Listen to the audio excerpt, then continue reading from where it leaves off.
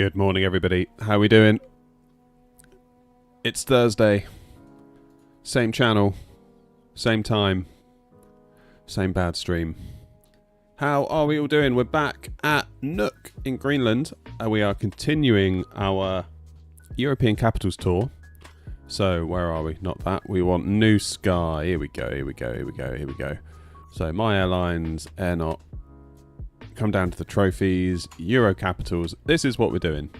We've been making our way over to Greenland. So we did Heathrow, Eddy to Keflavik, Keflavik to Nuuk, and now we've got a long old slog from Nuuk over to Vagar in the Faroe Islands. So should be a fairly interesting approach, I think it's fair to say. Generally they get a bit tasty in the Faroe Islands. We're in the A319 today because that must be grumpy, because we don't really want to go in anything much bigger just in case we don't make it. So go arounds are very, very likely today. It's about a 3-hour jaunt over, a little bit longer than I'd like, to be honest. I was talking to Grumpy last night on Discord.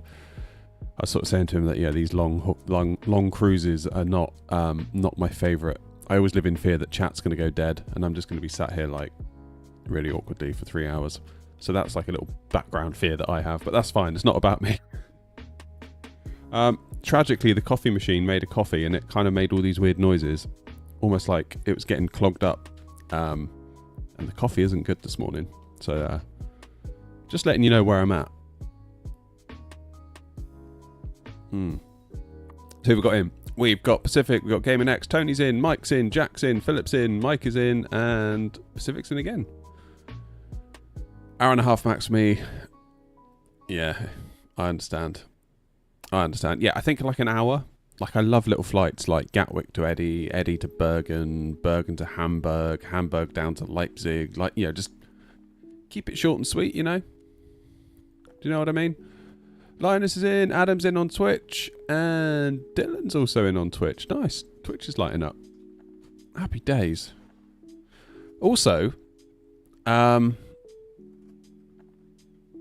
think I've got a slug in the shed. And I can't find him anywhere. Now, this happened about 1.5 years ago. Every time I'd come in the morning, I'd see all these slug trails over my carpet. And I could not find the slug. Like, I looked everywhere for this slug. It's almost like that episode of Breaking Bad with the, is it The Fly? I was going crazy. Absolutely crazy. Anyway, I was sat, playing Call of Duty one evening, and all of a sudden I just felt this weird disgustingness on my arm, and I looked down, and it's the bloody slug. He'd crawled up my chair and crawled onto my arm, and I was delighted, because that meant I found him. It's kind of like, there you are, right, let's put you out in the garden where you belong. And now there's another slug in here. So I don't know how they're getting in. Unless, I don't know, unless they come in when the doors open. But slugs don't move very quick, do they? Anyway, slug talk over. Morning, Brian. Let's get things fired up, shall we? Let's start up the top. Batteries on. We'll take external power. We'll arm the lights. Turn that music down, it's a bit loud, isn't it? No smoking lights on. Navs 1, 2, 3.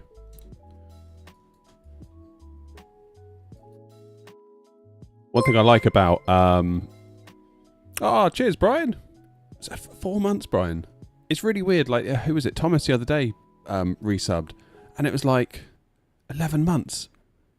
And no disrespect to Thomas, but I still sort of think of Thomas as like a recent member. And I was like, 11 months. Like, time flies, right?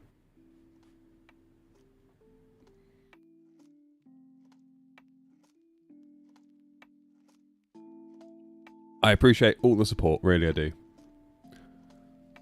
We need it at the moment. I feel like the channel's in the toilet, to be honest. But never mind, that's not your problem. Load aircraft, boarding and refueling.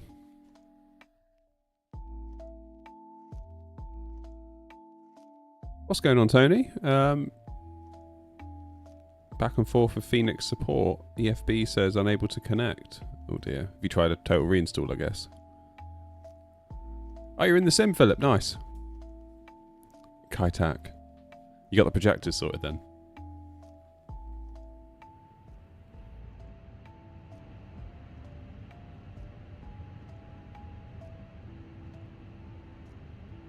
Wasp is still salty after a bad landing.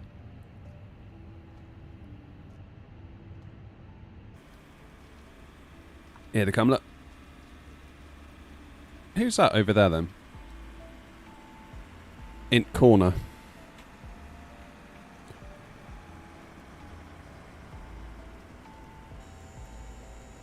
Uh-huh. Oh, it's Linus. Of course it is. So there's me, 308 Papa. Nice. Anything on? Of course there isn't. Of course there isn't. Do you often get much ATC up these parts? I'm presuming probably not, right?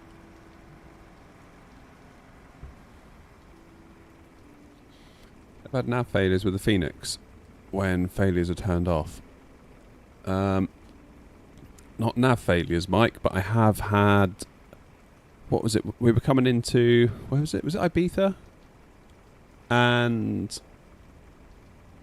we changed views. And I went from like a wing view back to the cockpit view. Then I sort of heard that clunk, you know, like when the power changes. And just lights out. Then I go to the external view and the rat's deployed. And yeah, managed to get the engines restarted, but we had like system failures all the way down. Tony, if you can get into Vagar with a max 8, maximum respect to you. Maximum respect.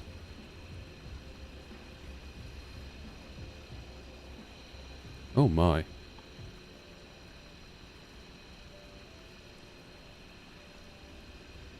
My yoke cam seems awfully overexposed. Easy.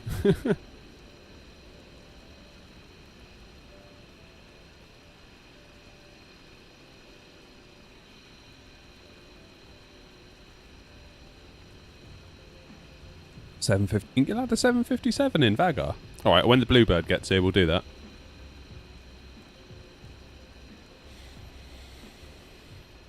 For my sins last night, I was looking at the livery for the Airbus, for the Phoenix. I feel like we need a bit of a livery refresh, because when the new planes come out for 24, we're going to need to redo the liveries, and when the Neos come out, we're going to need to redo the liveries. So I thought maybe it's an opportunity to just redo the livery. Just tweak it a little bit. Because I'm kind of liking how the cargo livery looks on the 777. If you compare and contrast the passenger variant to the freighter, I much prefer the freighter, because the line doesn't drop as low along the belly. So we'll keep the lines higher, and we'll sort of stop them here over the wing so they don't go all the way to the front. And then we have like AirNOTT here, separate from the lines.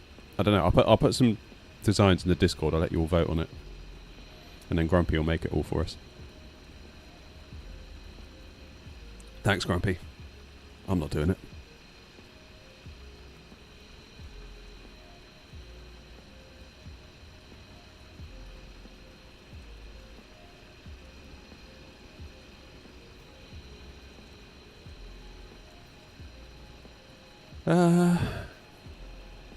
Hit Edinburgh at 200 knots. Everything failed the other night. Had no landing gear until I was 300 feet.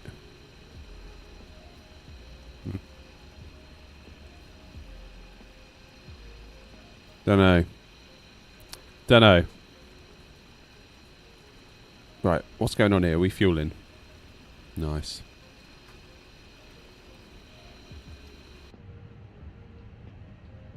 Fuel is what we're taking today. 11,000 kilos. 136 planned. Cargo. Fine. Let's ATSU do a bit of work over here.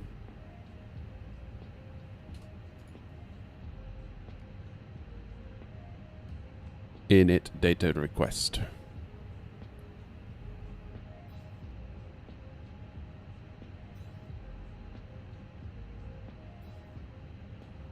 Alright.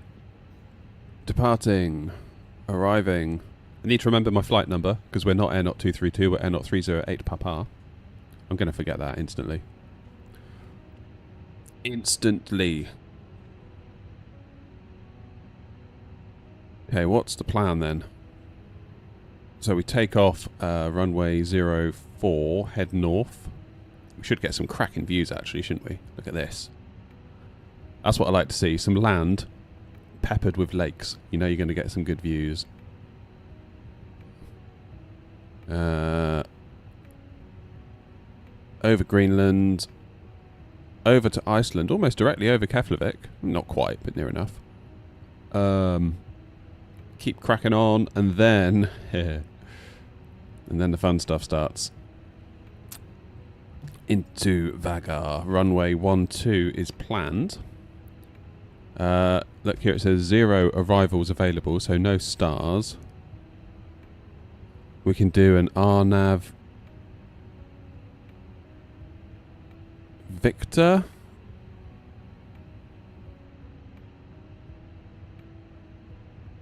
Or an RNAV Whiskey. Oh, what do we do? RNAV Victor, probably. Oh, hang on, Wasp is saying something. I'm going to sneeze. Bloody hay fever. RNAV Victor, runway 12 via Magni. Oh, that makes that easy then.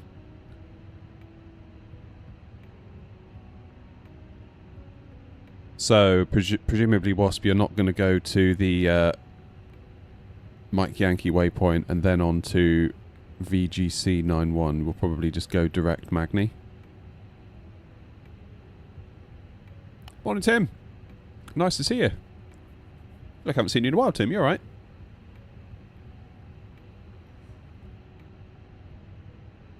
Who's gone bankrupt? Take out the last 2 waypoints. Yeah, agreed. Agreed. Flight number, let's see if I can remember it. AirNOTT 308, Papa?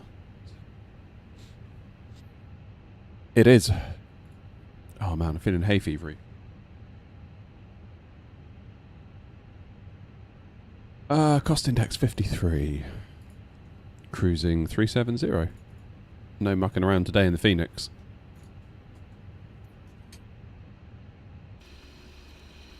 Still fueling. Bloody hell, going to be here all morning. A little bit of surgery, damn. Get well soon.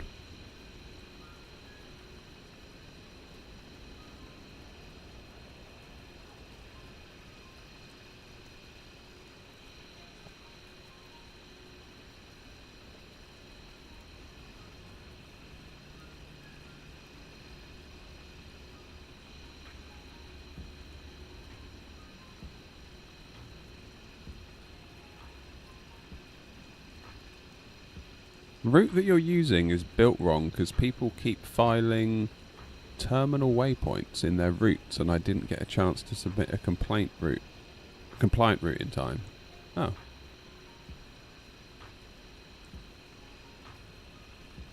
Do I have the 737 MAX? No, I don't, although I'm thinking about it. I am thinking about it. Because if we were to get it, and it was decent enough, could potentially uninstall 2020, couldn't we? Because really the 7.3 is the only thing that keeps me going back. Now, in an ideal world, I would prefer that we had PMDG 737s in 24, but we don't. So, we'll have to wait for that. Which is fair enough. I don't mind waiting. Why is it taking so long to fuel this bloody plane? Come on. It's nearly done.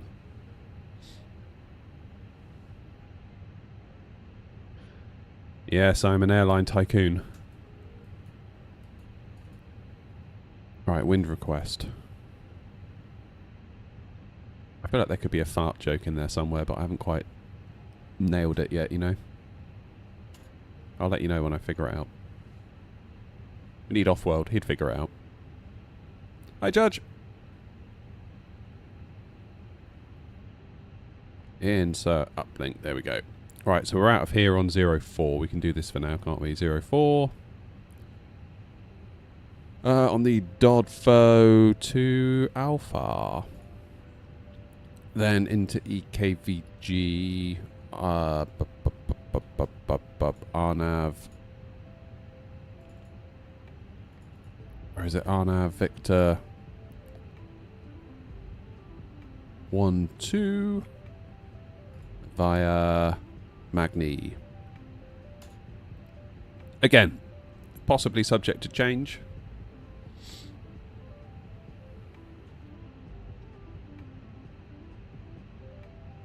C-130 just flew over you. Oof. Hello from the Faroe Islands. Hello. We'll see you soon. Never ever flown there on the sim. Never ever done it. I say it'll be probably a good 3 hours before we're there yet. We've got a long old slog ahead of us. Which is good though, because it gives me some time to have a bit of breakfast, because I haven't eaten anything today. I got up late. I had one of those mad panics where, you know, like you're having a dream and you can hear your alarm clock, and then you wake up and you're like, oh my god. Yeah, that happened this morning. Weather in the Faroe Islands looks okay for now. Sounds ominous.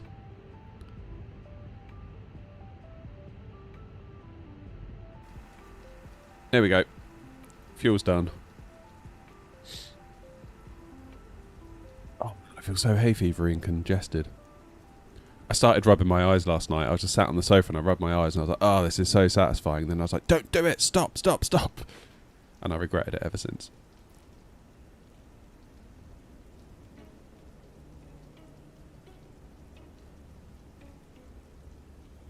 If my own airline existed in real life, that would be not good, I suspect. Best we keep things virtual. Where's Linus? Linus is over there. I don't know where that truck's going. Where are you going to take it, GSX? Where are you going to take it?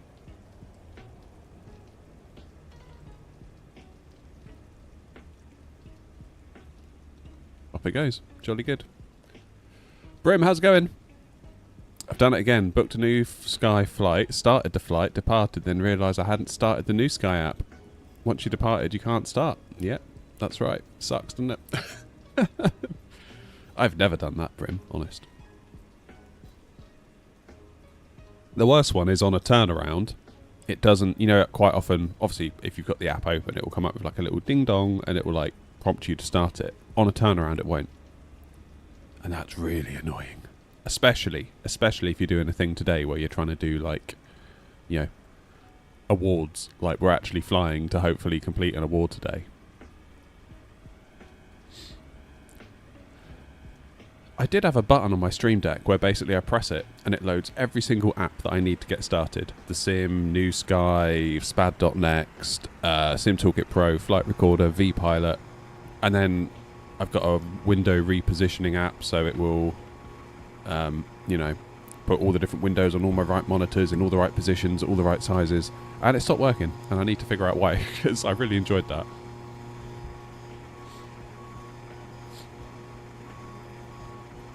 Now, is GSX still playing up in that you have to click board passengers now to actually get them to start coming? I've got... Yeah, there it goes.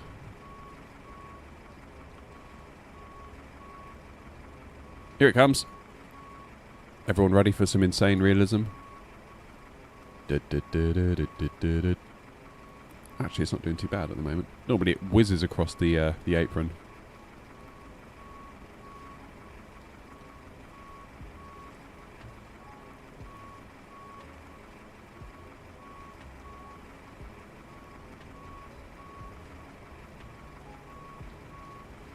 Oh, there it goes. There's your Increase realism in Microsoft Flight Simulator with this add-on. Bloody hell.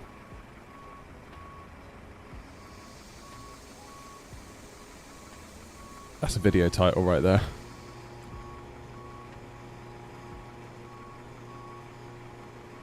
Jack, we're departing Dodfo to Alpha.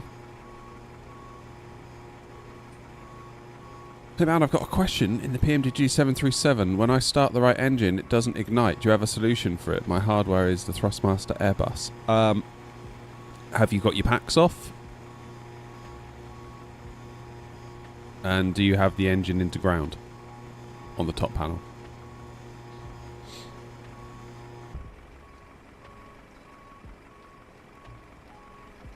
TAF shows the potential for OVC 003 around the time of landing, so that'll be fun.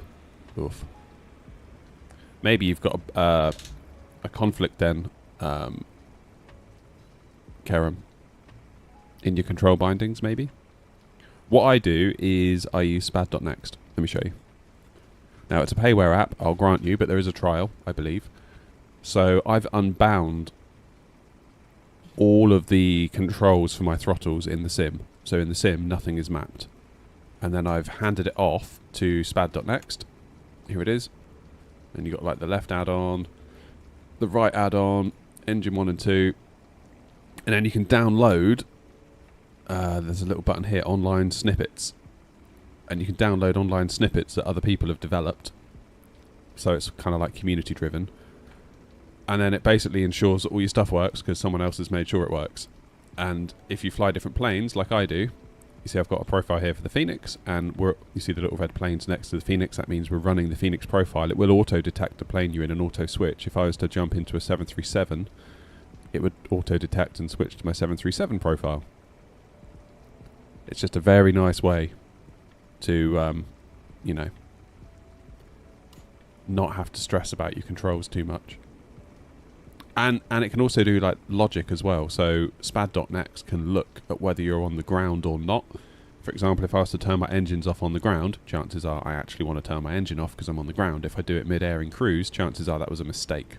So if I turn my engines off mid-air, it won't work. The price is...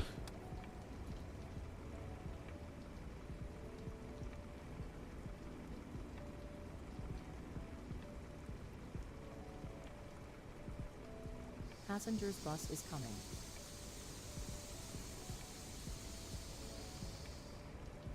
Stand by. So the website is spadnext.com.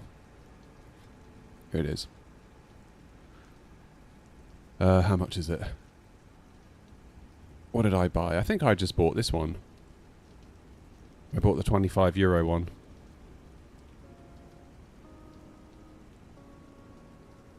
But I believe you can get a 7-day trial. Spad.next comes with a 14-day trial.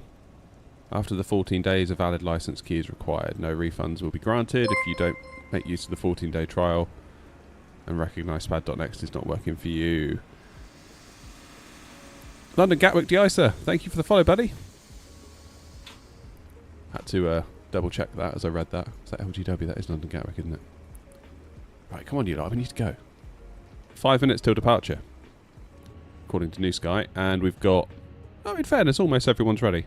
Alright, let's get the APU fired, get the fuel pumps on, because fuel has finished, and we'll do APU master, 1, 2, 3, APU start. Morning, Roy. It is Gatwick, cool.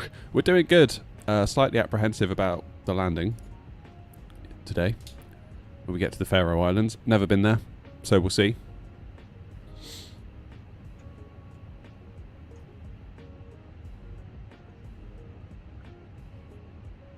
I didn't know you could spread it across PCs, Brian. That's cool.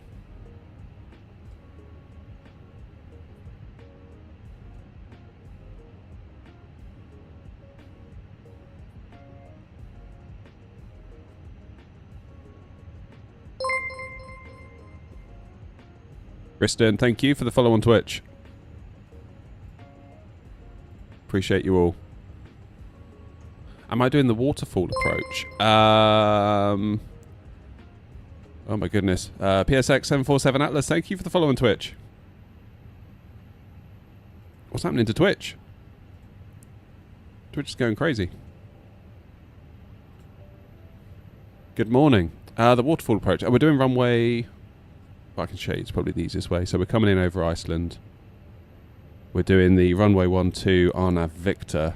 So we're going to come in at Magni, so we'll neglect to go to Mike Yankee, and then on to here, only to then, whoops, only to then have to come back.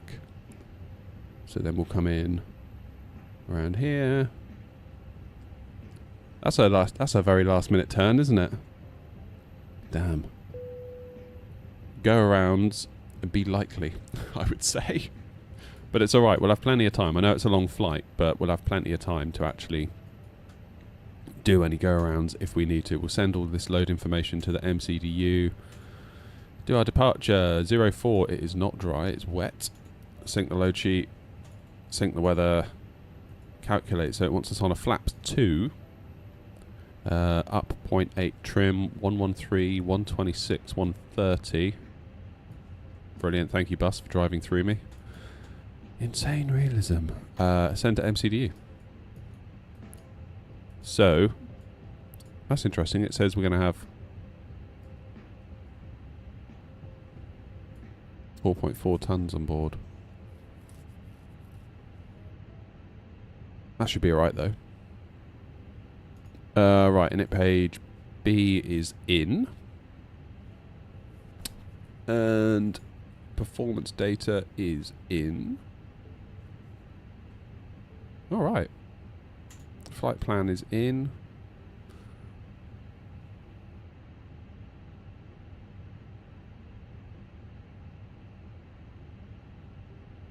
Lucid will do another video on Beyond ATC as well, because I do own it, so we can test. Good. APU's fired. Let's get the APU bleed on. Let's get the passengers strapped in. Let's get the beacon on. Ka-dunk. There we go. Due to icing conditions, please stand by for engine start until push is completed and brakes are set. Okay.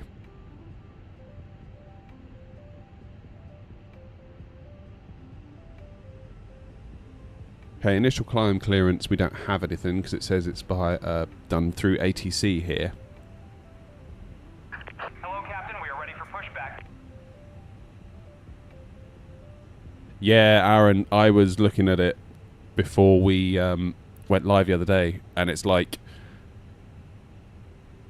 without it, you've kind of got 2 runways, haven't you? And one of which is a taxiway, so it's like the airport's been totally redone. There is a free one I found out after I'd paid the £8, which I was slightly annoyed about. But I guess, whatever. We've paid for it now. QNH 1001.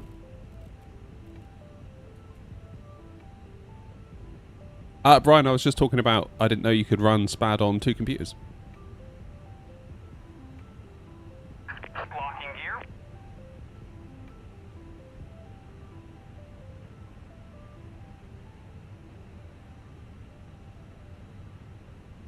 Oh, I see, Linus. Okay. Yeah, I mean, it was about £8, so I figured, why not?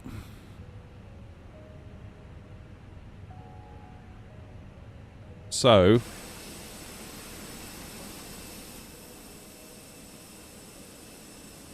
this is going to be a backtrack job, isn't it? So, I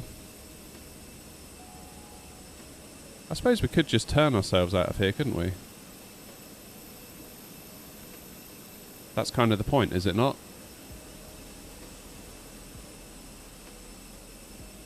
Looking at these markings. Am I right in thinking that?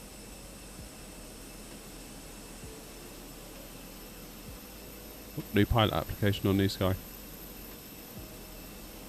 Yeah. I think we can get ourselves out of here. How do I tell GSX not to bother?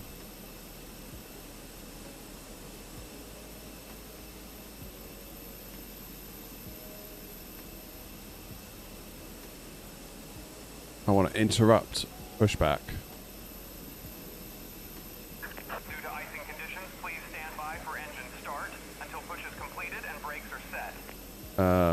Oh, this is going to be a problem now, isn't it? My audio's bugging. What's wrong with the audio?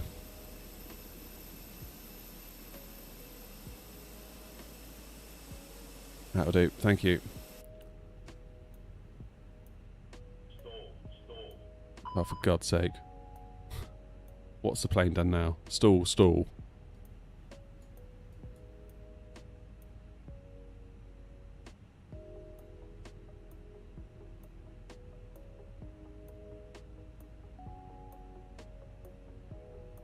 Right, well, let's start an engine then, shall we? It could be just Twitch, Dylan, to be fair. We don't have clearance because there is no ATC online for us at the moment.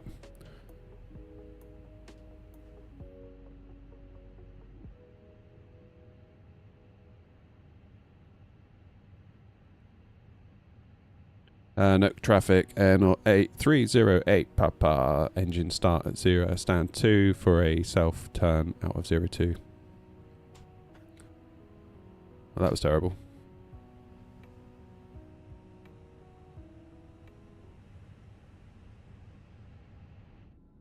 Nuke traffic AirNOTT 56 Papa. Ditto the last.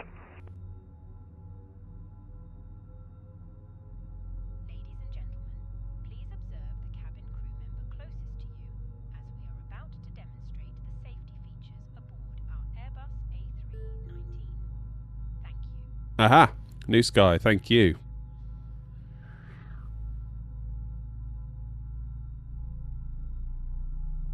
Ladies and gentlemen, welcome aboard our Airbus A319. Please pay attention to illuminated signs and crew instructions, including the following safety procedures. The safety card found in your seat pocket contains important information about exit routes, oxygen masks, life jackets, and if you hear, brace. There are 8 emergency exits on this. I love the sound of these engines. I could just sit and listen to it. Well, I do sit and listen to it, obviously, given how much we fly. In an emergency, leave all baggage on board. Your seatbelt is fastened, adjusted, and released as shown. Let's go flaps 2. Whenever the seatbelt signs are on, we recommend that you keep it fastened at all times. If the air supply fails, masks will drop from above you. Pull a mask towards you to start the oxygen. Put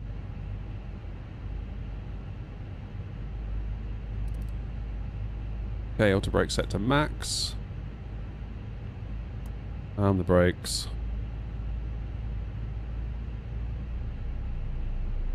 You could do a single engine taxi, I suppose, but we'll wait.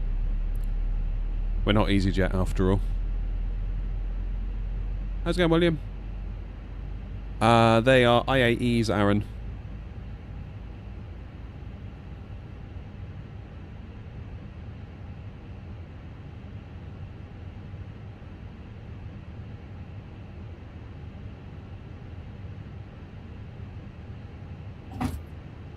There we go.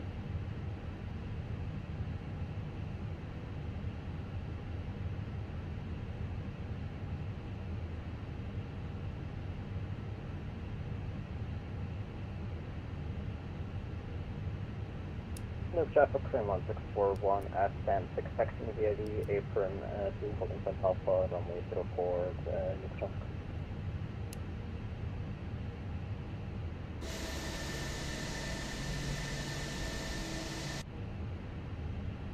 And traffic AirNOTT 308 Papa, turning out of stand 2 for taxiing to the apron for runway 04 also.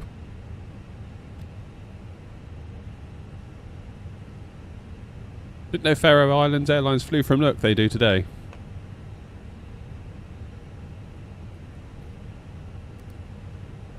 Right.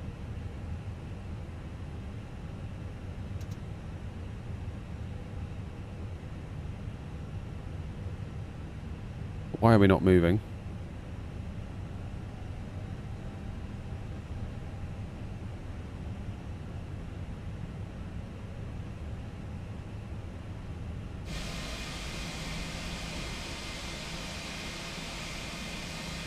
Right, let's see if we can follow the line, shall we?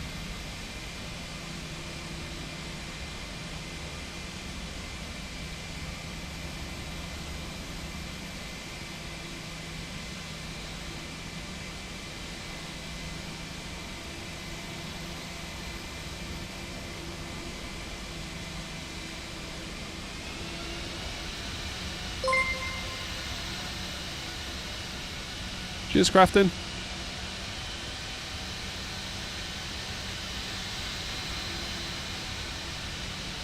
Why is my wheel locked?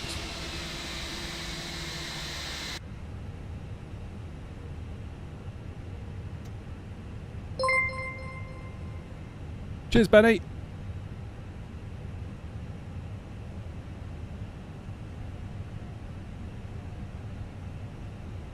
What in the world is going on?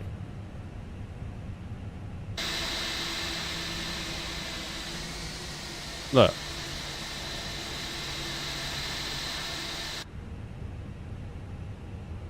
Why is it doing this?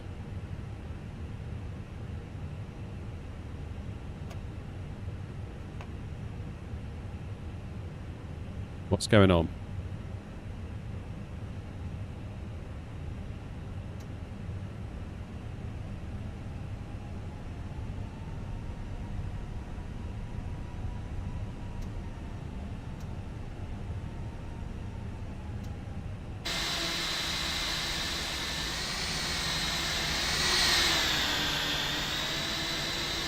Okay, it's working now.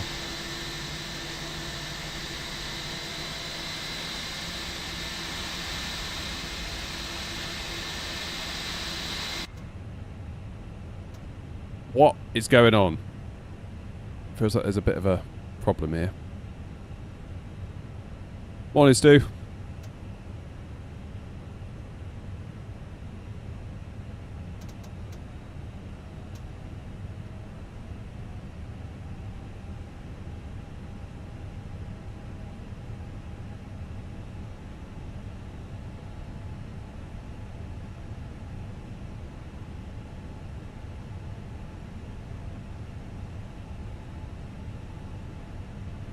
Sorry, Linus.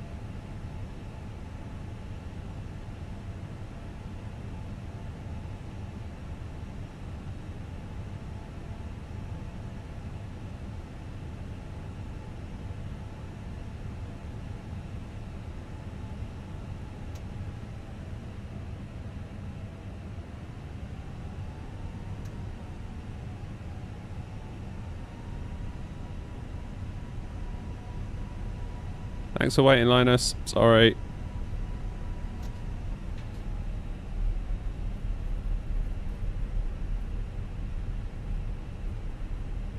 Because I need new rudder pedals, isn't it? That's what it is.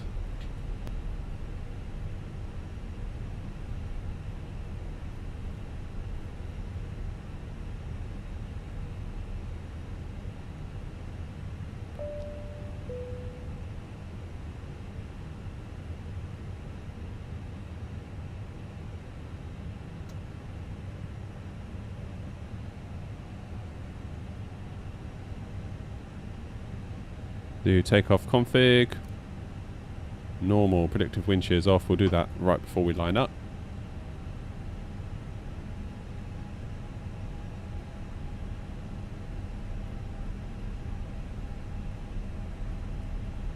Lock my chair in position, keep me sat upright for takeoff.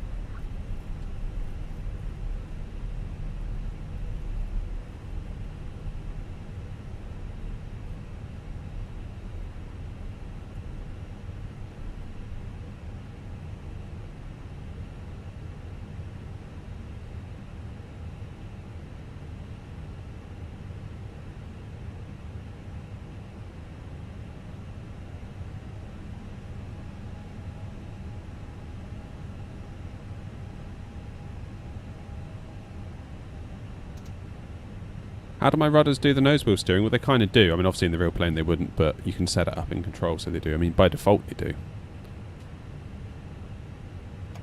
Okay. Just want to check nothing's on final. Or likely to be coming in on final.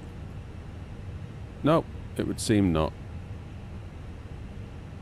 Okay. Note traffic AirNOTT 308 Papa entering runway 04 for a backtrack for a 04 takeoff on the Dodfo 2 Alpha departure.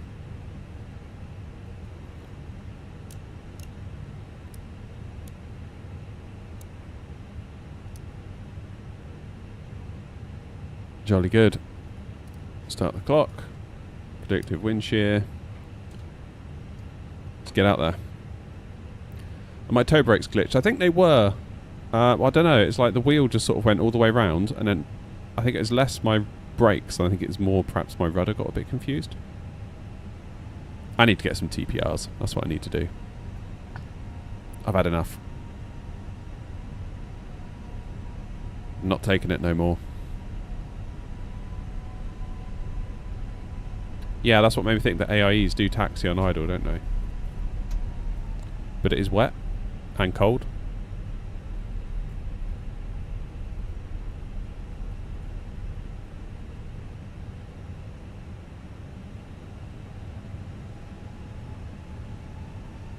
Yeah, it feels like I'm having to give it quite a lot to keep it moving. Like here. You hear that?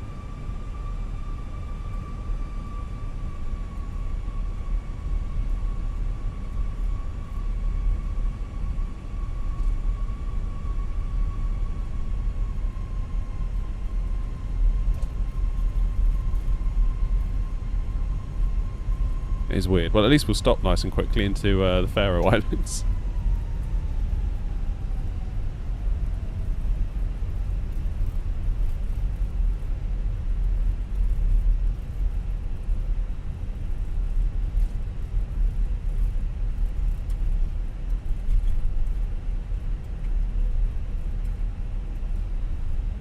TPRs and a tiller. That's what we need. How do you play Flight Sim in 4K? With a very beefy graphics card. Otherwise, don't. Would be my advice to you.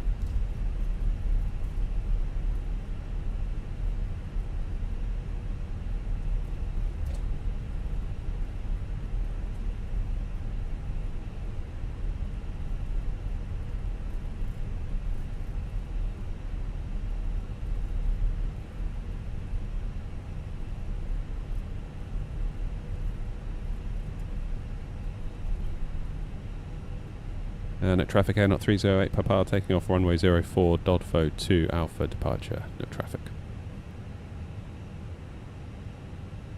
No traffic, Greenland 641 via Alpha, backtracking runway 22 behind the departing AirNOTT Airbus.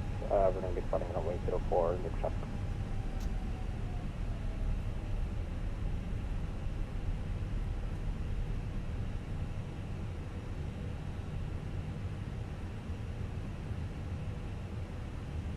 Could be that there's ice, actually. No. Let's go.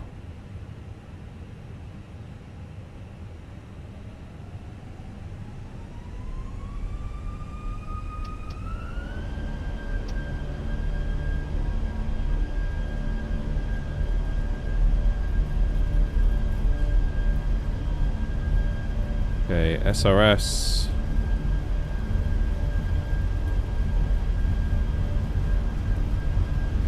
Why am I not getting a flex temp on my PFD?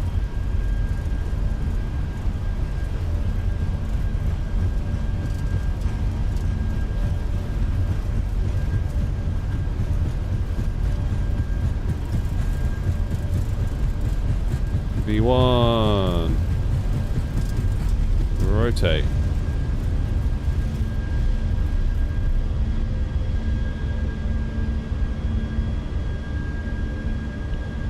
Positive climb, gear up.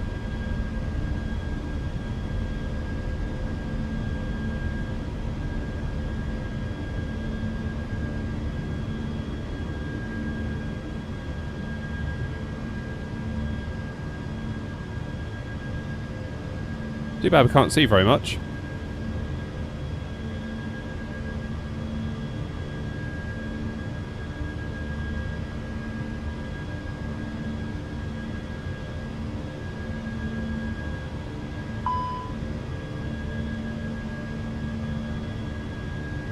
I knew I'd forgotten something.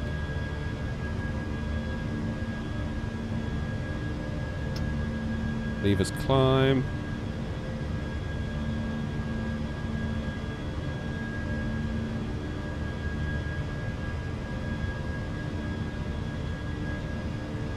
No traffic, AirNOTT 308 Papa, airborne 2,500 feet.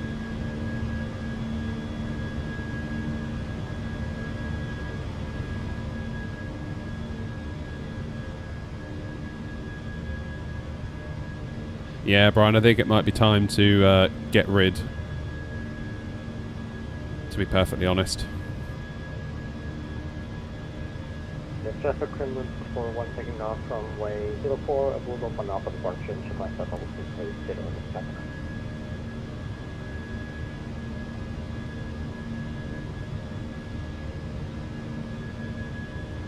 Traffic AirNOTT 56 Vagar behind departing A321, backtracking runway 04 for 04 departure. Look traffic.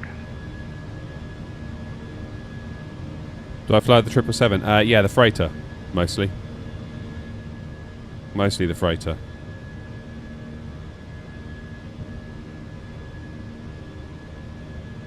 Yeah, I think I have a GSX on my rudders of the culprit, to be honest.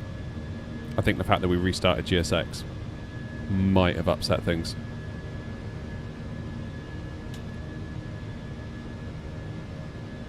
Good call, homie Mel. I was too busy yapping.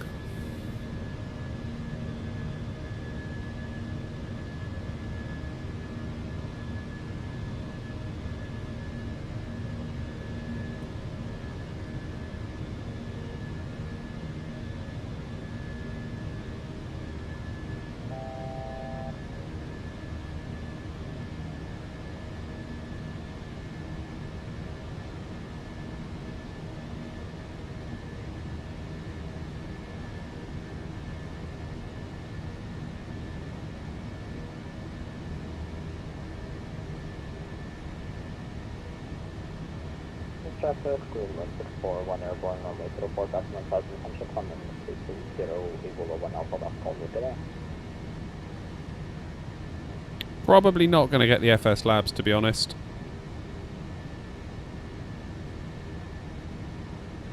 Probably not.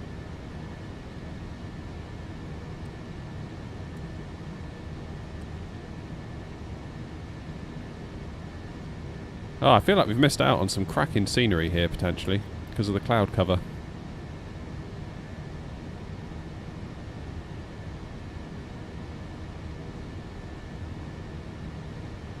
Why does watching this stream make me want to put 2K into a graphics card? Don't do it. Don't do it.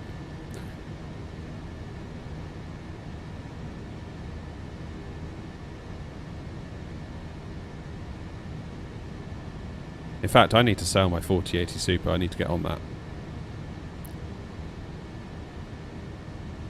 Right, autopilot 1. Let's get lights off. 10,000 feet.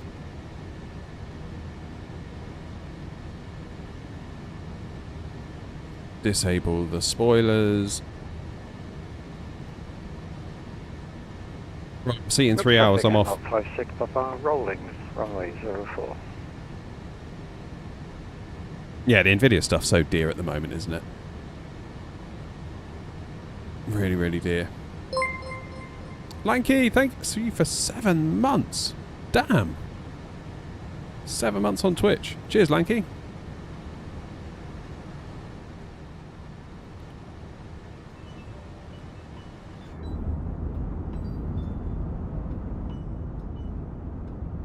We can just see some mountains poking up there, can't we? Cheers, Lanky. Appreciate that, mate. Couldn't do it without you. Thank you very much.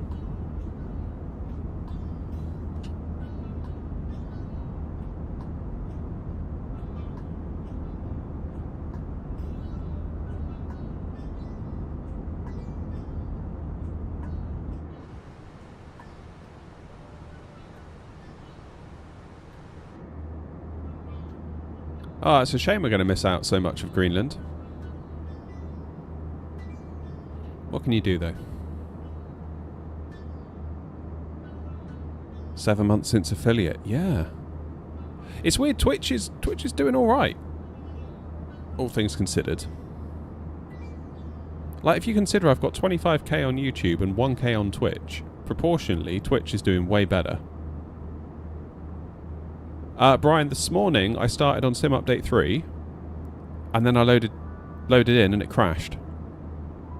And this is at like 12 minutes past 9, and I was due to start at 9:15.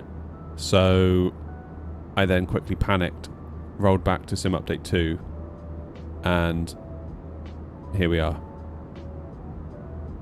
No, wait.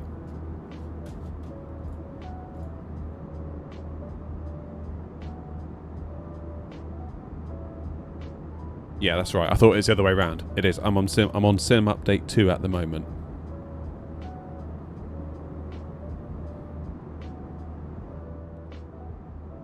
Usually a Thursday, isn't it? They'll release a sim update.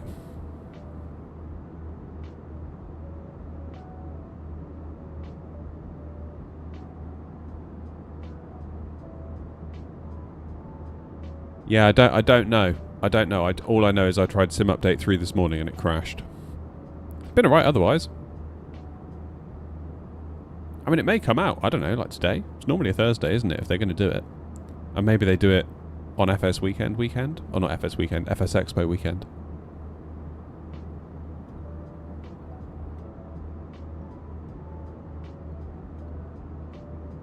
Who knows?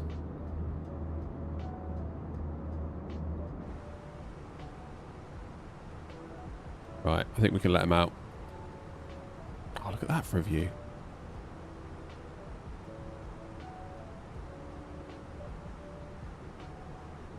Lanky, there will be a video soon. It's a combination of 3D printing and MDF cutting, so there's going to be a DIY vlog soon.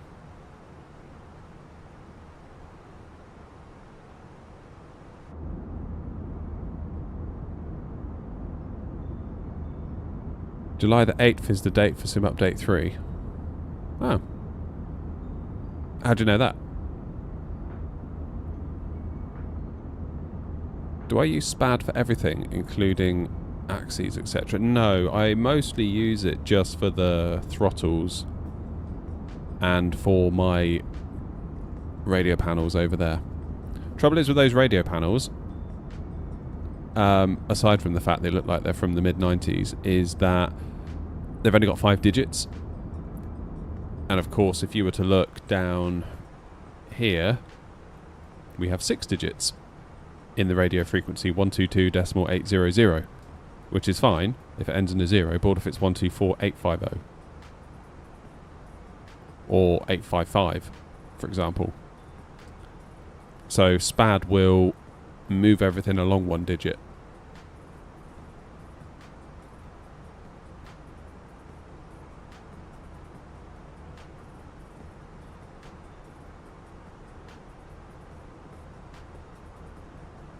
Ah, they've done a Q&A. Fine. So yeah, mostly throttles and mostly radio panels. What I would like is for Wingflex to add their FCU cube to have SPAD support. Because then we could start making Boeing profiles for it, which I think would be very cool. Very, very cool. Cheers, Crispy.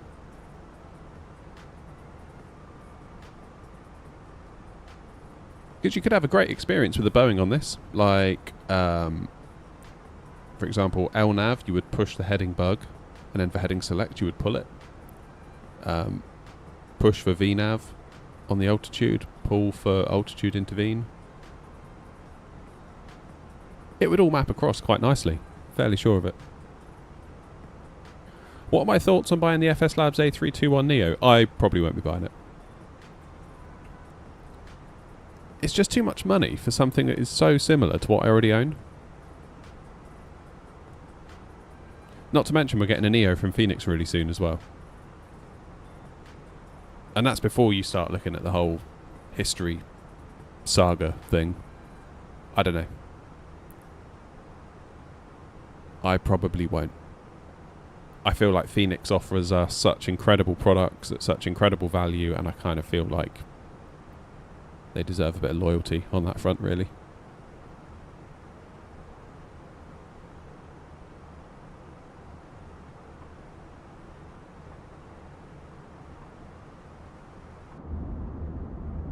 Oh, look at that.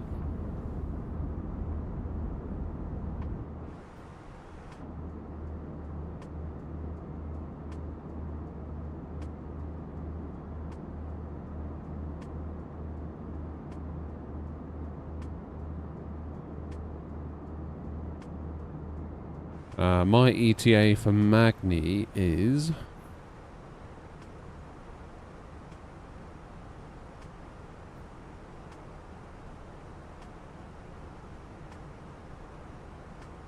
in fact, I need to delete these waypoints, don't I? Because that's not going to help.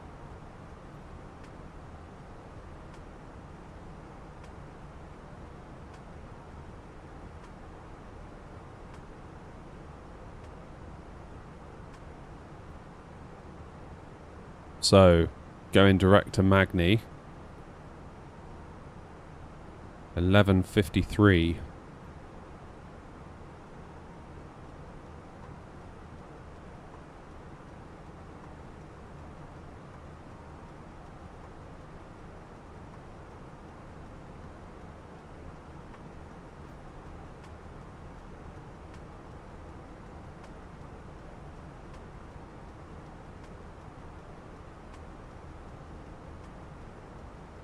Right, it's no good. It's nearly 28 degrees in here. I'm going to have to put the AC on.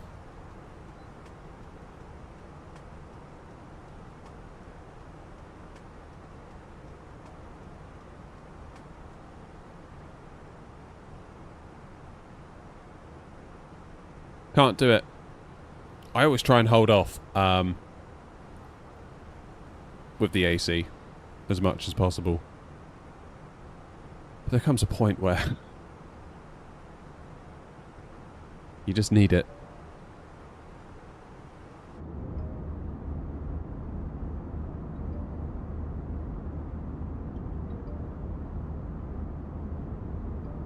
Right, where are we all then?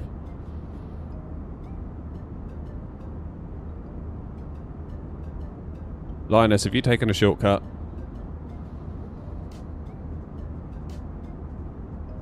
Anything on in the UK then?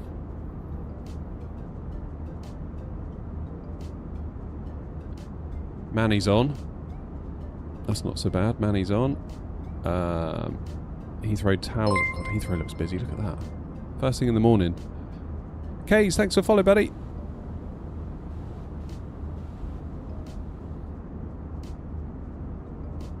Damn. Look at Heathrow.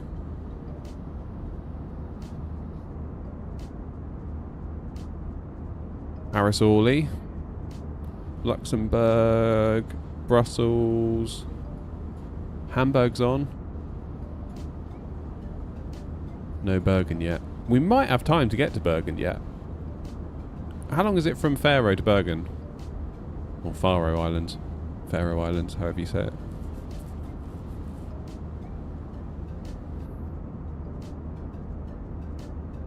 I feel like I need to adjust my mic settings because they feel like they're broken.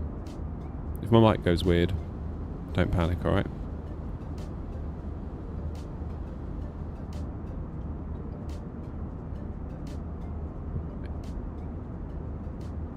Is that any better? No, it's not. Is that any better? No, it's not. Is that any better?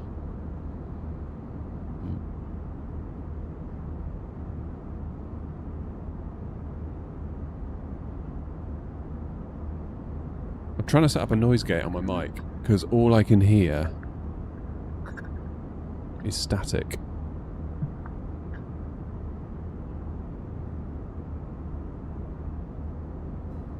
Maybe it's because of the gain.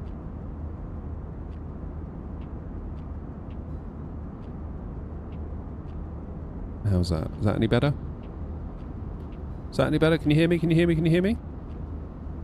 Let me know if you can hear me. Yeah, I'm in the Go XLR settings right now, Lanky. So I've just dropped my gain from 50 to 48 dB, and I've just put in a tiny bit of threshold. I'm just concerned that every time I talk, there's like a background buzz, and it is mostly gone. I think. I don't know. Mic is fine? Okay. I mean, NVIDIA Broadcast is cleaning it up as well, so hopefully...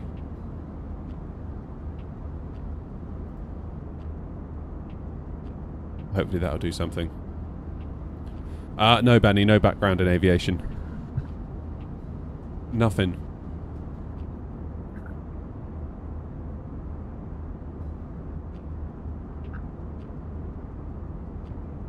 Mic is fine. We'll have to rely on NVIDIA broadcast to clean it up then.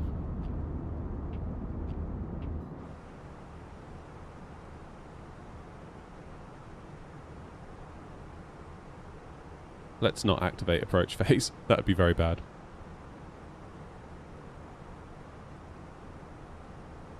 Signed up to be a controller in the UK division. The waiting list is crazy. Yeah, Benny, I've heard about that. I've heard about that. Well, in fact, Wasp in YouTube chat, I think he's looked to do it a few times, but the waiting list was just crazy. I mean, it's good. It's good in one sense that, the waiting list is so long that, it's people are being trained properly. But at the same time, there must be so many people out there that have got so much to offer that can't because of the waiting list. And, this time of day, I'm always like, oh, there's never any ATC online, blah, blah, blah, blah, blah. Well, maybe there could be if there are more people, but then those people need to get trained properly, so it's a bit of a chicken and egg thing, isn't it? Position 908. So potentially, in a year's time, there'll be another 908 controllers.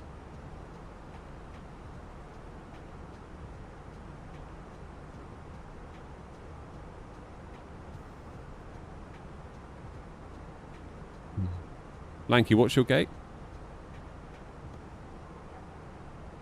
Okay, Wasp is saying, tried in the UK, but the wait was crazy, so I've transferred to Norway, due to begin training in September. Sweet.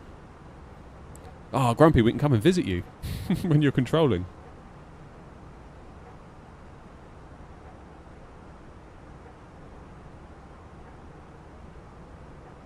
I've got my S1 seminar in a month's time and I've waited 2 years for my slot. Flip. That's wild, isn't it? Do you think it's because of Microsoft Flight Simulator, to a point, that all this interest has peaked?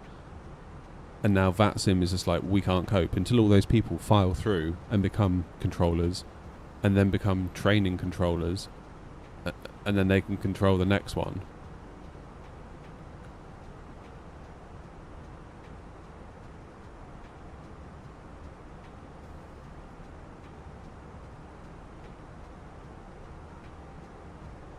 Cheers, Lanky. Would I recommend the 4080? De-icer, it depends. It depends on your resolution. At 4K, hand on heart, I can't recommend it.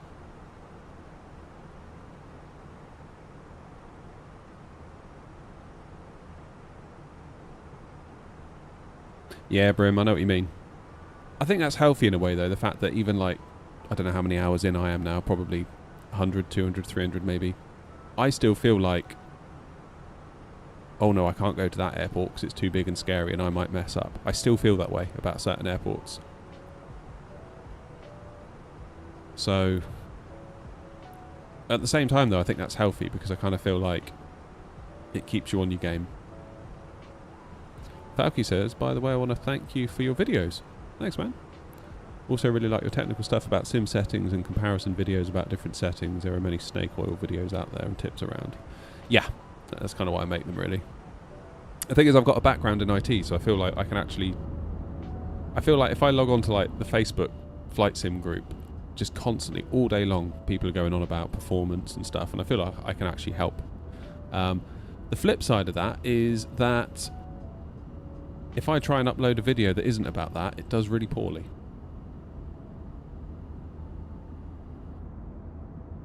So I feel like I've hemmed myself in.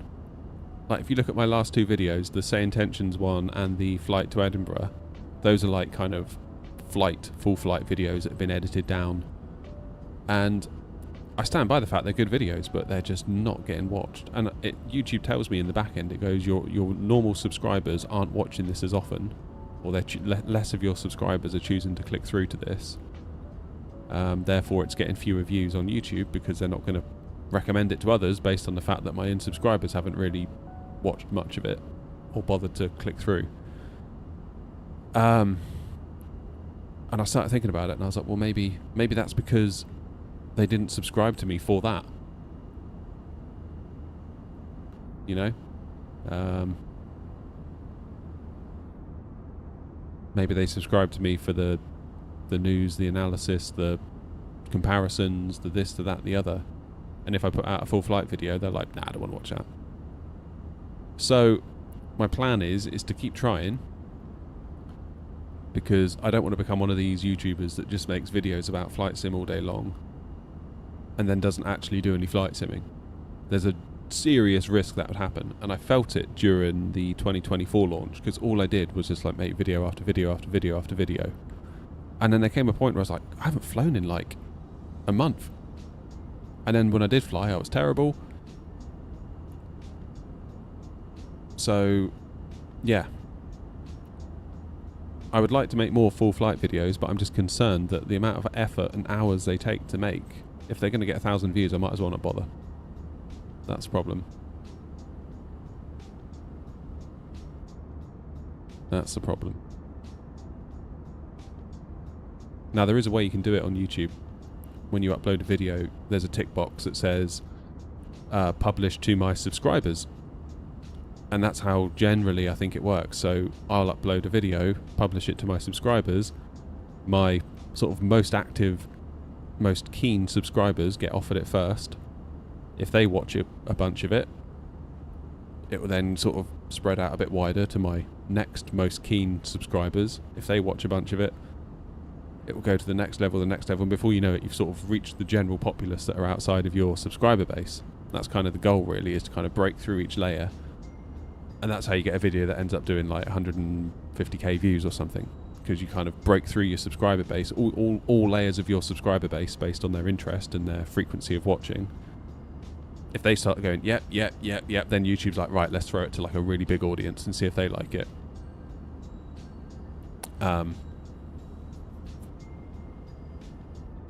But of course, if the first round of people are just like, no, we came here for, you know, graphics card comparisons, not VATSIM flights, if they don't watch it, then it just goes and it kind of just dies on the vine. So I think my next full flight VATSIM video, I'm not going to tick that publish to subscribers. I'm just going to not publish it to subscribers. And see if that way YouTube will have to find an audience for it itself, rather than relying on my subscribers that might not want it so much. Have I thought about doing short flights, allowing me to publish more? No, it's not the flight time. The flight time is the small part of it, really. It's the editing, it's the thumbnails, it's the... Yeah, I was editing that Say Intentions video for about 5 hours yesterday.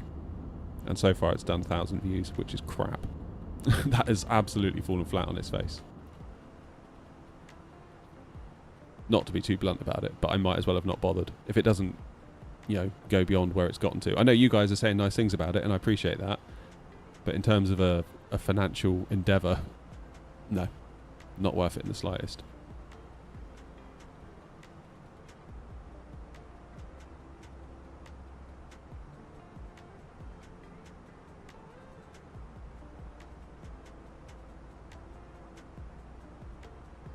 Which is why I like the live streams in a way, because today I'm doing a live stream and then I'll hit stop streaming and then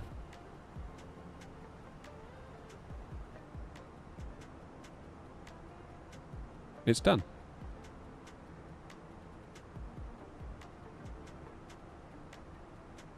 The snag with watching full flight videos after the event is that it's all a bit ho-hum until the approach. You talking about streams, 707? Like when I say a full flight video, I'm talking about I'll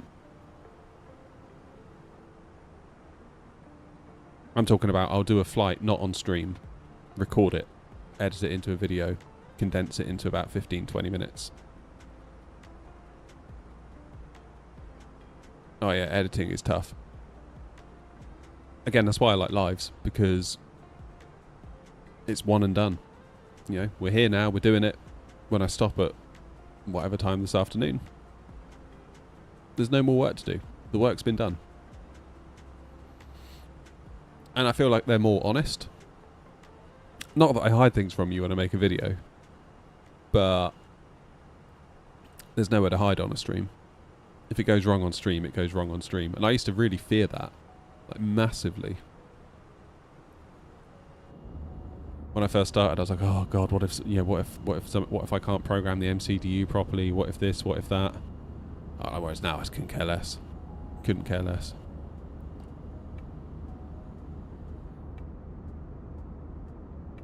So yeah, I think I need to start doing a full flight video, maybe 1 or 2 a month, and not publish it to my YouTube subscribers. Because I feel like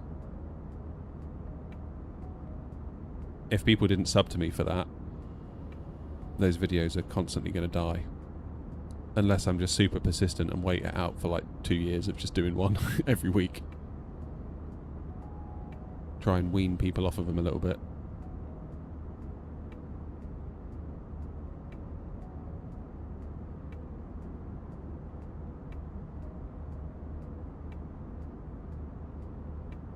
Would it be possible to make a VATSIM communications tutorial? I kind of have. I've done like a how to start on VATSIM without the stress video. That one did really well. That one's doing well, that video.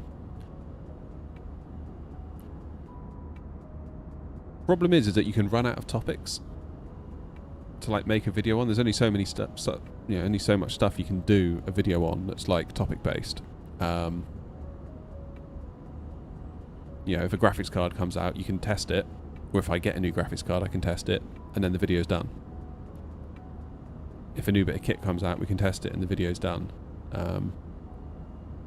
If there's a sim update, basically you're kind of relying on external factors in order to give you content opportunities. Whereas you can do a flight whenever you like, as long as it's reasonably fun and of interest to people. I mean, the other alternative is that my full flight videos suck compared to other creators that I see do very, very well with them. I'm totally open to that possibility that I need to just get better at them. Get the edits tighter, make them more entertaining, maybe a bit more light-hearted, maybe I'm a bit too serious, I don't know. Like there's all sorts that could be at play. It was your first flight on VATSIM video that got me using it. Yeah, I nearly didn't publish that. Or I nearly didn't record it.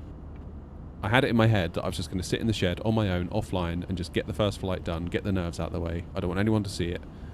And I was just going to do it, and then I would start making content on VATSIM. And then I thought, that's stupid. Why don't you show people your first go? And literally, I was at the gate, and I thought, all right, I'll press record, and I'll talk to you as I do it. It was a good decision, that. Because that video's made hundreds of pounds as a result. That was definitely a financial decision. Cheers, guys. Yeah, I'm just trying to, be mindful of the fact that I do need to improve the videos. It might not be that I'm being punished by the algorithm or anything. It probably means that they're not good enough.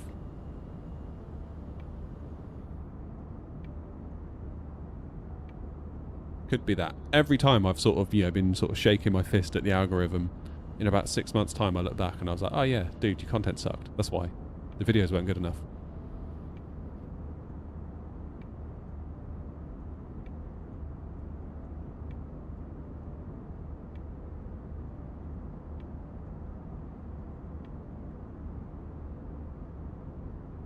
So we'll see. But I do enjoy the streaming. If I could stream 5 days a week and not make another video ever again, I would do it. To be honest with you.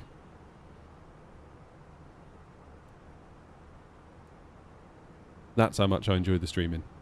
Not that I don't like making the videos. I do enjoy making the videos. They are I enjoy kind of the creative process of like planning to filming to editing to thumbnailing. That is a fun process, and it's very satisfying when people watch. But it really hurts when no one watches. Totally hurts.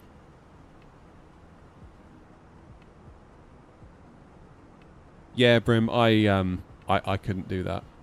I was thinking about it yesterday. I kind of thought maybe I need to be more like that in those kind of full flight videos, to be this kind of entertaining figure, and I'm like, that's not you. Like, anyone that knows me would be like, what the hell, that's not you. Just don't even. Kind of amongst my friends and people that know me, I'm kind of the borderline grumpy, dry sense of humour kind of guy. I'm not sure I could kind of sit here and be like, oh, guys, oh my god. You know, all that sort of stuff. That's really not my vibe. Maybe I should do that, but do it ironically.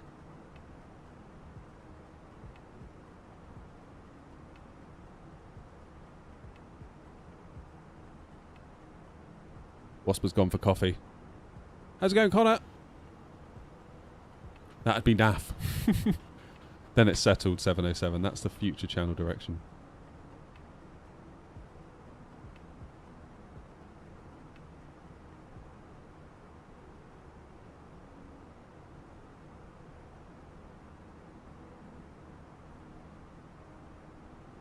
But yeah, we'll just keep at it.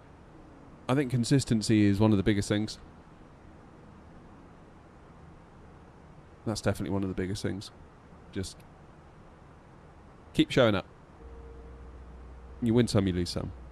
And it's weird because like some videos, that livery video, how to make your own livery, when I uploaded that, YouTube was like, this is a 10 out of 10 video.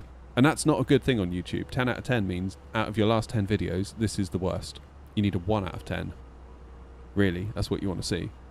And I was like, oh man, that took so long to make. I was like, spent hours working on that video.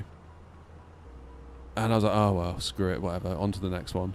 And then 6 months later I look back and it's got thousands and thousands of views. I was like, oh damn. Same with the how to start on VATSIM without the stress video. Like I uploaded it. It did alright, it got like, you know, 2,000 or 3,000 views and I was like, oh well, fine. At least it's helped someone, that kind of thing, you know.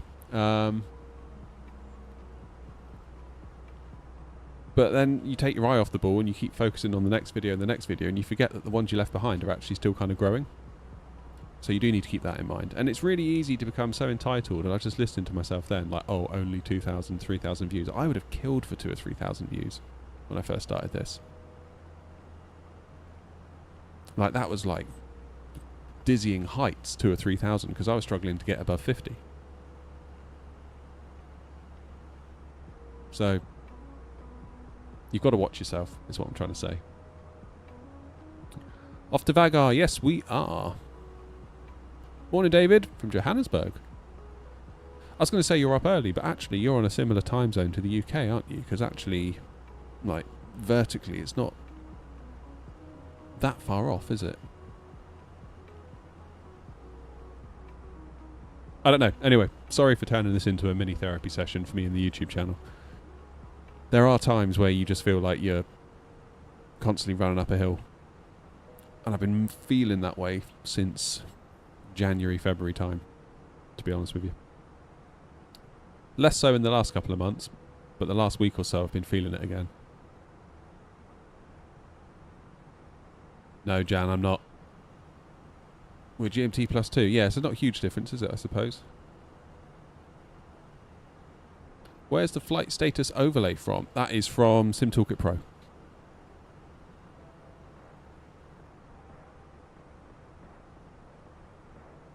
It's only for the stream though.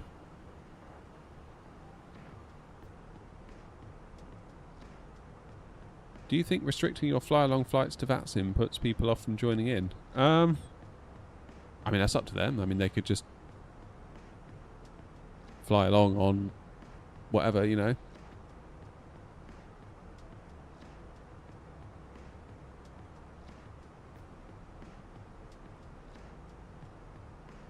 Yeah, I don't know. I mean, the way I look at it, people are welcome to join, or they cannot really.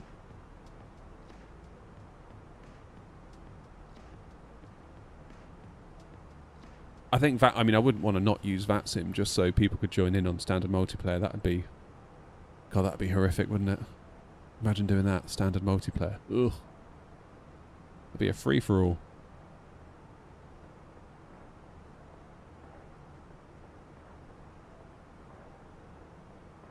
Hello, Dan.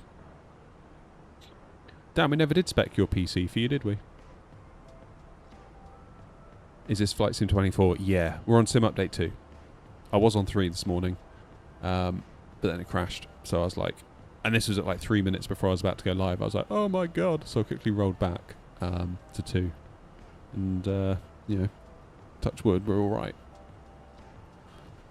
It'd maybe help grow the channel. Maybe, maybe not. Generally, I find those that want to fly along are more interested in flying along and less interested in the channel itself. Not all. That is a trend I've noticed.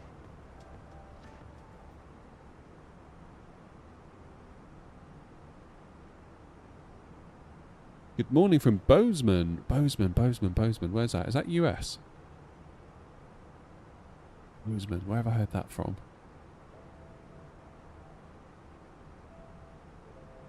Is Bozeman in the US? Montana. Of course. Of course. 50 people in the stream, but only 13 likes. Unbelievable. Right, guys. What are you doing? Hit that like button. Smash that like button. Smash that subscribe button. See, I can be a viral YouTuber. I can do this. I just need to start adding shocked faces to the thumbnail streams. That's what I need to do. That's going to fix all of my YouTube woes. That's it. We figured it out. What will solve my problem is more coffee and some breakfast. I haven't had anything to eat yet because I woke up very late in a panic. Cheers, Feeble. That boat sailed. I'm all set up. Just got the Phoenix, learning how to use it. Nice. Yeah, Linus is disconnected. Wasp for a bit. Oh, Roy, thank you for subbing on Tier 1 on Twitch for 2 months. 2 months already. It is shocking, isn't it, how quickly time goes? And I'm sure it's only getting quicker. Oh, Lee's done a fry-up. Oh, I could murder a fry-up. It's so good I don't live near a Wetherspoons. Like, I live in, like, the ass end of nowhere. Like, we can't get food deliveries, we can't get Ubers, we can't get... There's no Wetherspoons nearby. Which is just as well, because I'd be as fat as a pig, I think, if all that stuff was out. We went to London, sort of took the kids to see the sights, and we got there. And my wife was like, oh, we can get Uber. And I was like, never mind Uber, we can get Uber Eats. Man, that was so cool. Like, I know to a lot of you, you're going to be like, really? Like, you're impressed by Uber Eats? I was like, yeah, seriously, I'm impressed by Uber Eats. Rich, how are you, mate? The older you get, the quicker it goes. Yeah, you're right. Morning, Bob. Yeah, I mean, if there was like a Wetherspoons within a 5-minute walk, God, I'd be walking up every 2 minutes for like a breakfast. I'd be unstoppable. 6 months till Christmas. There you go. Delta Yankee's got it sussed.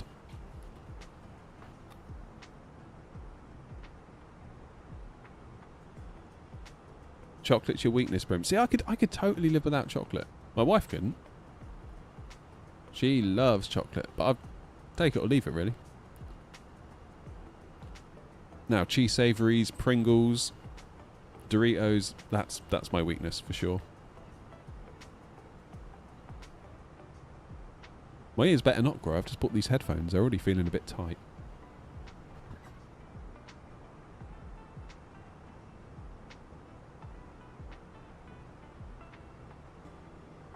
Oh, fantastic, Rich. Yeah, that'd be nice.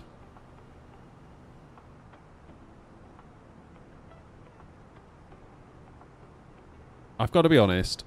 I would really like... Speaking of Christmas, it's kind of like a little goal of mine is to maybe not be at my job by Christmas. That's what I'd really like to do. Because every year, while the kids have been around, I've always had to work through Christmas and it sucked. So it'd be very nice if the YouTube could allow me to not be working all the way through Christmas. That would be mighty fine. So we'll see. See if we can get there. Because there's not going to be that many Christmases where the kids are still little and into it. That's what bugs me.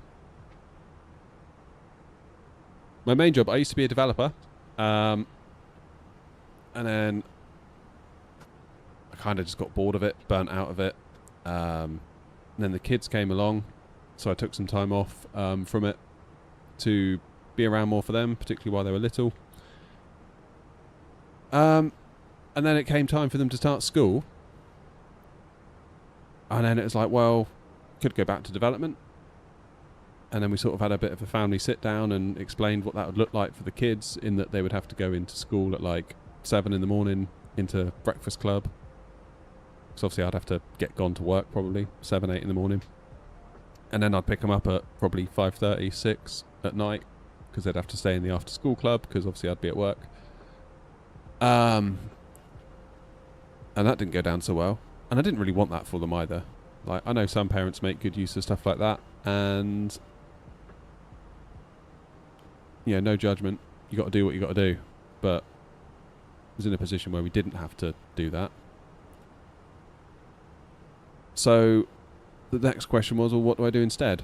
And the channel was starting to pick up a little bit. And to be clear, going back to like full-time development would have meant the end for this channel. 100%.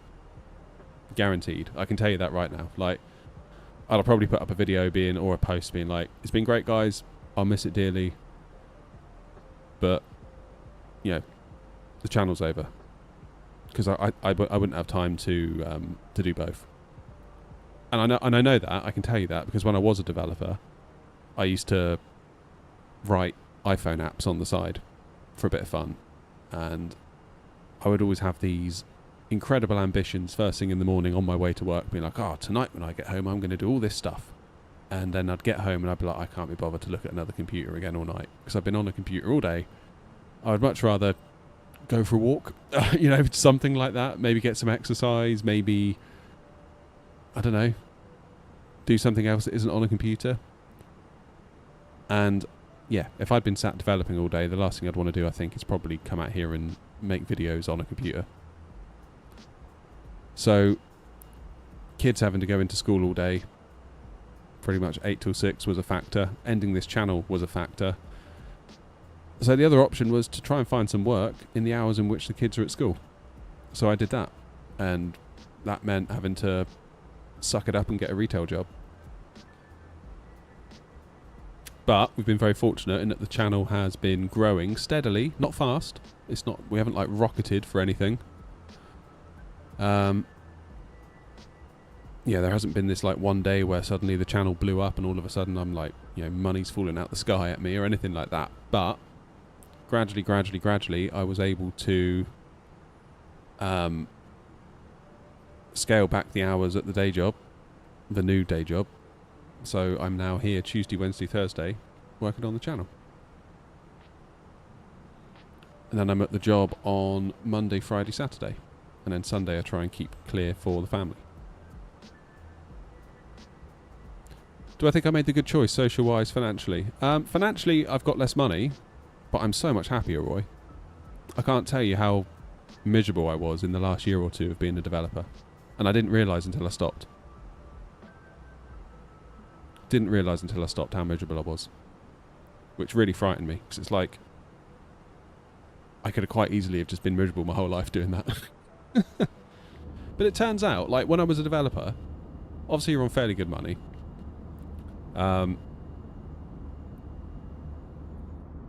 I wanted was stuff. Just stuff. You know, it was like cars, it was the newest iPhone, it was going on a fancy holiday, it was doing this, it was doing that. Whereas now, and I don't know whether it's like a post-COVID thing,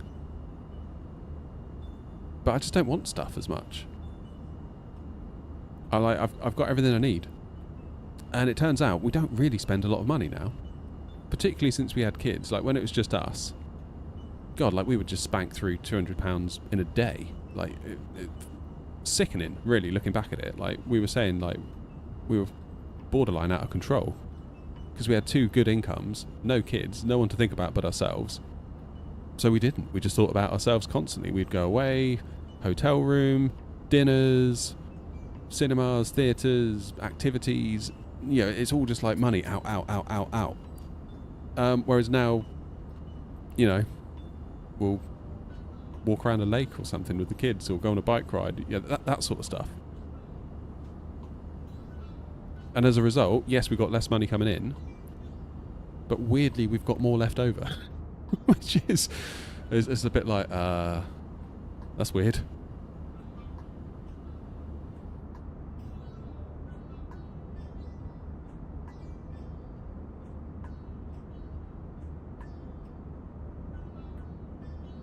I was a self-employed developer for 13 years and don't miss it at all.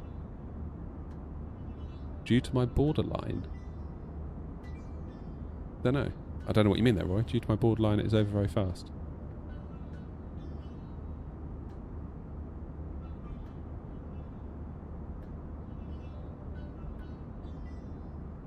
Yeah, there you go, Benny.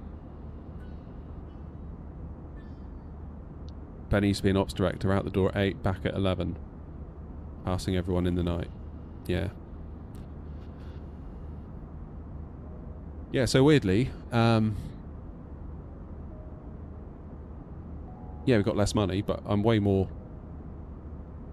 I'm just happier. Just so much happier.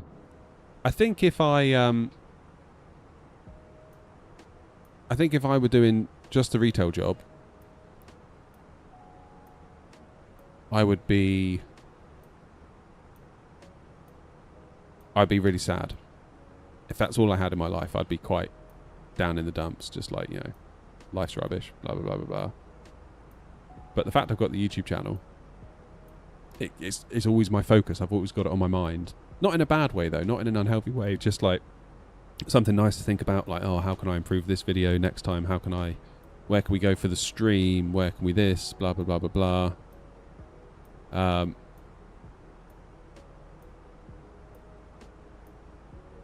You know, I was at work the other day doing, frankly, mind-numbing work. Or what would have been mind-numbing work, except while I was doing it, I was thinking about video titles and thumbnails and what my next video could be. So, yeah, I kind of think about the channel on their time, a lot of it. So, yeah. Oh, sorry to hear that, Roy.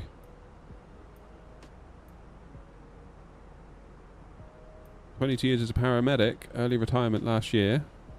Loving retirement 6 weeks ago. Had a heart attack. Oh, damn, Tony.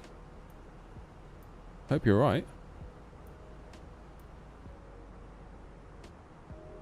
It was really weird, though, transitioning away from being a developer.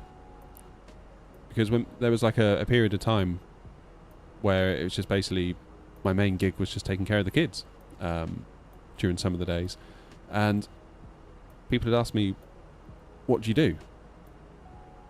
And beforehand, I'd always say, oh, I'm a developer. Which was such a handy thing to say. And I didn't realise that until it was gone. Especially if, like, you're going somewhere.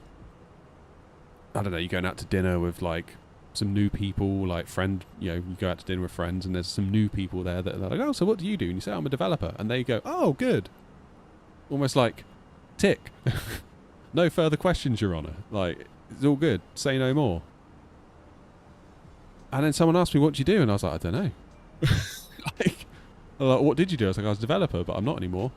They're like, what are you? I was like, I haven't got a clue.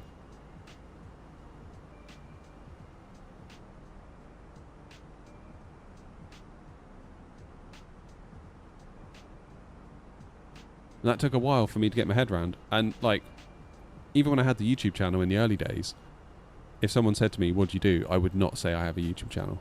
I would purposefully not tell them. I didn't want anyone in the real world knowing about this channel. Didn't want them to know at all. Like, if anyone, you know, like, parents of the kids, if they found out, I would, like, die inside. I'd be like, oh no. They're going to go and look me up and they're going to, like, maybe laugh at it. Like, whereas now, I don't mind it. Which is probably because I've got 25k subs and I can be like, yeah, I'm a YouTuber. You know, so I don't know, it's a bit of a dick move on my part, I suppose. Nice one, Tony.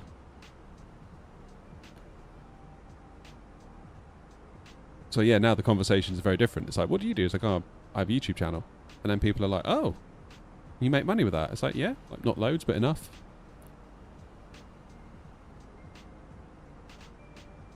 And then actually, it turns out lots of people are really interested. Like, really, they just can't believe it. They're like, that is so cool. So what do you do? And they expect me to be like some sort of mainstream YouTuber. And I'm like, no, I just make videos about flight sim.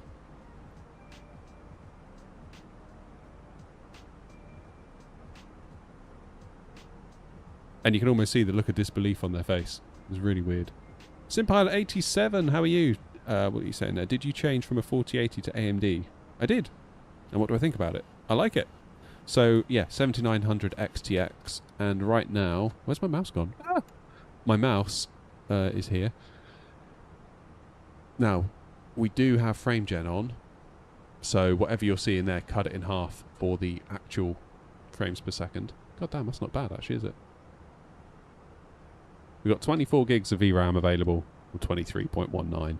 And we're using 11.7 at cruise. If we were to land into Eddie right now...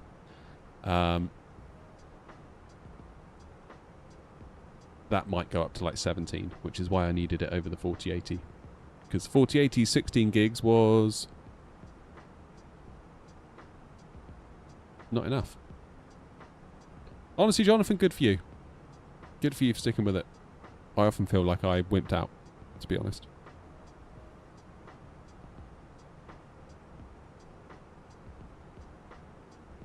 At what moment it becomes interesting to have a channel at YouTube? How many subs do you need for it to become viable? That's a good question. So it took me a year to get monetized.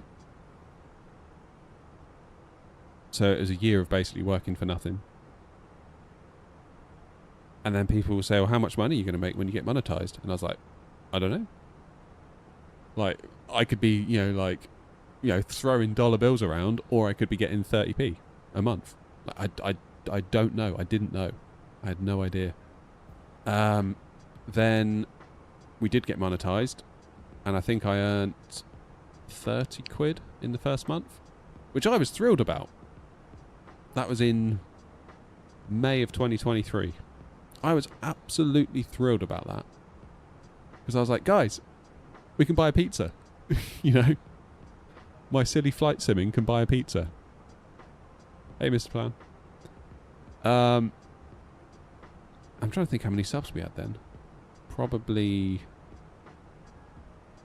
just under 2,000. But it's not really about the subs, Roy. It's really about views. Like, subs do not equal views, and subs do not equal money. Views equal money.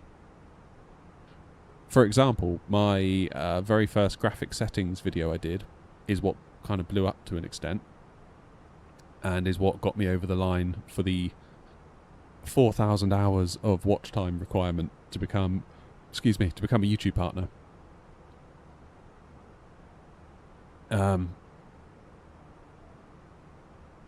And I had very few subs at that point, but the video did very, very well, regardless of my low subs.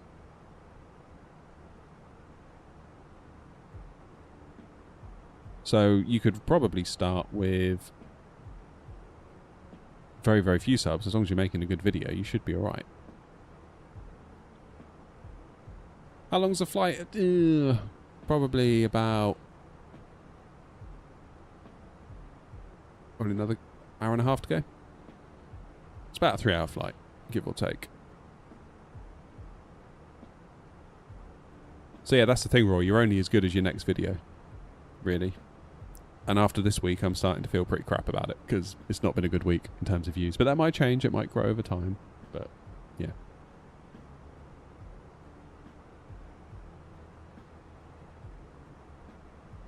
Yeah, the tech videos are good. The trouble is tech requires tech, which requires money.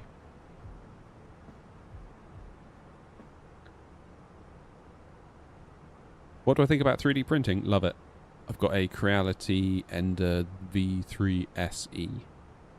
In fact, I 3D printed this little mount for my stick. Designed it in Blender and everything. What's the reward for completing the New Sky challenges? Just get a little tick, basically.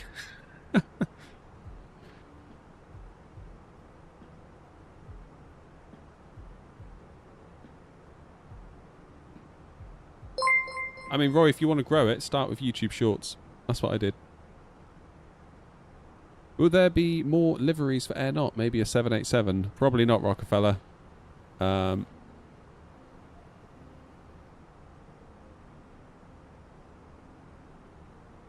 Probably not.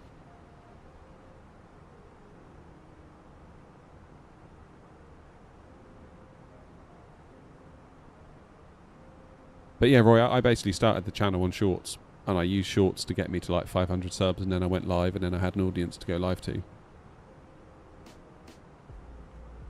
I think had I just tried to do normal videos, I would have really struggled.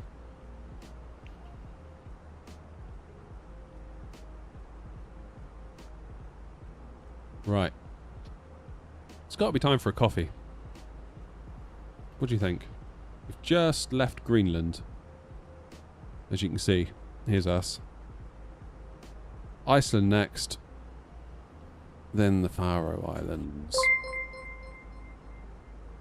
Cheers, Yossi.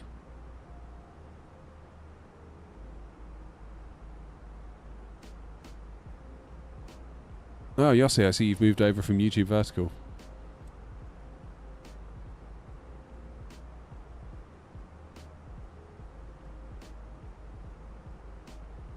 There we go. There's me and Grumpy.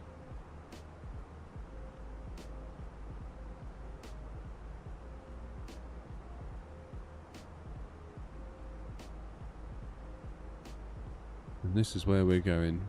EKVG. Very short little runway.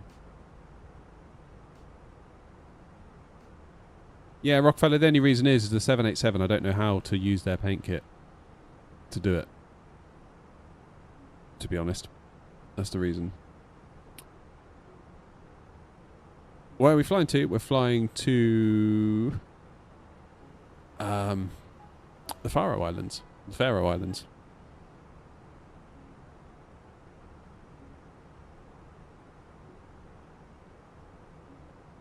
Yeah, you don't have to do live streams, Roy.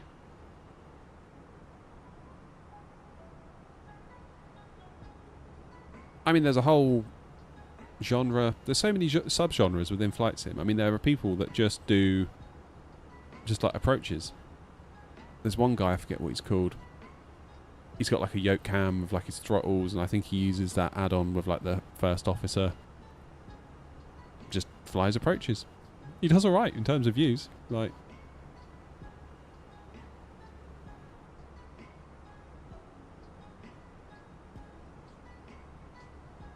do I choose my flights or do I take suggestions? Well, at the moment, we're flying with New Sky, which is where we run the virtual airline. Wrong one. There we go. Euro Capitals. We're flying this tour at the moment. So Grumpy has very kindly put all this together. You see all these routes that we go on. And if we do them all, and you've got to do them in order, that's how you complete the award. So right now we're doing Nook to Vagar, then we can do Vagar to Oslo after that, hopefully. But that's still going to be a good hour and a half, isn't it, to Oslo? Where is Oslo? Is that it? EGNM? ENGM? So it might be that Vagar's all we've got time for.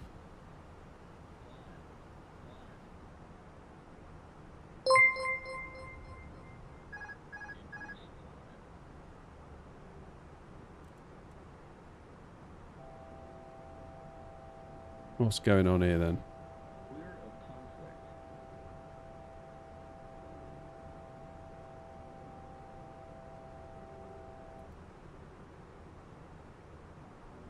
That's weird.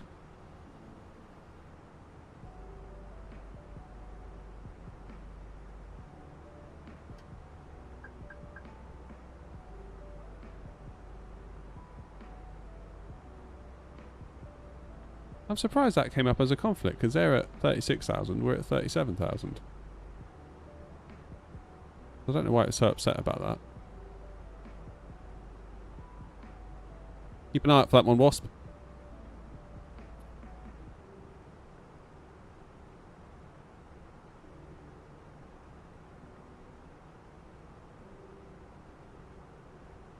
Hey, Balf.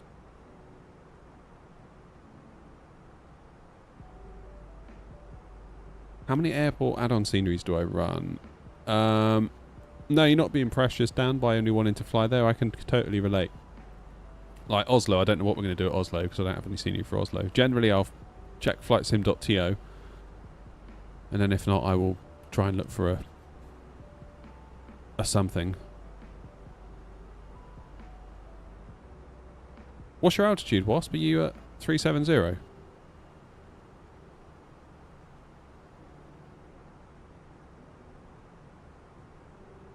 How many flights a week do I do? We try and do at least 2. 2 lives a week. Yeah, it'd be lovely to do more. Cheers, don't look something something. Yeah, 370. So you might get set off as well.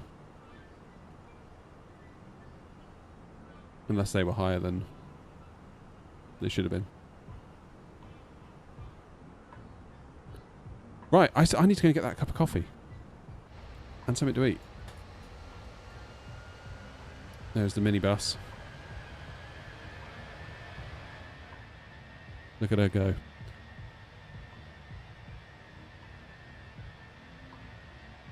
Showing 1k below. Why is it setting my TCAS off then?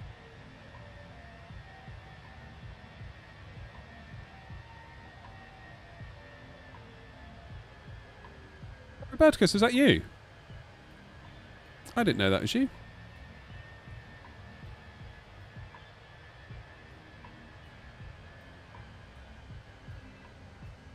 Weird. Oh well. All's well that ends well. Right, I'll see you in a minute. I'm going to get a coffee and some toast. I'll be back shortly. Time for a mid-morning breakfast.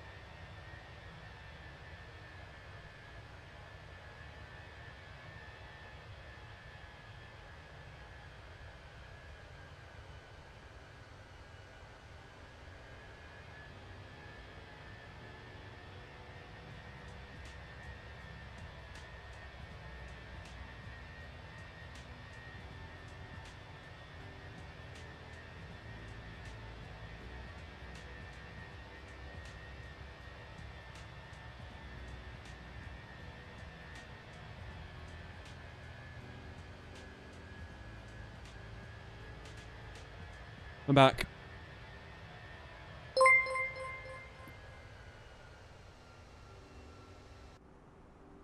How's everything going in the cockpit? Right, coffee and toast. Check this out. I've got a little place to put toast.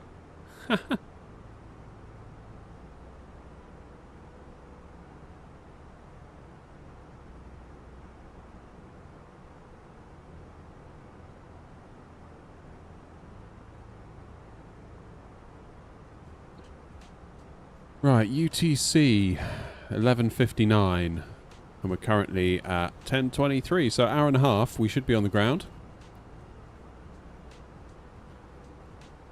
Find it so crazy I do all this from the garden shed. Yeah. Well, we sort of needed to, really.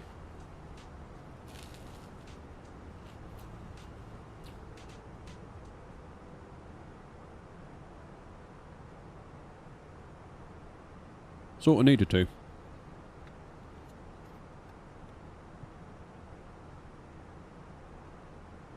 Because the only other alternative would have been to do it in the room next to where my kids are. And if I'm doing it at night, when they're trying to sleep, that wouldn't be good. Because our walls are made of paper, it turns out.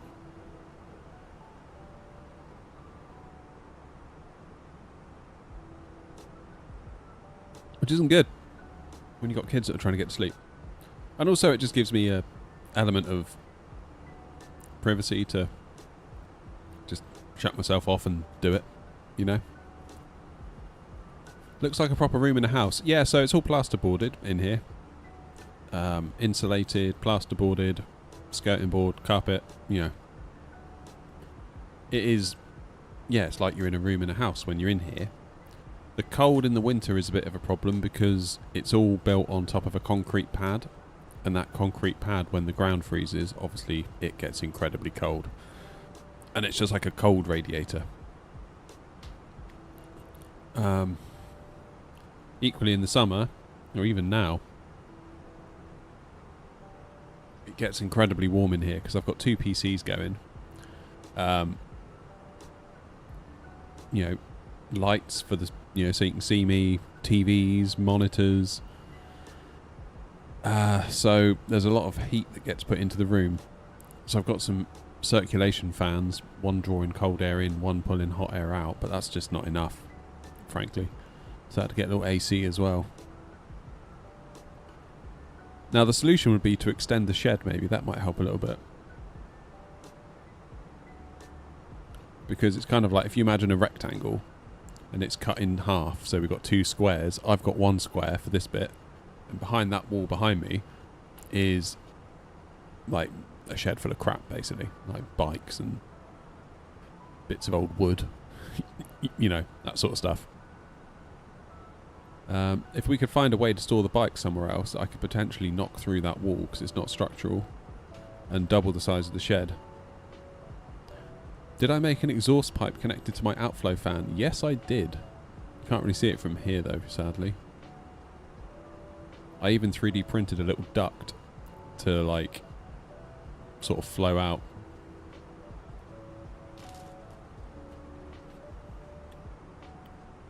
Skylight? No. No skylight. Yeah, I actually ended up on a Jay's 2 cents video because he put out a tweet saying, send me pictures of your setups and you might get featured in a video. I'm like, well, there's no way I'm going to get featured in the video, but I'll send it in anyway. Lo and behold, it did.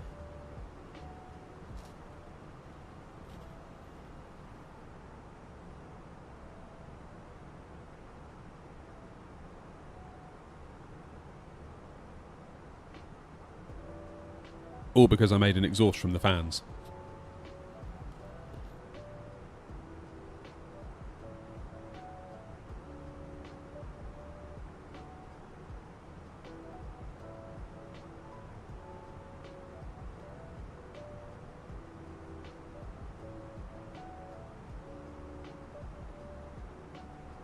Worldwide fame acquired. But my thought is if I had double the size of the shed, I would have double the volume for heat to get away from me. Maybe it wouldn't get so hot.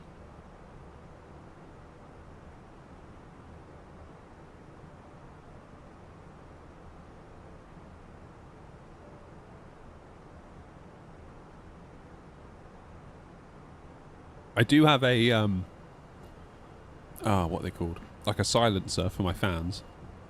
The idea being that it's like a big tube that's like wrapped in insulation, so the idea is the sound gets absorbed in the insulation when it bounces through the tube. That's about it. Cheers, pie cake.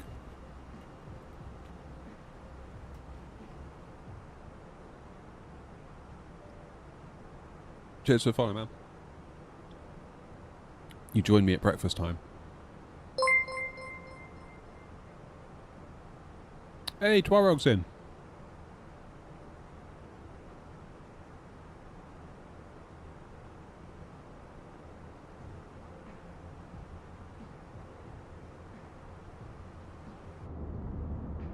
It's just a whole load of nothing right now, isn't it? We are almost halfway to Iceland. Right, Stevie.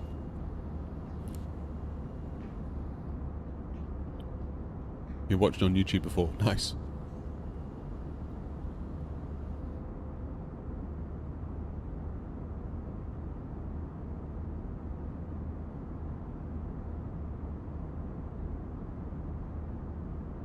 Yeah, I mean, to be honest, Jacko saying, do I not worry about general shed problems like leaks and theft?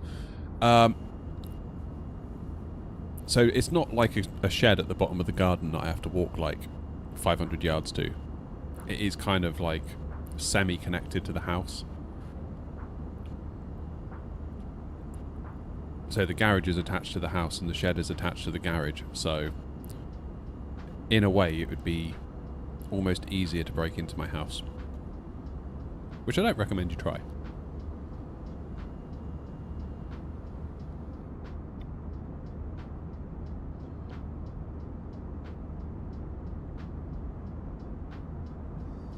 Twarog, it's quite difficult to make a livery for a plane I don't own. But I'm tempted to buy it, and in which case the answer to your question would probably become yes.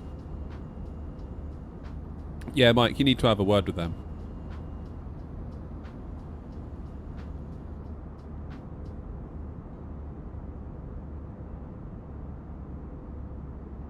Maybe I should buy it.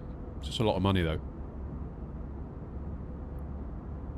It's a lot of money for a plane that is very similar to one I already have, but it's not in 24 yet.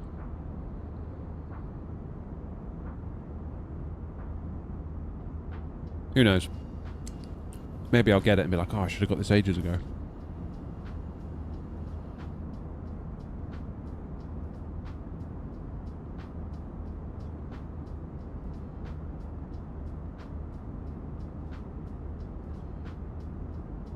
What's iFly's history? Were they sort of into P3D and stuff like that prior to Flight Sim 2020?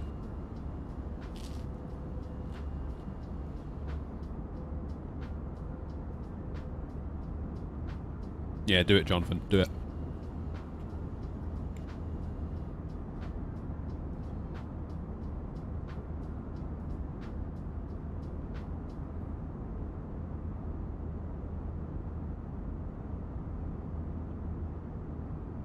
Pie Cake, it's from Sim Toolkit Pro. But I can't see it on my TV. It's only an overlay for the stream.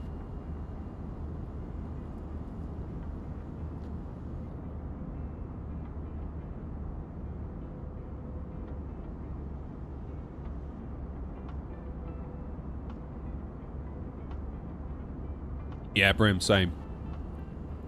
Once the NGs get over, that'd be awesome.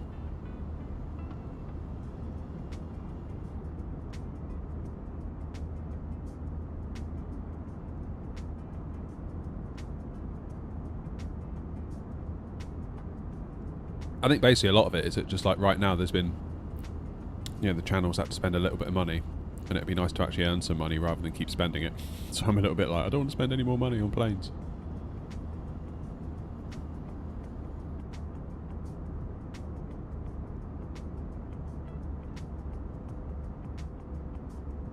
Yeah, Twarg, New Sky's cool. Gives you another reason to fly.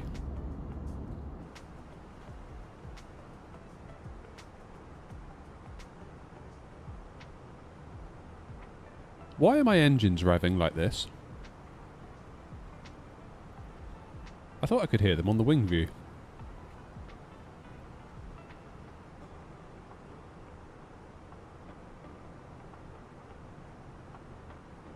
iFly have been around for a while. They did the 737NG and 747-400 back in the day. Okay, cool.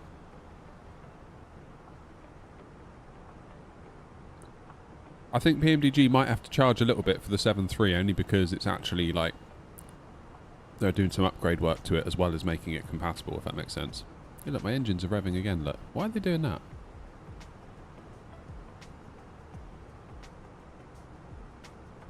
Is it because of wind?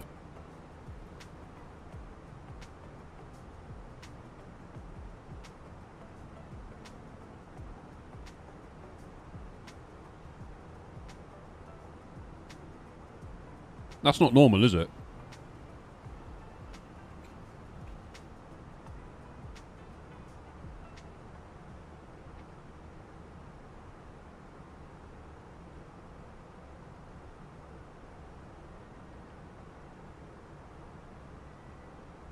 Why is the camera view like it would be on a phone, or is it me? You're in the vertical stream at the moment, Mike. There's 2 streams on YouTube.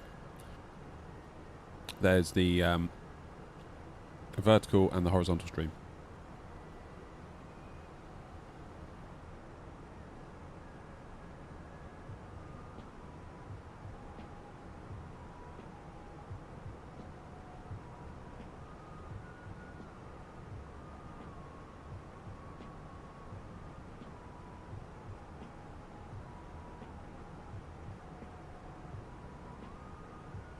Yeah, it's still doing it, look. Wasp, is yours doing that? If you're still there.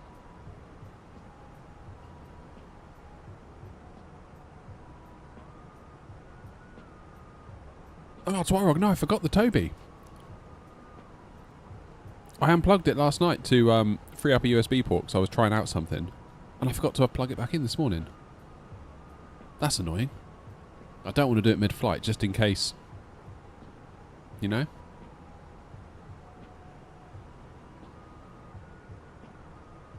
Nightmare. Why did I forget that? Such an idiot.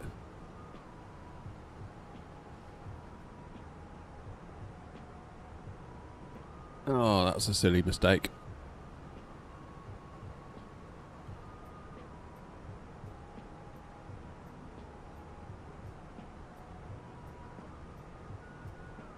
Xiaoming, why did you have to say something stupid like that? Off you go. See you later. Idiot. Right. Always YouTube vertical. Comments like that come from. Asking me to fly into a certain thing. Can you guess what it was?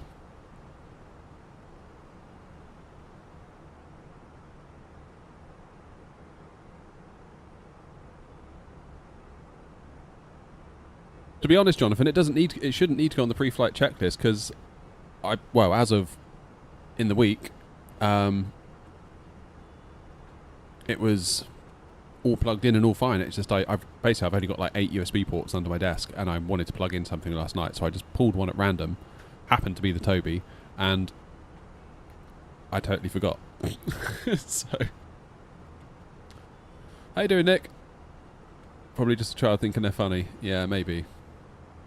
But then children need to be taught lessons also. So.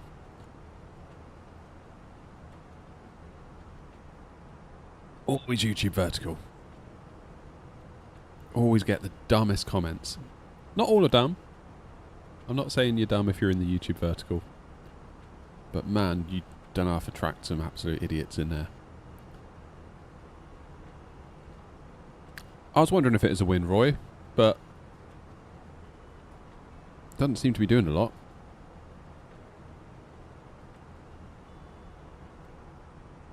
That's it, Jonathan. Yeah, if you could big up the dumb comments in all the other streams, that would be brilliant, mate. Thank you.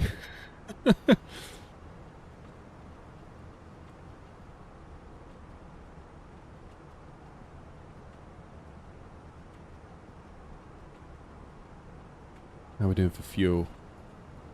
600 miles to run. Approximately an hour and a half. Turbulence is on low, yeah.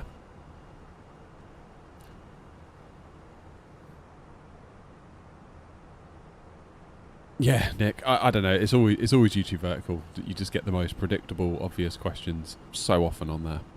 Not all the time. Like you say, the whole point of the YouTube vertical, from my point of view, is to obviously potentially get a load of viewers far and wide, because YouTube is really heavily promoting vertical streams at the moment. So I might as well try and cash in on that. Trouble is, I guess when you cast a wide net, you're also going to scoop up your fair share of idiots with that. That's the problem.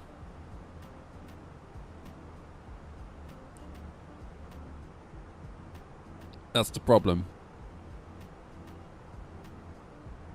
But it's alright, because Jonathan's committed to doing dumb comments and all the other streams, so it'll balance out. Does streaming for other networks help me on Twitch? Yeah. It has been instrumental in getting Twitch to move. Because the trouble is, Twitch's discoverability sucks. Because if you were to type in Microsoft Flight Simulator 2024, you would get a list of streamers pretty much biggest to smallest. So if you're not the biggest, you're not going to be found. Not really. Which is why it's so common on Twitch to stream to like 0 or 1 viewers, and that 1 viewer is quite often you watching yourself on your phone. I've never done that, honestly. Could you think maybe if I watch all the time on my phone, Twitch will see that and think maybe because someone else is watching, they should recommend it to someone else, and yeah, never works. But what did help was on the YouTube vertical, putting the Twitch banner across it. Then all of a sudden I noticed people started to come in. I used to have it on like a little scroller thing, so it'd be like the little Twitch banner, then it'd go to like check out my setup, then it'd go to something else, then it'd go to something else, then it'd go back to Twitch, and it just didn't do a thing. And then I just locked it to Twitch, and like the difference was incredible.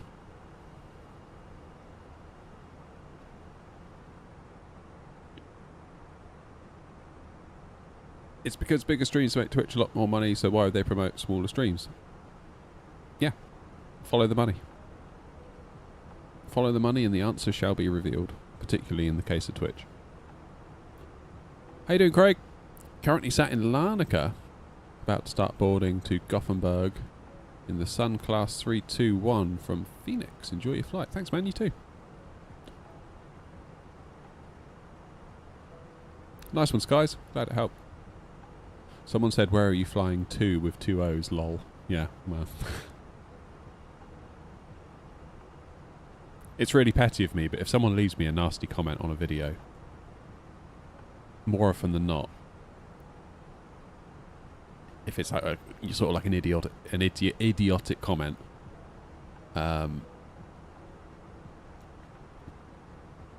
more often than not they'll put a spelling mistake in there, and I'll just call them on the spelling mistake, and it makes them so mad. I shouldn't do it, but I can't resist sometimes.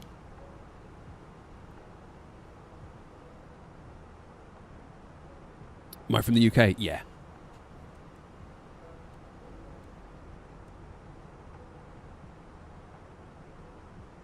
Well, that is a whole big straight line of nothing, isn't it?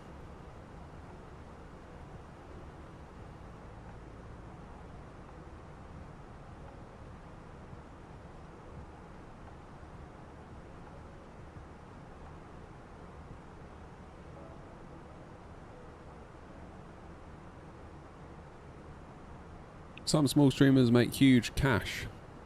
Not self-promote, so sorry, but I have a 2M bit donator. What does that mean, Twarog? 2M bits, 2 million bits. How much is that worth? A bit is a penny, isn't it? Or a cent. So 100 bits is a $1? 20 grand, bloody hell. Someone's giving you 20 grand. You send them over here. I'll quit my job tomorrow. Get him over here. 20 million bits. Let's go. Come on. Stop being so selfish, Twarog, and share it out a bit.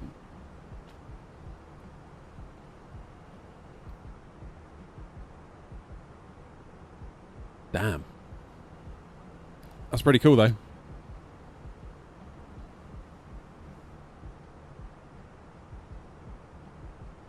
COVID killed that. Ah. Mike says you're talking about your OnlyFans, Twarog. Shots fired from Mike in YouTube chat.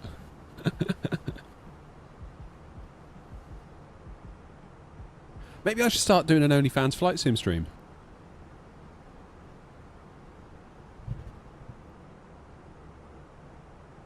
And we'll have to fly exclusively jets. OnlyFans.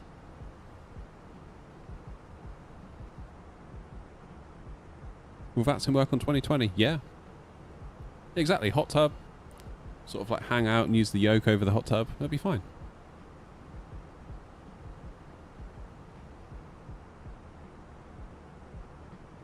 Yeah. Figured it out. That's the new content direction.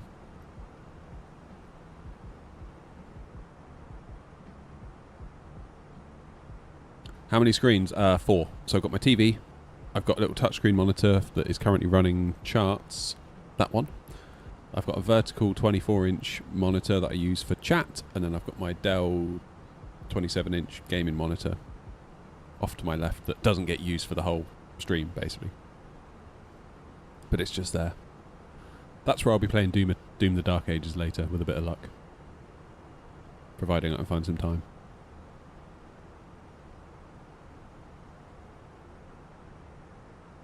In a hot tub, and that'll be the day my retail boss is watching. They better damn well donate, I'll say that much.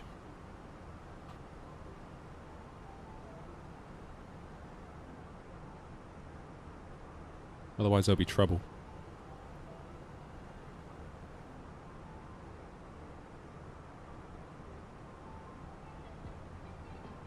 Yeah, I can't see any problems there, can you?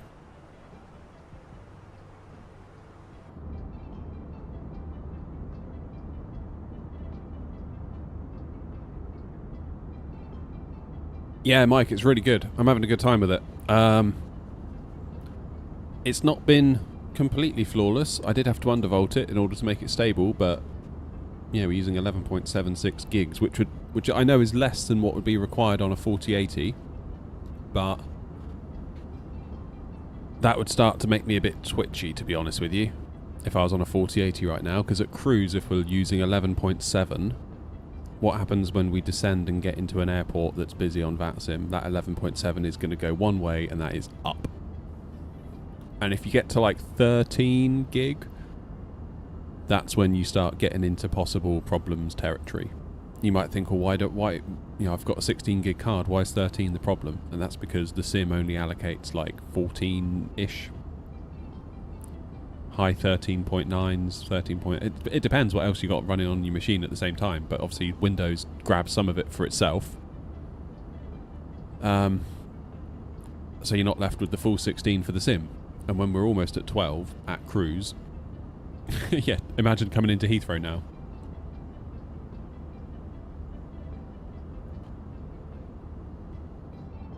And that's exactly what happened when we flew the A380 from Dubai to Heathrow.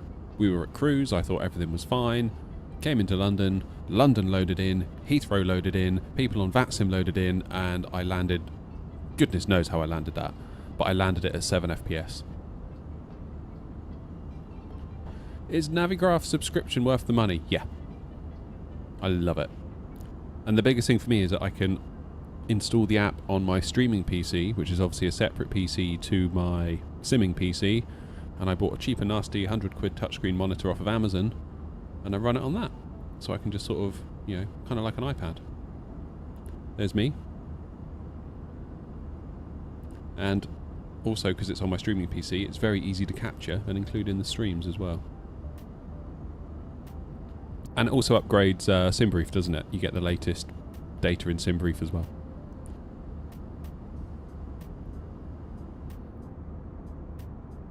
Yeah, Mike, that's right. Munich or Frankfurt, anything like that. Were you using 2020 when flying the 380? They've made massive improvements. No, I was in 24. Yeah, for offline flying, Piecake, you're probably alright. Or just use the Lido charts in 24. Do you reckon using the sim you could fly a real one? I don't know, Samuel. I used to think probably not before I went up to Infinity Sim Wings. They're a A320 sim next door to Gatwick Airport. They invited me up to take a look and make a video. Video is on the channel, by the way. Having come away from that experience, I'd like to think maybe I could have a go. Too broke for 24. We always get it on Game Pass. But yeah, ChartFox, you may do a ChartFox for now if you're offline. That's what I did when I started the channel. I was on ChartFox for like the first year. Just making do with whatever, really. But yeah, if you're going to go on VATSIM, I would say Navigraph is almost a requirement. Depending on where you go. Unless you just go to places that you know ChartFox can manage, but then, yeah, it's still a bit iffy, isn't it? I mean, if I was put in a real-world situation where, like, you know, this is going back to could I land a real plane? If I was called into the cockpit right now and it was like this and it was like, oh my god, the captain is passed out, I would check through this, see that it was all set up, and then I would press the approach button. Probably. As much as my ego would like to be the one sort of wrestling the controls to bring it down like a hero, I think I would have to rely on automation to get everyone down safely and then lie about it in my biography and make out I did it.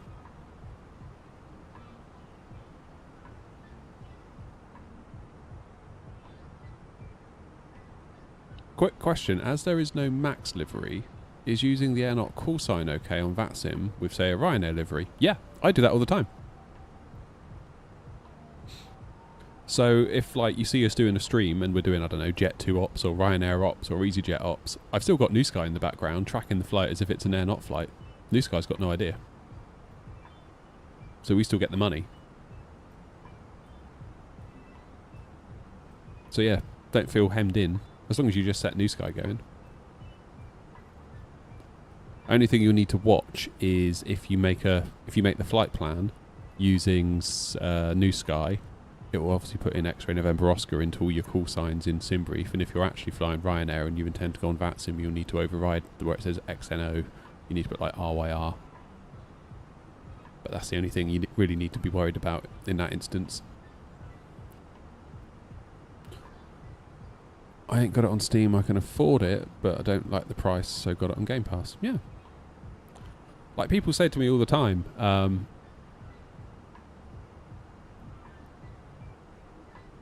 should I get 2020 or 2024? It's like, if you're not sure, just get Game Pass for a month. It's like a tenner. You can try both. And you decide. And, you know, you'll get Call of Duty, and you'll get Forza Motorsport, and you'll get Forza Horizon 5, and you'll get Doom the Dark Ages, and you'll get whatever it is, Oblivion Remastered, and you'll get all this other stuff. It's a good deal for a tenner, if you're actually making use of all those games. Cheers, Samuel. What made me create my own VA? What was the process to do it? And to get the livery to show in VATSIM? So, the VA was kind of... I was a bit reluctant to do it. It's actually kind of Wasp that convinced me. Grumpy, who you see in chat. I thought, yeah, actually, okay, let's do it. And I'm really glad I did. Because I feel like it's... gives you a reason to fly. Because, oops, for example, if you want to go to a flight, book a flight, obviously you can do a free flight, either cargo or passenger, which means you can fly wherever you want and the airline will get some money for it, but not as much money as if you do a scheduled flight. So if we were to do a scheduled passenger flight, these are all the places around the world where we have routes and also have a plane available to fly from. So at Heathrow at the moment, we've got an A319, a 320, an A380, an ATR, 737, a freighter, and a 300ER. Oh no, that's not... Is it? No. That's 777-200. Anyway, those planes are available at Heathrow. Let's say there's one of each available. Okay? There might be more than one of each available, but let's just say there's one of each available. Somebody takes the A319 from Heathrow to Edinburgh. That A319 is no longer available at Heathrow but it becomes available at Edinburgh. Then when you next go to look at where to fly from, there'll be a route from Edinburgh, or there'll be routes from Edinburgh to all the places we go to from Edinburgh, and the A319 will be one of the planes you can use. So the plane is where you leave it. I really like that about it. And sometimes you could sort of make yourself useful, because obviously you got like Heathrow, lots of routes out of Heathrow, lots of routes out of Gatwick, more Heathrow, more Gatwick. But you can see somebody's left an A350 at JFK. So you could maybe think, I'll fly that back for my next flight. Because then the A350 can be at Heathrow for the next one. There's an A320 737 at Bristol that can go to Prague, but once it goes to Prague, if someone leaves it there, it might be handy if someone flew it back to Bristol. So it's easy to get paralysed with choice. So this kind of removes that. Again, the further down the list you go, all these routes, there's no aircraft available. So Frankfurt, there's routes available, but obviously there's no one's flown any planes to Frankfurt. But if someone does, there'll be routes from Frankfurt available. And we don't have infinite numbers of planes. Like, as the airline owner, I have to lease the plane. So I have to go into the planes and lease them, and then when I lease a plane, it has like a daily cost. And then hopefully that plane then gets flown to earn its money back. Quite often it doesn't. That's the sad thing. So maybe we've got 5 A320s. Therefore, you can only go wherever they are. But the process of making the VA is easy enough. You just get a New Sky account and make a virtual airline. Like, you could all make one today if you wanted. There's nothing stopping you. Nothing at all stopping you. But the rating we require is 8.006. Morning, Ryan. Oh, share price is very high, Jonathan. Very, very high. Just keeps going up. It's so good.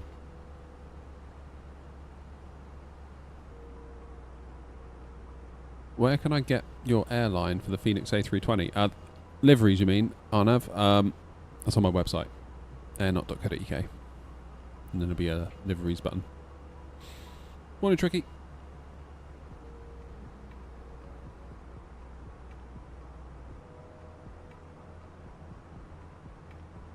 How you doing, Quant? Just have the 320. I seem to be losing rating so easily recently. Maybe I need to get used to New Sky a bit. If you go into your flight afterwards, it will tell you where you lost your rating.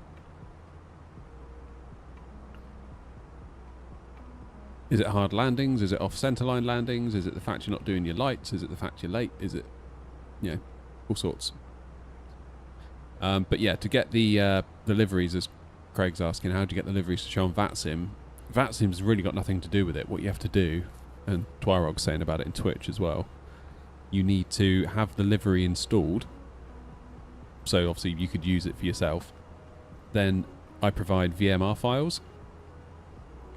You need to go into vPilot and then point vPilot towards the VMR files. And then if you come across another plane with a call sign of X-Ray November Oscar, the VMR file will then be like, okay, that's an AirNOTT plane. What AirNOTT plane is it? Is it an A320 Phoenix? Is it an A320 fly-by-wire? Is it a 737-800? And if it can make the match, it will then display the plane back to you in the AirNOTT livery. Oh, you bought the E-Jets, Ryan. How are they?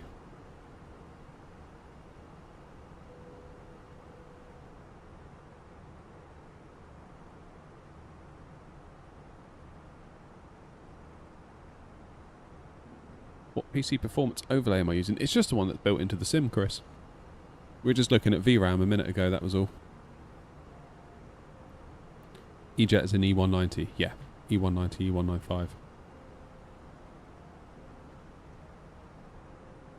Never flown it. Is this my first time flying to Vagar? Yes, it is. So we'll see how that goes for us.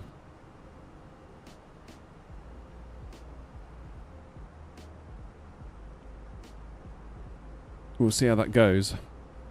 That would be Keflavik down there, right? So we must be on the coast of Iceland. Yes, we are.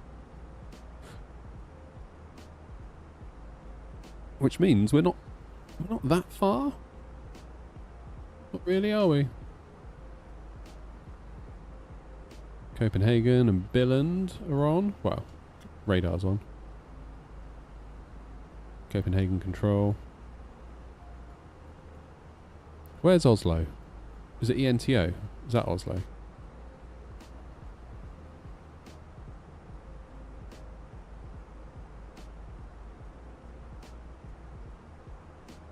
How do I calm the nerves? Just do it. Basically. Oh, Shannon's on as well. Dublin's on.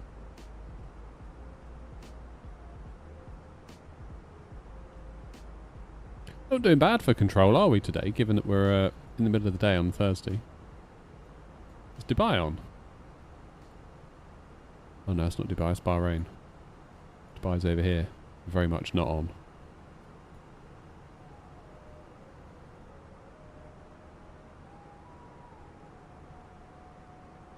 That's a long old drag to Dubai, isn't it? What's going on in Oz? Gah! We should have gone to Australia. Look at that. And New Zealand. Welly's on, flippin' heck. Welly's like my arch nemesis. I can never get a good landing at Welly. ENGM. Oh yeah, it's up here, isn't it?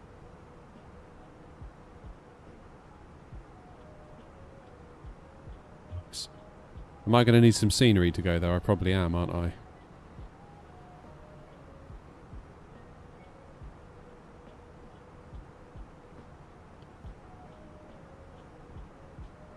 I've got the E-Jets, but not flown them in a while. They're great, but just waiting on the next big update later this year, which has taken a lot longer than expected to improve the LNAV. That still makes me nervous. Do I use Beyond ATC, but that can be weird at times. Maybe give Say Intentions a try, Tuareg? I don't know.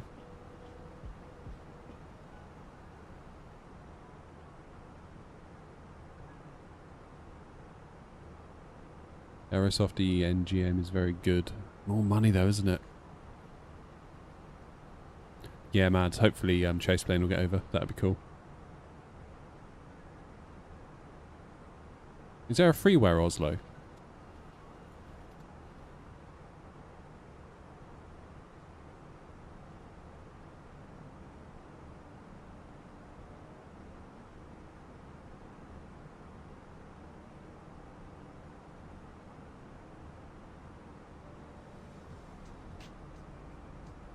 Ooh. Yeah, there is. And it's 24. Oh, that'll do, won't it?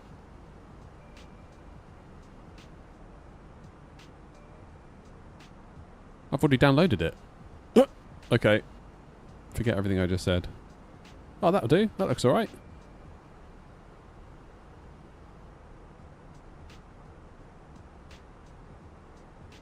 Yeah, that's okay.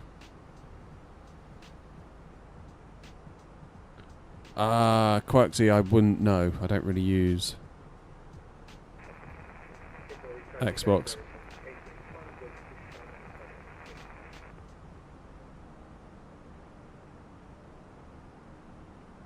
Alright, freeware it is. Again, like I do like the payware stuff, but I'm just as happy with the freeware one most of the time, to be honest. If it's good enough. As long as the taxiways are there, like the one at Hamburg's great.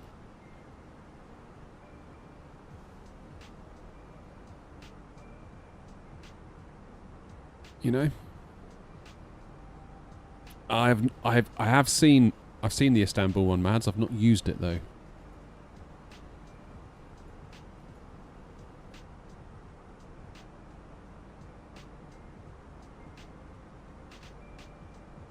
There's Rhodes, LGRP. So our hotel at Rhodes was like here, roughly.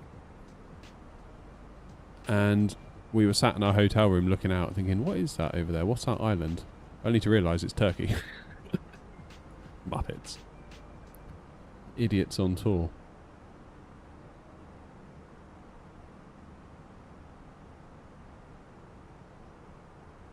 EDDF one is also really good. Which one is that, Roy? Is that the one that Orbex were hosting?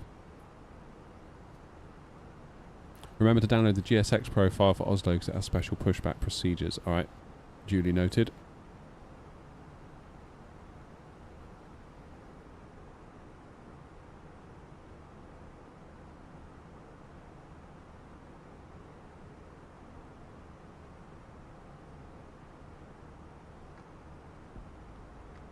When I went to Rhodes, I stayed in Labranda Blue Bay or something along those lines. It was great.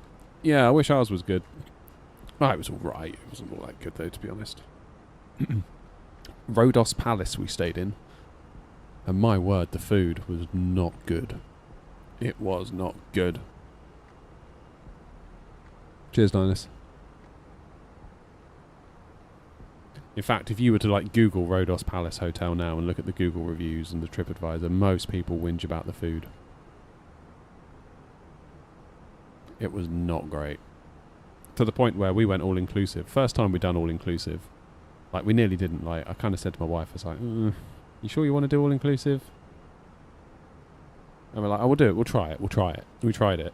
Got there on the first night. I was like, I'm not eating this shit all week. We're going out for lunch tomorrow. F it.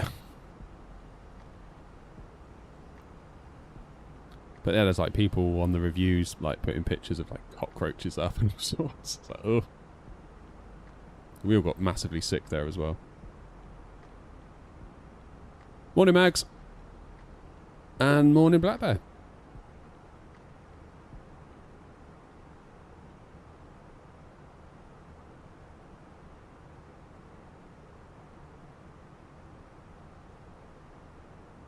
Yeah, it's weird doing an all-inclusive. I don't know whether we just had a bad example of an all-inclusive.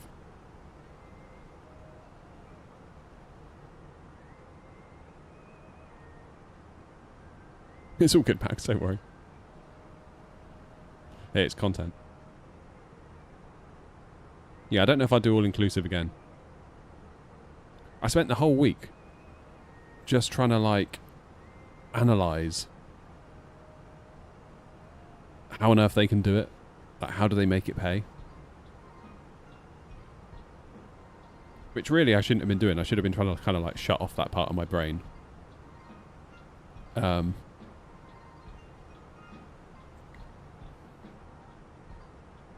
just like little things they do. Like they'll sit you down for your food.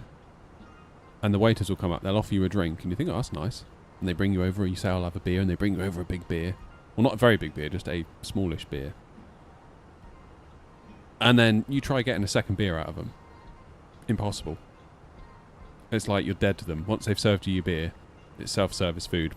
They don't want to know you after that. Forget it.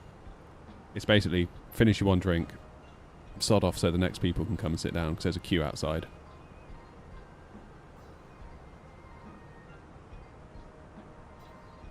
Reading the reviews now, one said the food was unbearable. Yeah. I mean, my wife got really sick. I think we arrived on Monday, and on Wednesday we went for dinner, and she was like, I don't feel so good. And she's like, oh, maybe I got too hot and got, you know, whatever. Maybe it's that.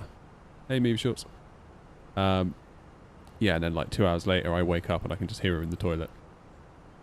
Having a conversation with it.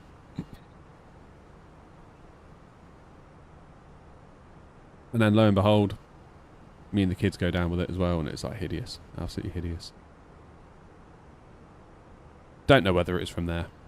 Could have just been, you know.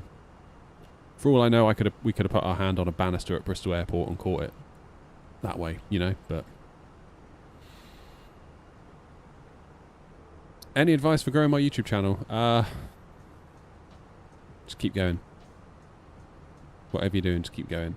Look for ways you can improve the next video constantly. Check out the freeware for Caribbean. There's an airport that's got pools outside of the gates. No way. But yeah, they did things at that hotel, like they would have the bar, which we weren't allowed into as all-inclusive guests. See, I made the wrong assumption. I thought because we're all-inclusive, we're going to get treated really well. But actually, it kind of felt like the all-inclusive guests were just like treated like scumbags, to be honest. It was like, you get what you get and you can shut the hell up about it. It's the other people that are paying extra that we want to help. Kind of felt like a bit of a cattle market. Again, like they'd have like a really nice bar, but you couldn't go in there. You had to go to the all-inclusive bar, which was a borderline cafe that happened to have a beer tap in it. They said, oh yeah, there's snacks available 24/7. It's not. It's leftovers from breakfast or lunch or dinner that they just leave out. Weird.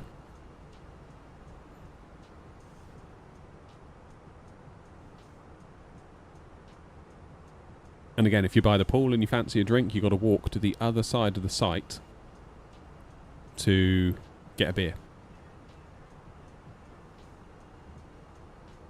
So there was a bar right next to the swimming pool, but you have to pay for that one. If you want a beer from the all-inclusive bar, they put the all-inclusive bar on the other side of the site from the pools, so you have to trap all the way across the hotel. You can pretty much drink the beer in the time it takes you to walk back to the pool. Then you have to walk back again and get another one. And they would give you paper cups, which upset a lot of people. Really, really upset a lot of people. They're like, why do I have a paper cup? Why can't I have a proper glass? They were like, paper cups only, sorry. You could have a glass if you agreed that you would stay in the bar and not leave the bar. And there was some guy that would just sit there watching you like a hawk. If you tried to leave with it, he'd be like, come back with that glass.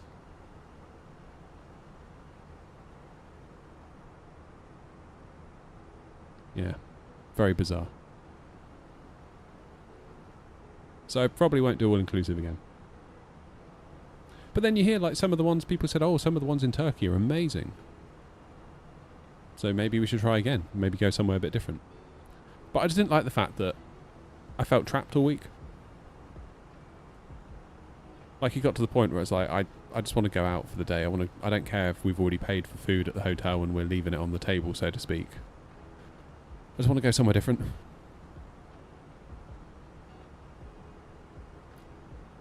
But again, it's all about attitude and perspective, I think, because when we got there, they were like, oh yeah, the beer that you're entitled to as an all-inclusive guest is local beer. And our immediate reaction was, ugh, local beer. They're giving us the cheap rubbish.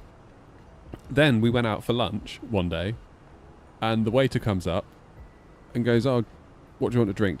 Beer, wine? And he goes, we've got this really nice local beer. And my wife's like, oh yeah, local beer, that sounds good. Because you're in a restaurant paying for it, you think it must be good. And it was the same bloody beer.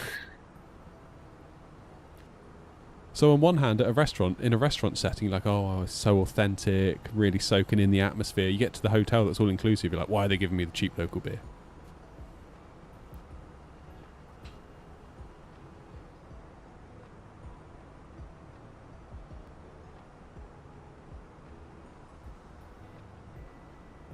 So I don't know. Maybe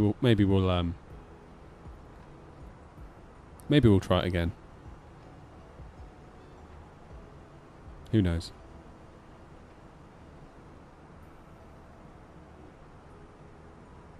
Went on a cruise to Bodrum. I don't think we'll be going anywhere this summer. I need to fit a kitchen.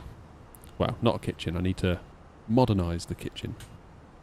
I need to rip up the laminate flooring. I need to put down a new set of laminate flooring. I need to replace all the kitchen worktops.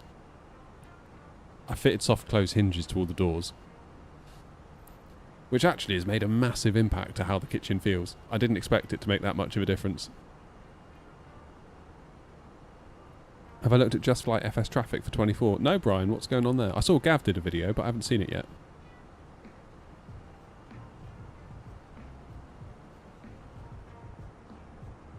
Why does VATSIM radar show that right now you did a full circle in my flight path? Hopefully it doesn't. Where am I? Oh, that's Wasp, that's not me. I'm the one in front. I think that's Wasp trying to burn off some time. Tricky's at Heathrow. Good job, Tricky.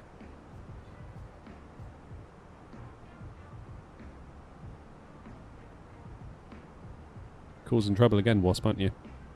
So I did some research last night. I dug out all my old boxes of all my old game consoles. Turns out I've got a GameCube with games. I've got an original Xbox with games. I've got an original PS2 with games. I've got a PS3 with games, all of which have got controllers, all of which have got all the cables and power supplies.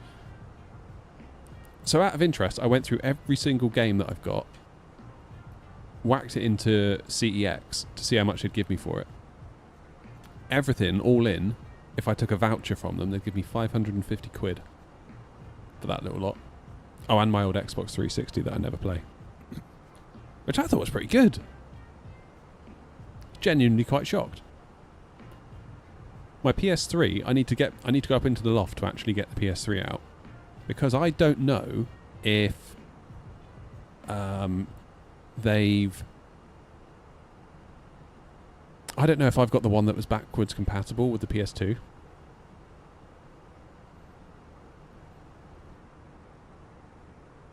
So what's the advantage, Brian, of that over FSLTL?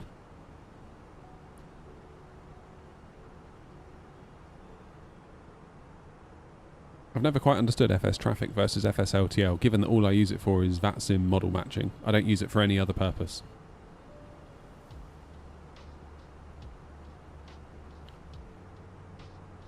But yeah, with all that console stuff, it kind of got me thinking. It was like,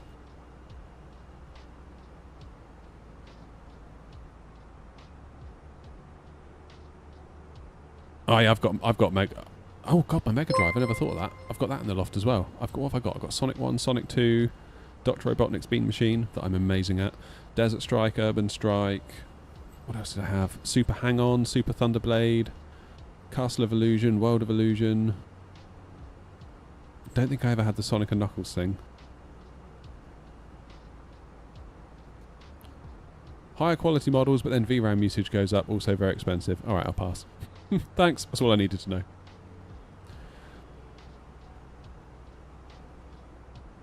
Yeah, but then you're stuck with a CEX voucher. Yeah, but I want a load of stuff from CEX, because we've just got a Switch 2.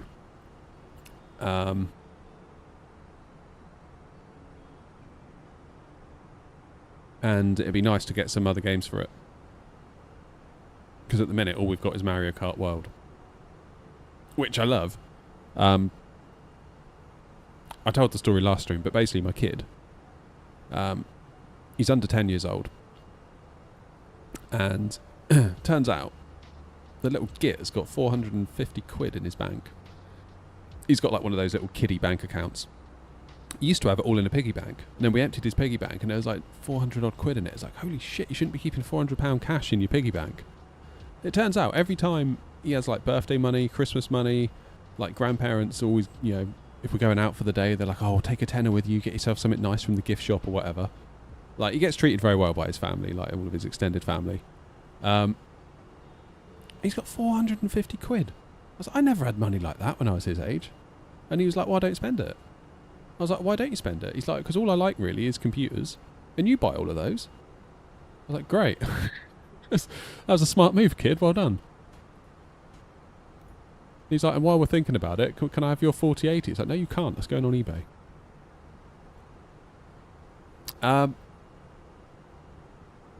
And he's been sort of vaguely aware of the Switch 2 and the fact it was coming out. And he's like, maybe I'll buy the Switch 2. She goes, because I don't want anything. So I was like, actually, that'd be really good for you. Because you'd have felt like you've saved up, you've earned it. It would feel almost like an achievement. And kind of good for you, man. Like, you've saved up. Like his brother, he'd give his brother a tenner. 10 minutes later, it's gone. Like, he's bought a toy car, he's bought some sweets. Like, total opposites. So then it came to sort of, you know, where the rubber meets the road. It was like, you're going to buy a Switch 2? And he's like, I can't do it. I can't do it. He goes, it's too much. Like, it's $430 for the Mario Kart bundle. And I've got 450, and it seems like a really bad idea to go down to 20 quid. Because that's all my money gone. So he's like, nice idea, but I can't do it. And I was like, actually, I kind of respect that. I kind of respect that. And then he kind of got a bit sad about it, because he's like, well, I did really want one, but it's just, it's too... He said to me, he goes, if you had 100,000 and you spent 98 of it on something, that would be a bad decision, right? And I was like, yeah, because the ratios are well off. And he's like, yeah, same. Cheers, Mike.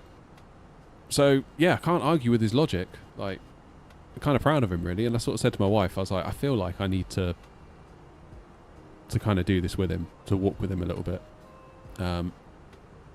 So I said to him, if the Switch 2 was half the price, would you buy it? And he's like, yeah, absolutely. That'd be a great deal. And I was like, okay, why don't we do it together? And it'll be our Switch and we'll share it, and then you can still feel... Because I didn't want to just be like, well, I'll buy it for you. Because that would almost take away the recognition that he saved up for something and he did the right thing, and now he's got the reward that you can see every day that I saved for that, and that's how I got this thing, by not going down the whole instant gratification route. Like, I didn't want to take that away from him. So I said, it's up to you. Don't have to do it, but if you wanted to do it, I'll split it with you, because I would quite like one as well, truth be told. And then you kind of keep 50% of your money, so it doesn't feel so scary. Because it's the first time he's ever spent any money, and that's a lot of money to spend for your first time spending any money at all in your life. So I kind of felt like I needed to sort of do it with him, walk with him a little bit. So we did. We got it. We got the Switch 2 last week. It's really good. Really enjoying it. But the games are expensive. But weirdly, I looked at what my GameCube would be worth at CEX, and weirdly, they're offering more on a voucher than what eBay they're typically selling for on eBay, which is really weird. Really weird. See if I can find it.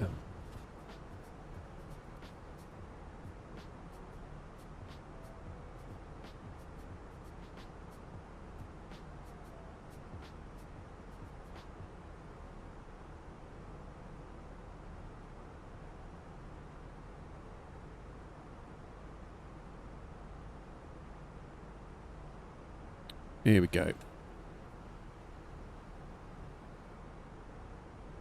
There we go. Switch 2 Indigo unboxed, which mine would be. 115 quid. 76 on a trade-in voucher. So if we go to eBay,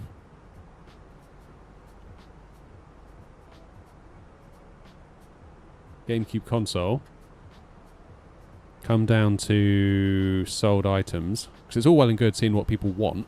What are people actually getting? Tested and working, $39.95. GameCube, tested and working, $31. Okay, that one got 76. $69.99. 38, 54. This one's boxed and it's a Resident Evil Special Edition, hence it went more. Doesn't read discs, okay, fine. 86 with games and carry case. 54, 53, 60. So all of a sudden, that number there, 76, even though it's CEX and generally they're in it to make a profit for themselves, I don't know whether they've just not kept up and they're off the ball a little bit, but that number's pretty damn good. Hopefully there's no one watching from CEX and they don't update it. Similarly, if we have a look at the Zelda Wind Waker, and this is what they've sold for, completed and sold listings. This is the one I've got. 30 quid, 24. Oh, that's not the limited edition one that I've got. Limited edition, 18. Best offer accepted, so therefore they got less than 18, probably. 26. That one got 59 for some reason, don't know why. 36, 31.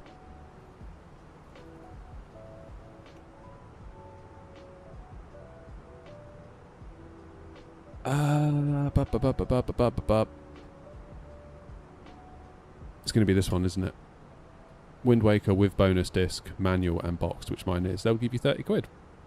So they're actually quite competitive. Normally I would be like, oh no, never trade in, always sell private, you'll get way more. But looking at what they're going for on eBay,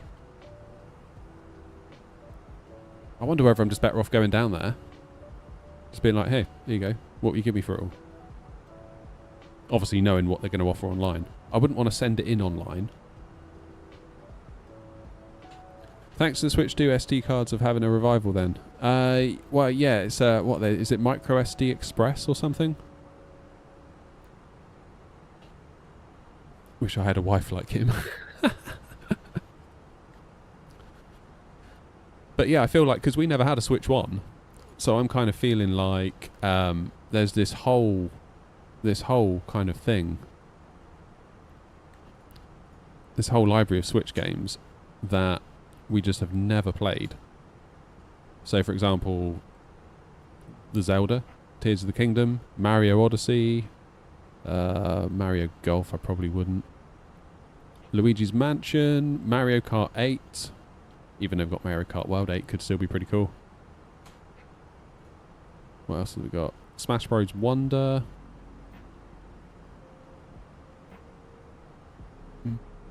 Smash Bros. Ultimate, that would be cool. Mario 3D All-Stars. That's a lot of money, though. But yeah, there's plenty that we could be getting on with. There's the other Zelda. Minecraft. 28 quid for Minecraft, really?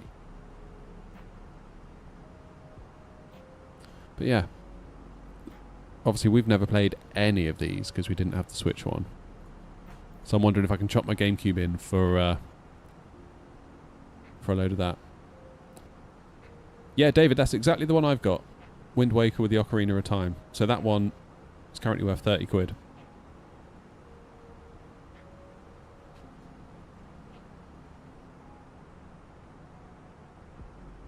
Which is pretty good. I was looking through all the games last night. They've all got all their manuals inside. Like, I obviously really looked after stuff as a kid because I was expecting to be like, oh god, all the stuff's going to be like missing, and no, it's all there. Manuals, disc is in the box, in the right boxes as well. I didn't have to like transplant discs from one box to another. Like some of the games, like the old original Xbox games, like Dead or Alive 3, that was a launch title for the OG Xbox. I put that in and they were like, we'll give you 60p for it. I was like, really? That was a great game. I paid 40 quid for that. 60p. But then my Halo 2 Collector's Edition, my Halo 3 Collector's Edition, they were like a tenner. Well, Halo 3 was a tenner, Halo 2 was 6. Part of me wants to keep those, though.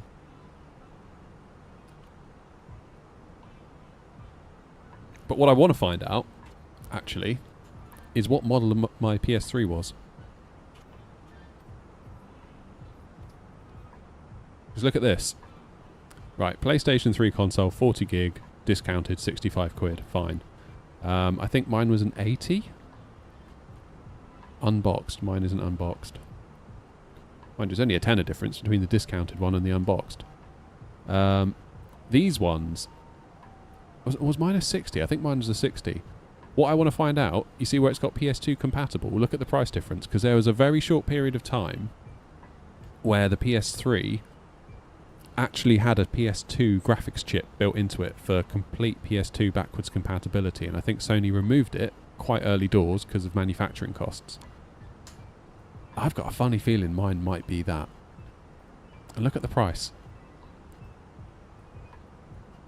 I've got a funny feeling. Or maybe it isn't, I don't know. I don't know how you find out. I think there's something to do with the serial numbers. Grading guide. But yeah, I need to dig it out the loft later. I'm going to be doing somersaults if I've got the expensive one. What do you recommend for the first VATSIM flight? Probably not what I did, Skies. I probably wouldn't go Gatwick to Manchester or anywhere like that. I would probably look to go somewhere a bit more... Maybe somewhere from Edinburgh. Edinburgh to Bergen, maybe? Single runway airports. All the controllers have always been good as gold there as well. So yeah, I would maybe look at doing that. And again, once you get out from Edinburgh, fly the departure, it's pretty much a straight line all the way there. You're probably going to... You might get Scottish control for some of it, but you might have a chance to have a breather and get your ducks in a row as well.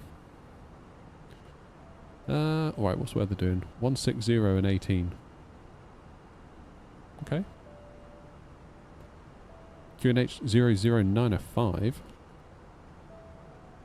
Yeah, freeware scenery for Bergen. For Edinburgh, I'm not so sure, though.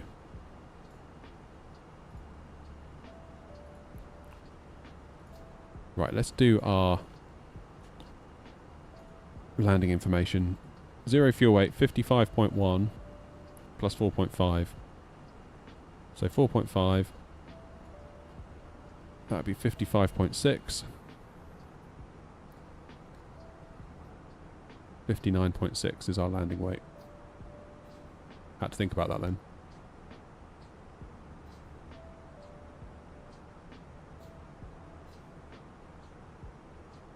Okay. Low auto brake is going to have us off the end of the runway. Medium will do it though. And max manual will stop us there. Well, let's go medium. Flaps 3 will stop us. Yeah, let's go flaps 4. Cheers, Leanne Lee.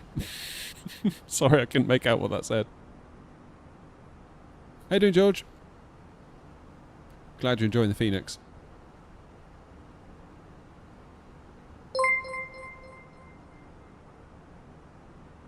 Cheers, Reedy. LFC. Is that Leeds Football Club?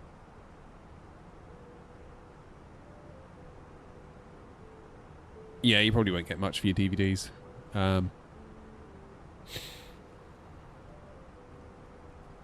Yeah.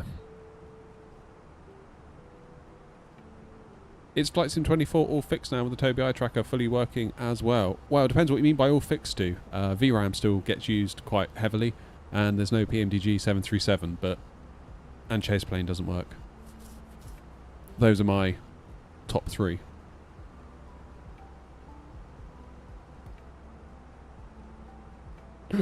Oh, excuse me. Right.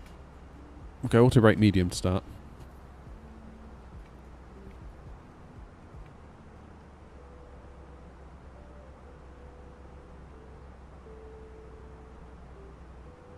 QNH 09995.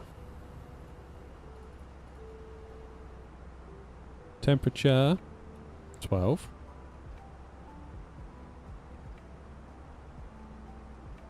And the wind 160 and 17.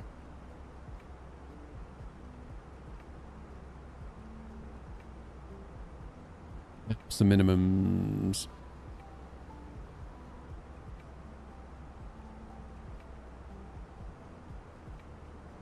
$594.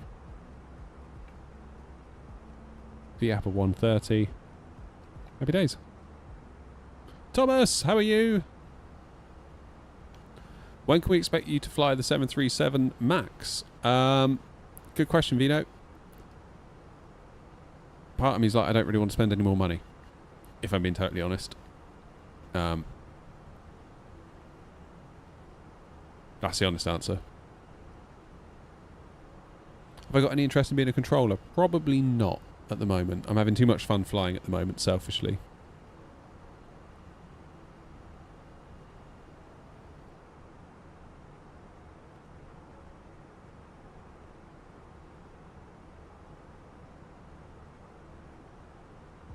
£1p for a Terminator DVD. Yeah, I'd keep hold of that if I was you.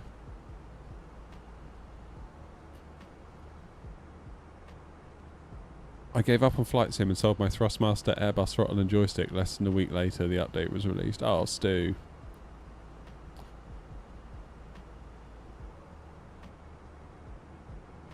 I'll be dead by the time I can actually control traffic. That's funny.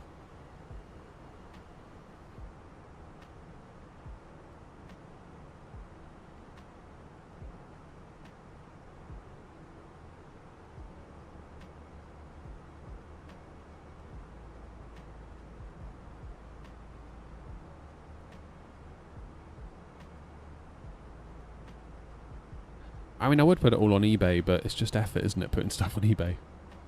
And there's always the risk that people are going to try and return it or scam you and try and do a chargeback even though they keep the item.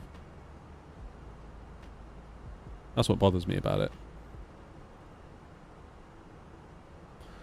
I was streaming last night and my A320 decided it's best to not go into heading nav mode. Ideal. That sounds great.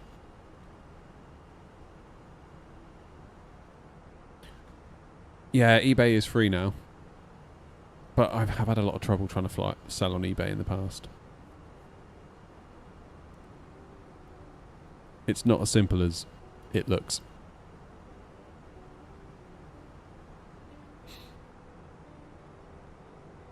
Top of descent's coming up. Blimey, we're getting bobbed around up here quite a bit, aren't we?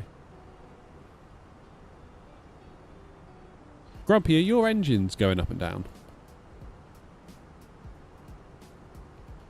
I feel like my engines have been revving all the way from Greenland. Look, see him now? That might be the wind, of course. There we go. All the way up. All the way up, all the way up, all the way up, all the way up, and then back down again. Back down again. Back down again. Back down again.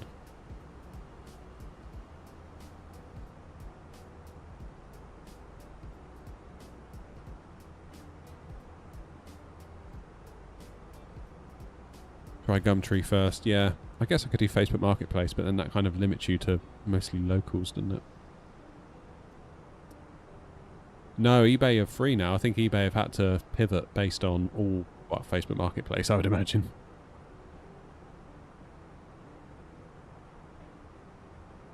Wind is 190 at 30, bouncing around.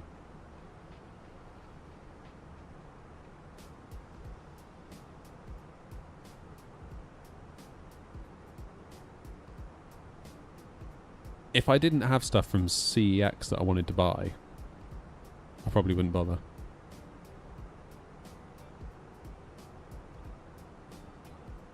I still think there's something nice though, Sham, about DVDs, having a DVD collection.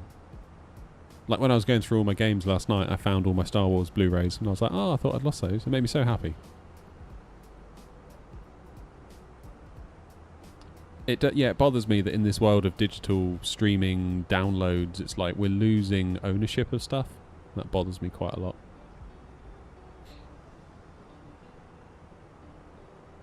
It does bother me.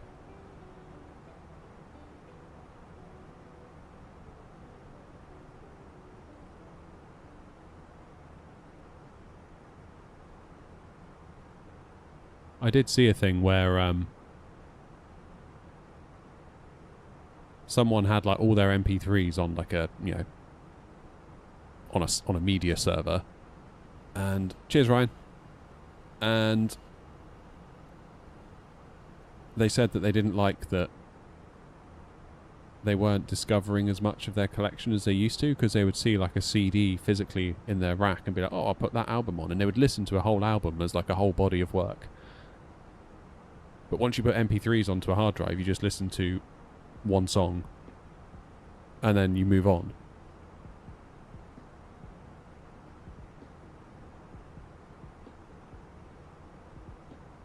So this guy made a little Raspberry Pi and got a load of dummy SD cards, printed little labels for the albums that went on the SD cards, and then they had little RFID chips embedded inside the dummy SD cards. So he would take one and then like wave it by the Raspberry Pi, and it would then read it and then play that album in full.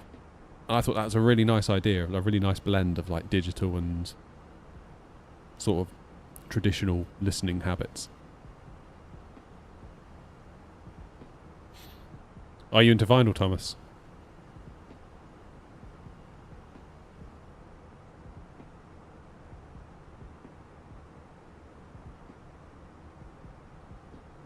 Yeah, I mean, Benny, if anything, prices have gone up, haven't they? Okay, top of descent is incoming, 30 miles. Magni, we need to be at 4.5 for 4,000. And then we track all the way down. We should be alright.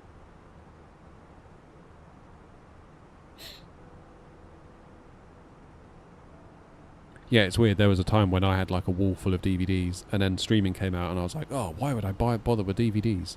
And I got rid of most of them. But now I kind of yearn for those days again.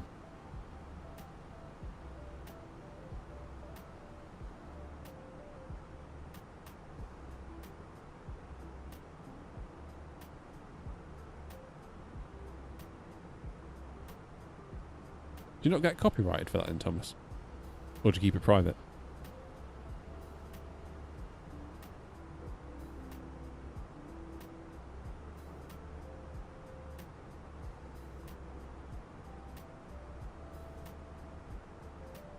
In the Netherlands, they added a home copy tax to the prices of all media carriers. What does that mean then, Roy?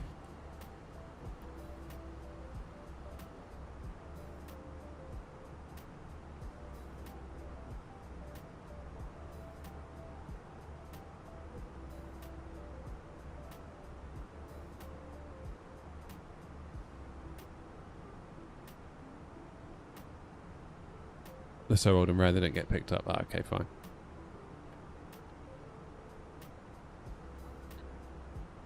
Oh, it feels like it's been a bit of a slog, this.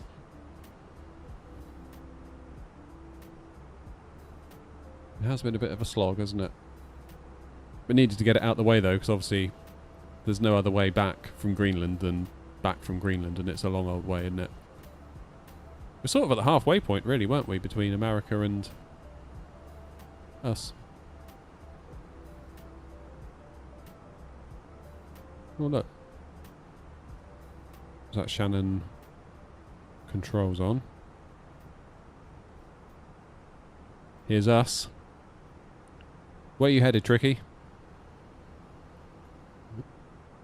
Someone's in a jet. You can always find Tricky fairly easy. Just look for 5-7. 5-7 Tango, is that you, Tricky?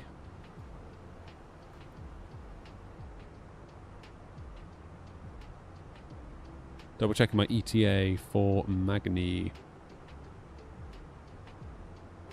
11:50.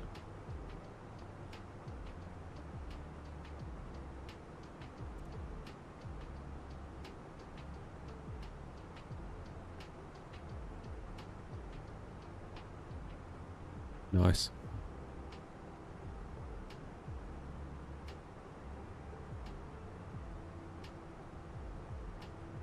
Vagar traffic, AirNOTT 308 Papa, flight level 370, beginning descent into Vagar, heading down to 4,000 feet. Vagar traffic.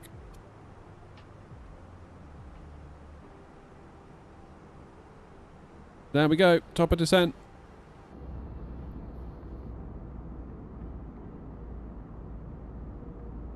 How's it going, Bradley?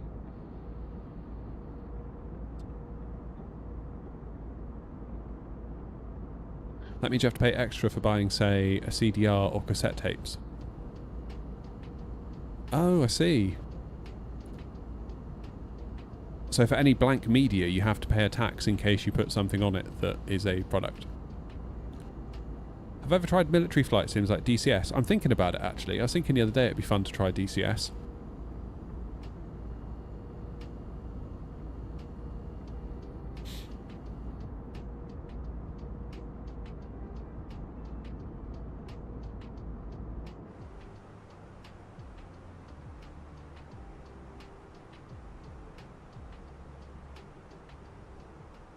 Getting the exact same flight simulator when Prime Day comes. Cool. Be sure to use my affiliate link in the description.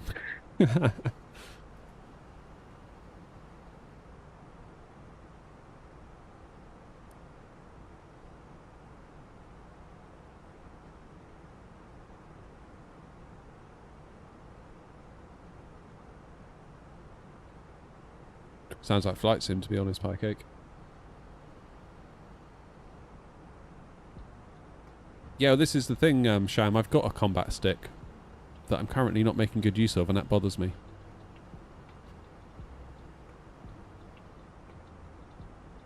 Well done, Bradley. I knew I could count on you.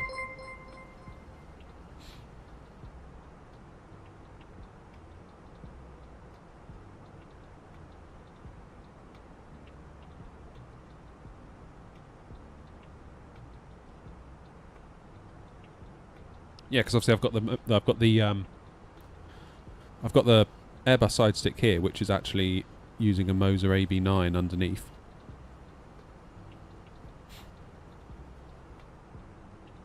Which means my Ava base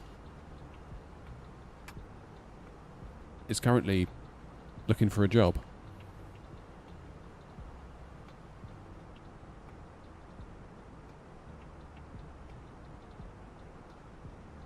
So it might be cool to do a bit of that in the house. which would mean keeping my 4080. And then my 4080 will need a processor, RAM and a motherboard. Which then makes me think, do I just get a 9800X 3D for out here and transplant my PC in the house? I don't know. So many choices.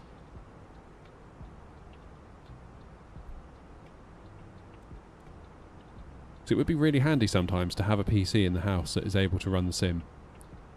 Like, for example, is a Pilot's Life V2 worth it? Don't know. Never tried it. I had someone else ask that the other day. And I was like, what's APL V2? Turns out everyone else knew except me. Oh man, I'm feeling hay fever again. I think I've got air sort of blowing on me that's being pulled in from the outside, and I think it's basically just peppering me with pollen. Yeah, it'd be nice to have a decent PC in the house because, like, for example, last night I couldn't get out to the shed because I was watching the kids.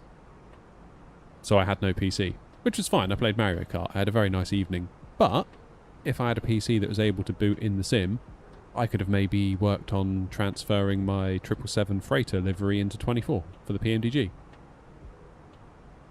Or I could have maybe worked on making some screenshots. Because if you've noticed, the screenshots I use for our live streams are getting a bit repetitive. I could have gone flying and took some epic screenshots of different planes in different places, and then we could have had a bigger rotation and maybe that would have been better. I don't know. Lots of little jobs I could have done. Pilot's Life V2 is kind of like a career mode, isn't it? I think is my understanding. And I could have played Doom the Dark Ages as well if I was inside. I'm having a great time with that, but I'm just not getting a chance to play it much. I mean, Sham, to be honest, I don't really feel like we need it because New Sky kind of becomes our career mode for the most part.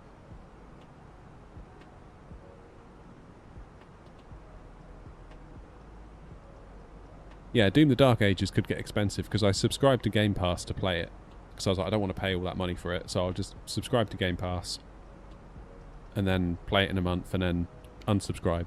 Turns out I'm on month number 3 of Game Pass. Or 2, sorry, because it renewed. And I was like, damn it. If I'm not careful, I'm going to end up spending half of the game's value on Game Pass subs at this rate. So I almost need to just play it to get it finished. Good fun, though.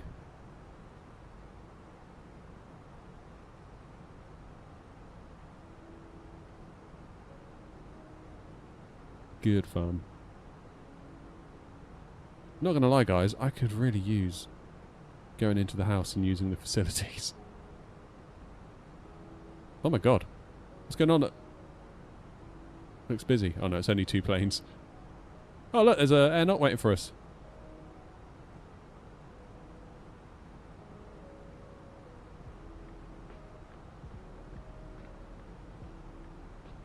How far out are we?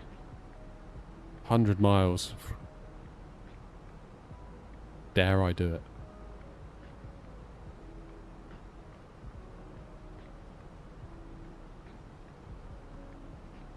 Dare I do it? I think I'm going to have to, you know. I'll be back in 2 minutes. Not even 2 minutes.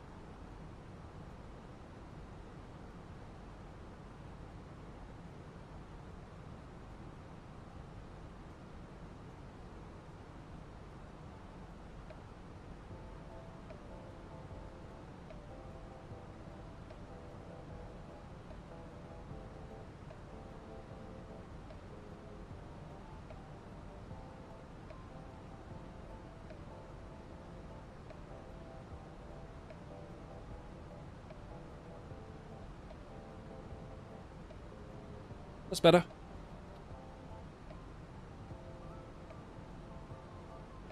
That's better. Does FSLTL work on VATSIM? Yeah, that's like the whole reason I use it.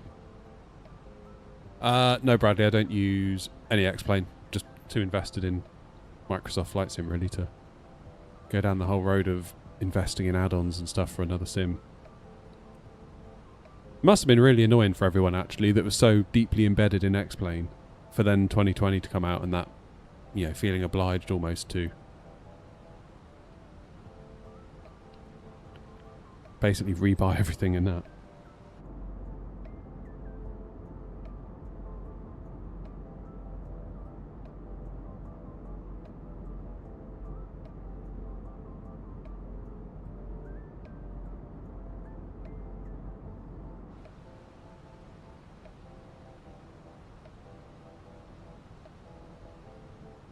Alright, we're nearly there. Oh, what's this landing going to be like? I'm not feeling great about it. Not feeling too great. I won't lie.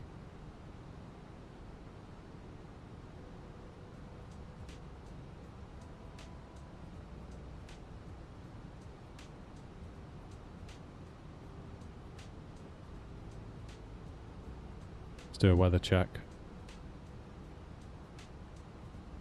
160 and 18.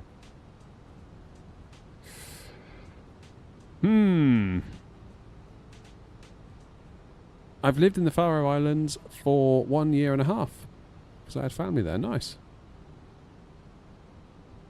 Is it Faroe or Faro? How should I pronounce it?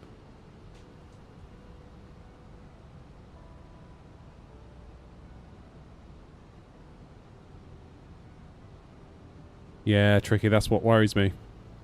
I should be able to slam the brakes on with my feet if I need to. Just get hot brakes warning.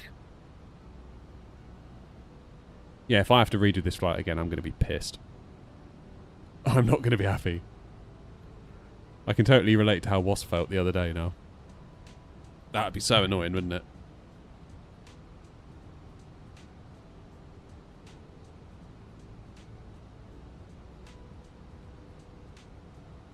Two, as in the second one I said. I can't remember what order I said it in now.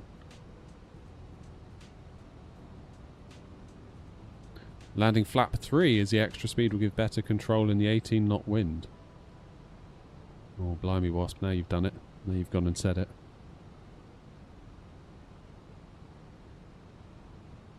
Go on then, I'll do flap 3 as well.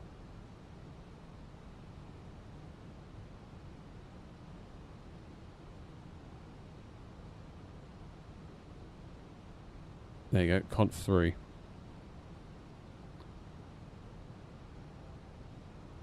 Is the graphical update from 2020 to 24 big? Night lighting's a lot better. Shadows are a lot better. It's not so single thread limited.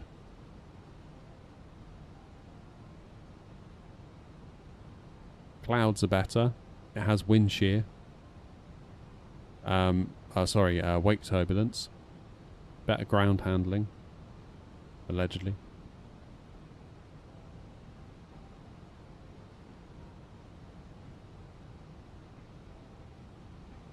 Yeah, I must admit there are some days where I'm like, why are we doing this again? You know?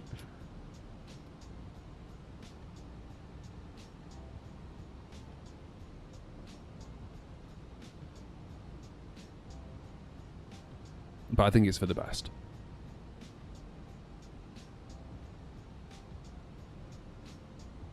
Cheers, Jack. That's alright, mate. You do you.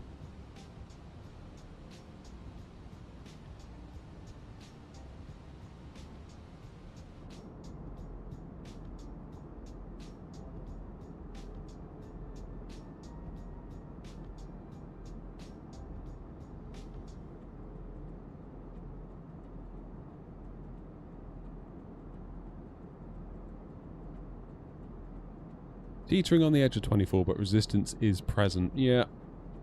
Yeah, I can relate. I'm trying to think what I would have done had I not been a YouTuber. I think I would have still got it. because I'd wanted to have experienced it and see what it's like. And it's so obvious that this is the way the ship is heading, so it's like, you're going to spend the money sooner or later, so if you've got the money, it might as well be sooner, then you can have a look. It's kind of the view I think I would have taken.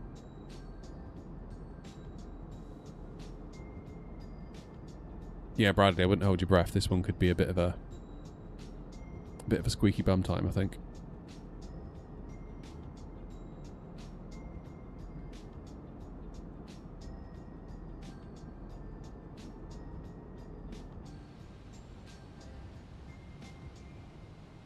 Getting on down there now, though.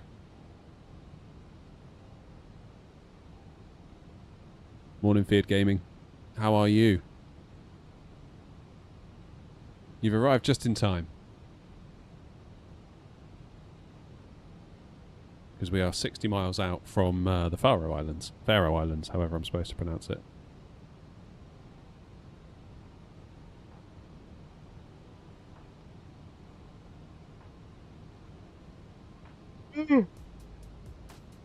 Oh, I fancy a nap after this. My ability to take an afternoon nap has definitely increased.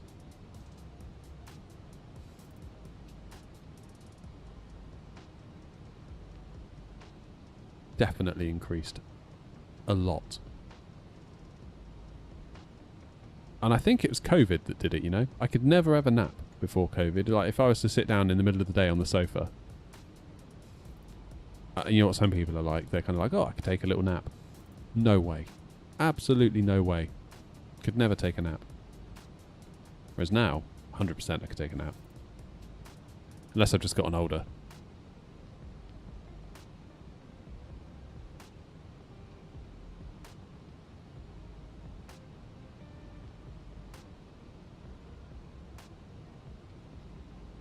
Hopefully we'll get to see some of the islands, because, I say, coming out of Greenland, it was all so cloudy, we couldn't really see an awful lot, which was a bit sad.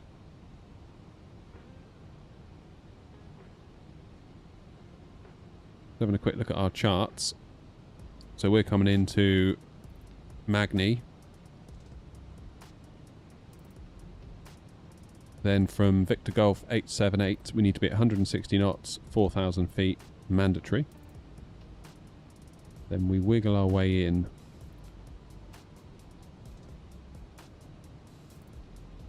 And even there's a slight turn, isn't there? Even after Victor Golf 807. You can see. So we sort of kink our way in there. And then there's a last minute turn.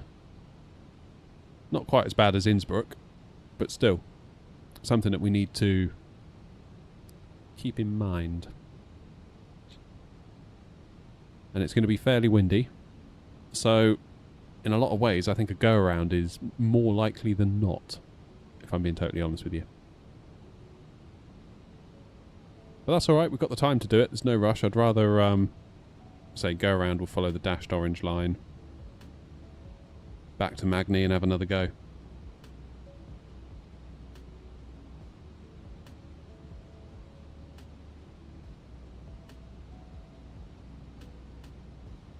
What's that, Bradley?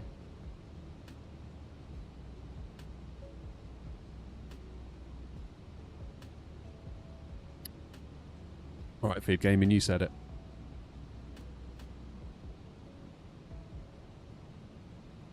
You seem to have an unreasonable amount of faith in me.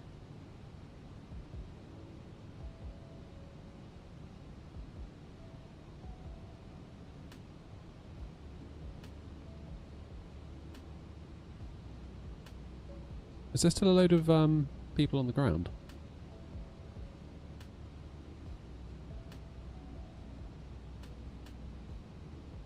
British Airways.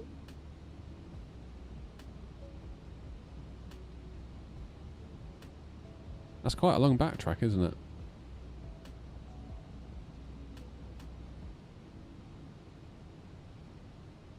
There's me. Happy days.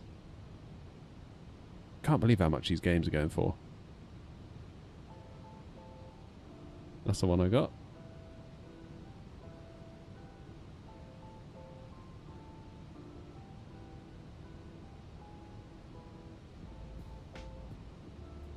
I think New Sky ignores a hard landing if you go around. Oh, does it?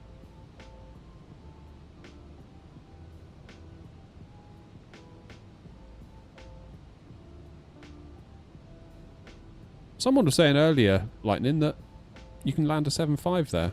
They do cargo flights with the 757.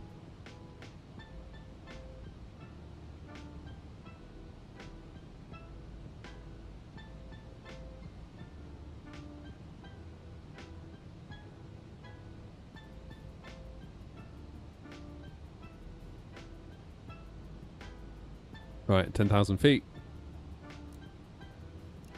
Lights on.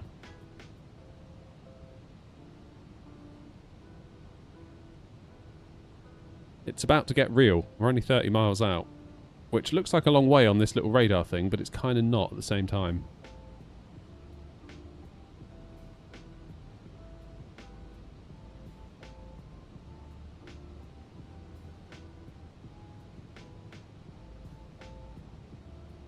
Destination EFOB below minimum. Ugh. That's because of our alternative, isn't it? I hope we don't get docked any points for that, because there's not a lot I can do about that now. We just have to go. 160...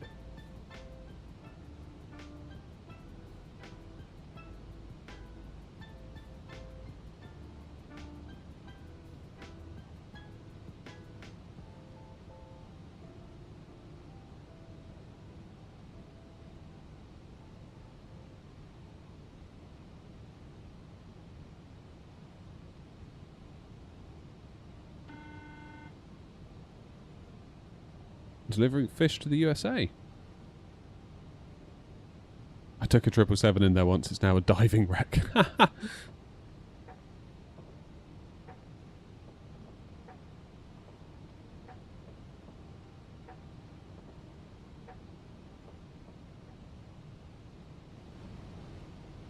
Right.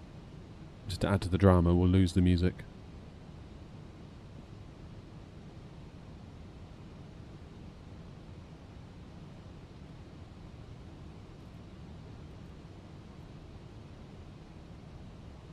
And the METAR was 0095. That's now set.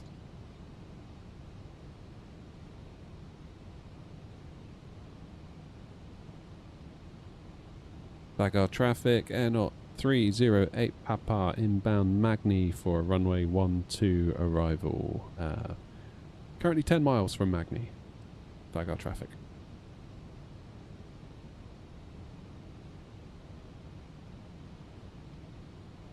Well, we'll see if this new flight stick's been worth it, shall we?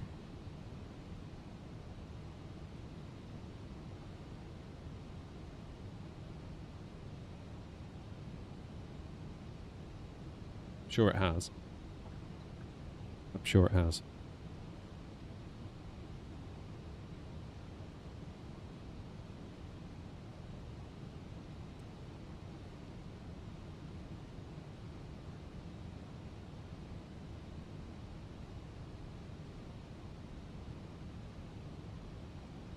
$6,000 feet, 7 miles to go. Then we've got a decel point prior to Magni because we need to be at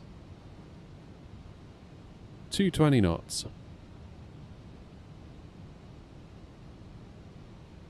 Cheers, Wasp. I think I'm going to need it.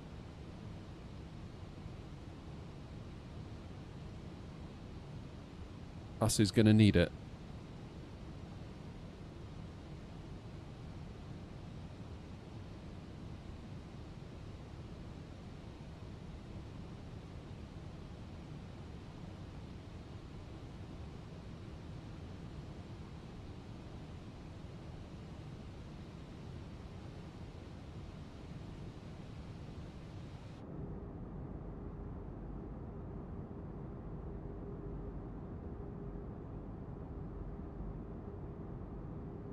Gonna have to be a backtrack, I think, Linus, isn't it? Oh, there they are. I can see the islands.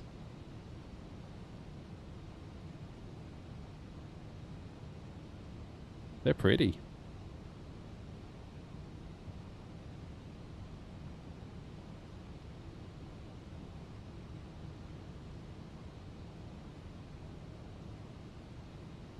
Yeah, it might be I have to disconnect. Is there 3 on the ground, is there? Oh god, there is, yeah. Well, there's an AirNOTT on the ground.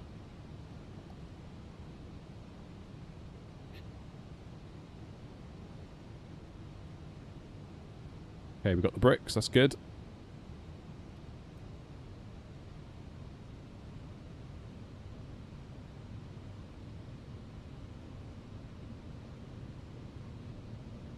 Vagar traffic, AirNOTT 803 Papa, just passing Magni, heading straight in for a 1-2 arrival on the RNAV Victor.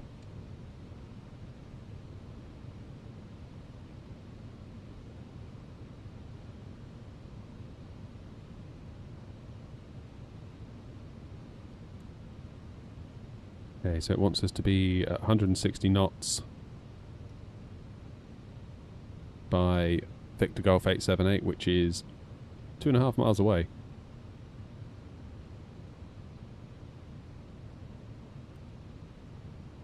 So we'll go flaps 3, which is going to be our landing config actually.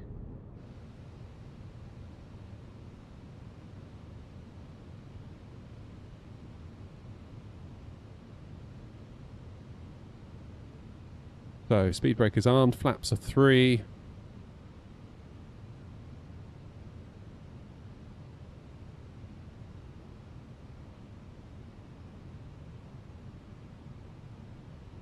Keep our speed up at 160 for now.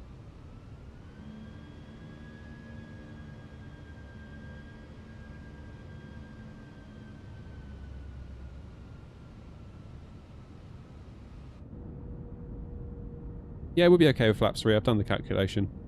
It should give us a bit more control.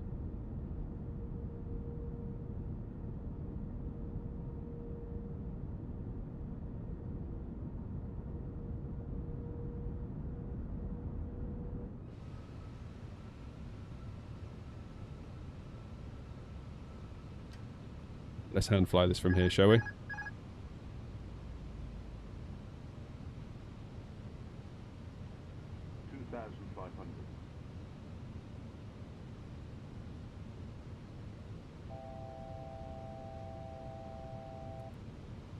Okay, let's get gear down.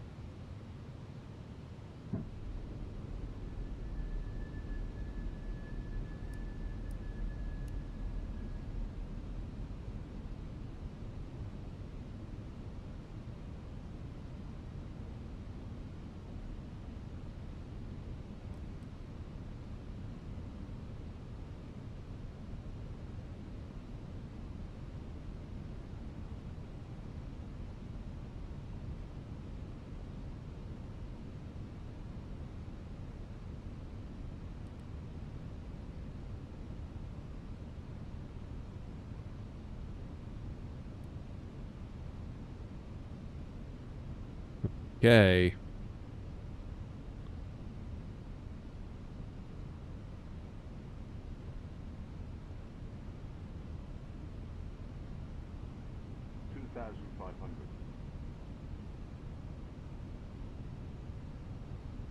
Vagar traffic, AirNOTT 308 Papa on a 6-mile final for runway 12. Vagar traffic. No, I can't see a dratted thing.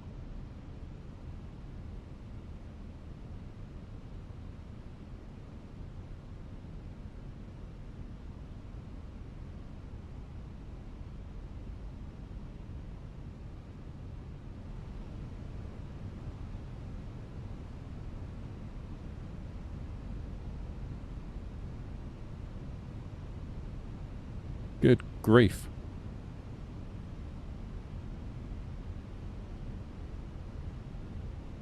Look at our crab.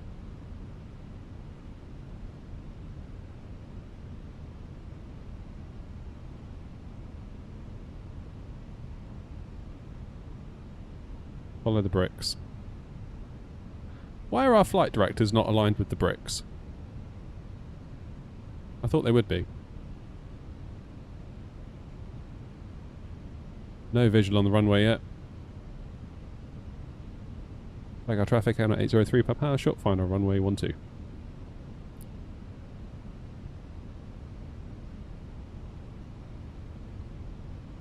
Where even is it?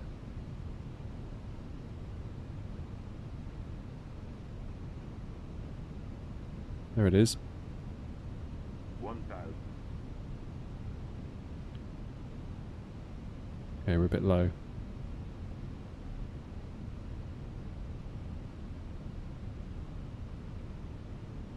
Good God. Whose idea was it to fly here?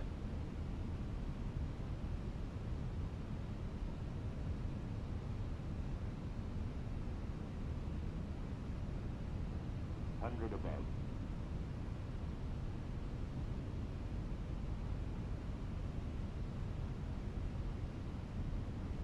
Minimum. Continue. 500. 400. This place is wild. 300. 200. 50, 40, 30, 20. Retard. Come on, get down, you git.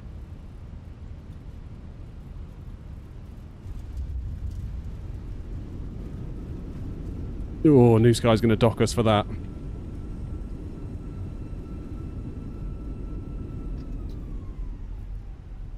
Okay, keep it rolling. Ooh, flipping heck, that was stressful. Yikes.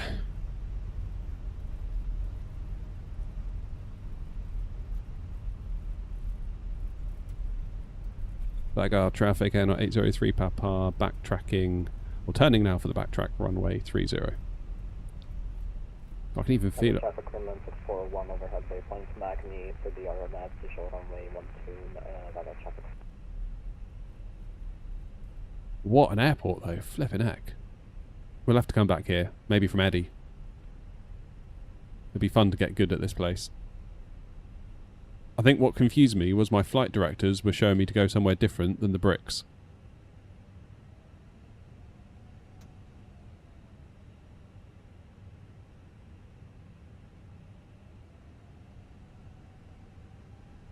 Come on, don't start mucking around now.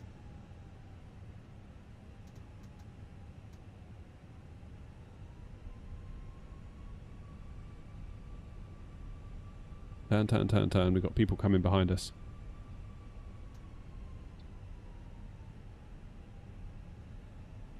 Do I like the 747? Oh, is that you, Tyler? No way you're getting out of here in a 7-4.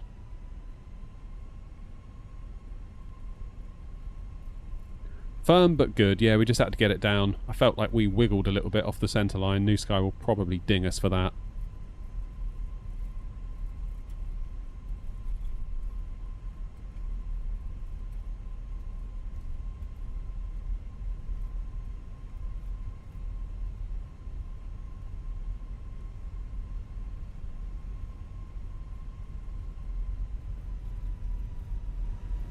Sounds like the engines are sounding weird.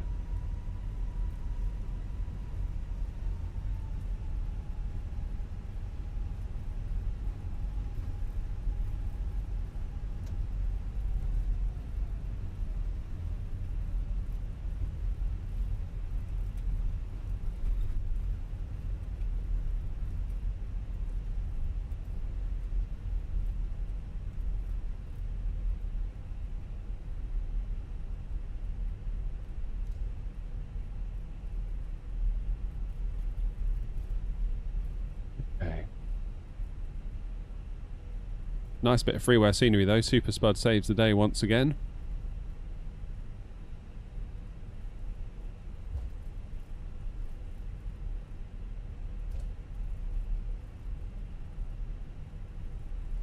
Vagar traffic, runway 12 vacated, AirNOTT 803 Papa.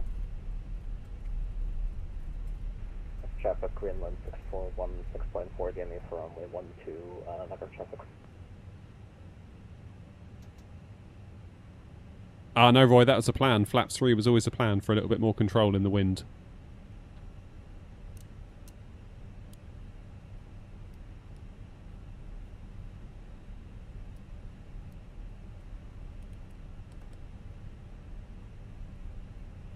Let's go to stand 4.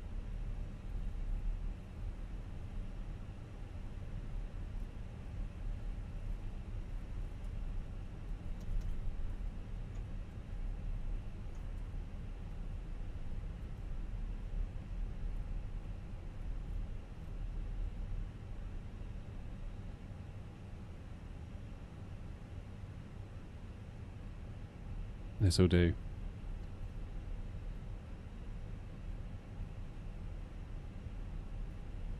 That's a nice little terminal though, isn't it? In terms of scenery.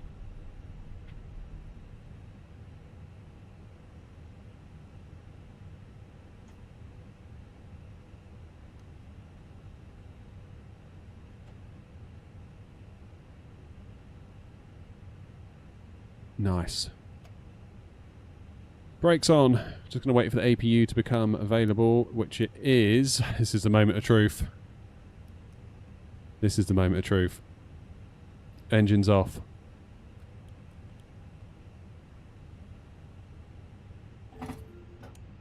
God, please be more than 8.5 out of 10.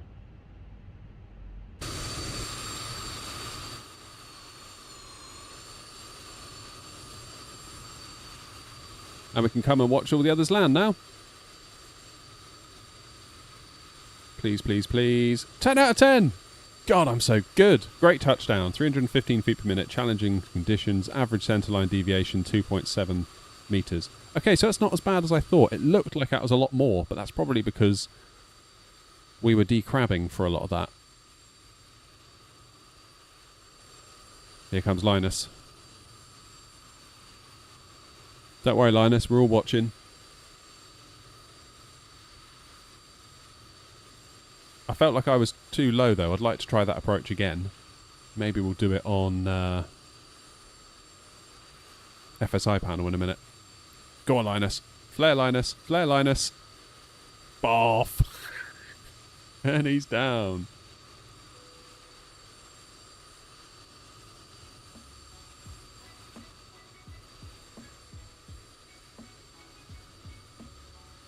GG's. Am I going to be a real pilot? No.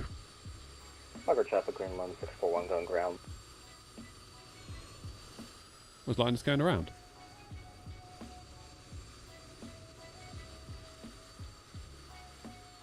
Who have we got coming in next then?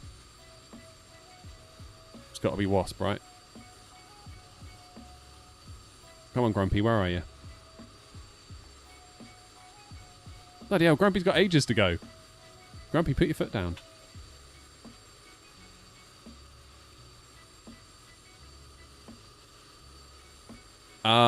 I wouldn't read too much into that feed game in the fact like FatSim sometimes shows landing gear, it sometimes doesn't. God, I'm quite happy with that. Solid effort. Solid effort indeed. And we've got that big old slog out the way. And for our next stream, we can think about going to Oslo. So if we go My Airlines, AirNOTT, Awards, Euro Capitals. Yep, there we go. Done. Oslo, then we're back on the continent. We're doing shorter hops around the place, which is much more like it for me. I was kind of like low-key dreading today's flight a little bit. Just a little bit. So we'll see the guys land. We'll let the scumbags deboard, which they currently are, which is good. And we'll have another few goes at this approach with FSI panel. Those of you that haven't used FSI panel, thoroughly recommend it. It's an app which will basically set you up for landing. So if you just want to try a landing, you can practice it and get better at it.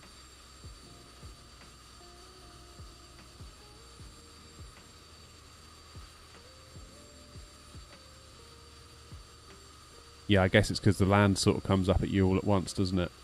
That 30 feet call out. Who's going to make it first then, Linus or Grumpy? Grumpy's not far out now. Vagar traffic, AirNOTT 56 Papa. Turning on to final for runway 12. 15 miles to run. Come on, Grumpy.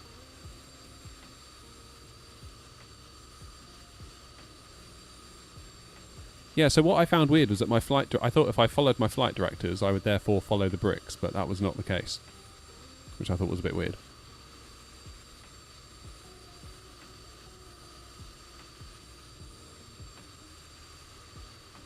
$50.70 will be in today. Nice one, Jay.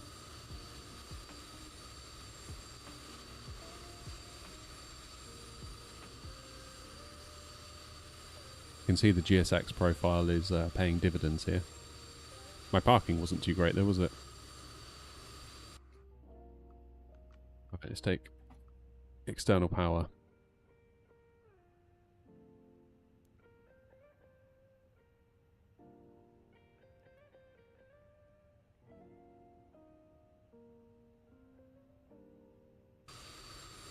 What an amazing place to fly though. This is definitely going to become a regular fixture, I think, coming up here.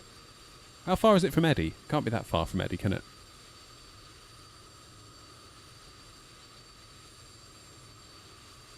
Eddie can't be that far.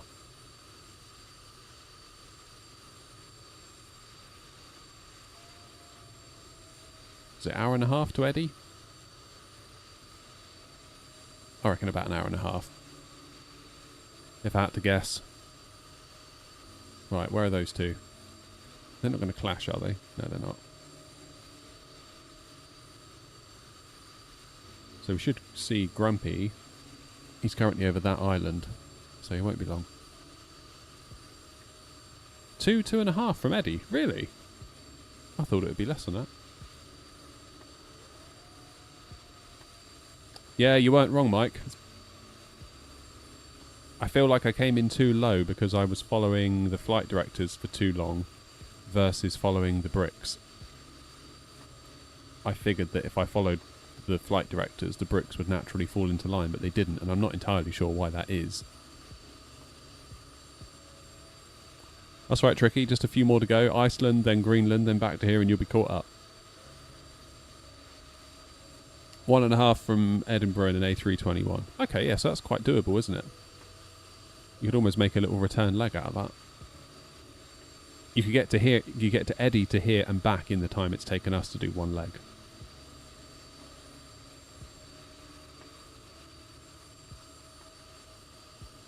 This is an opportune little spot for plane spotting as well, isn't it?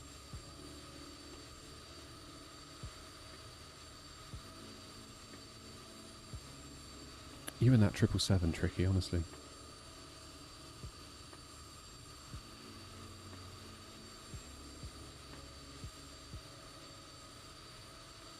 Where's Linus got to?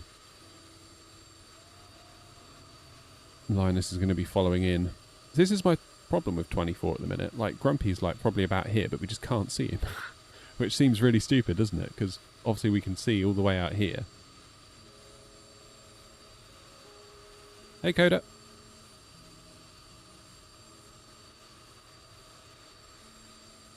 Absolutely not, Jack.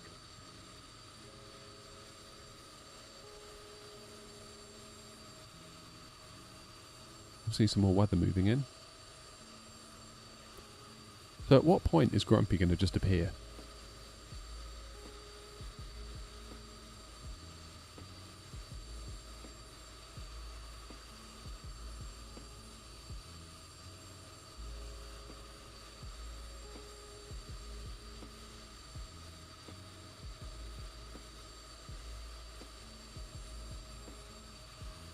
Nothing, is there?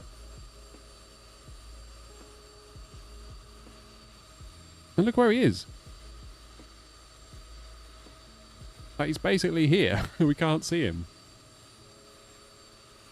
That is a shocking draw distance.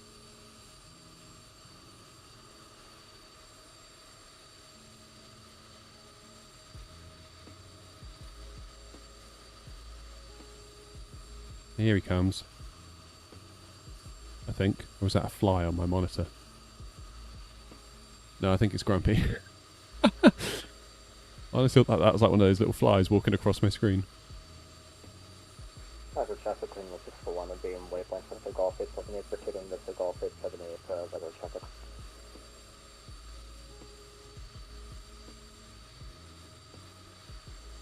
Grumpy's coming in hot. Oh no, it's looking alright now. just the angle. Has Grumpy got his GPU attached? Yeah, he has. Oh, this is going to be a good one. Oh no, another go around. With his GPU connected. I'll tell you what, I'm looking pretty good here landing here straight away. Who's next? Linus is coming back in. Yeah, Eddie to here would be awesome, wouldn't it? 707. Right, I'm going to get myself set up for another landing. Because otherwise we're going to be sat here for a long time. I'm going to disconnect myself from Vato Simo.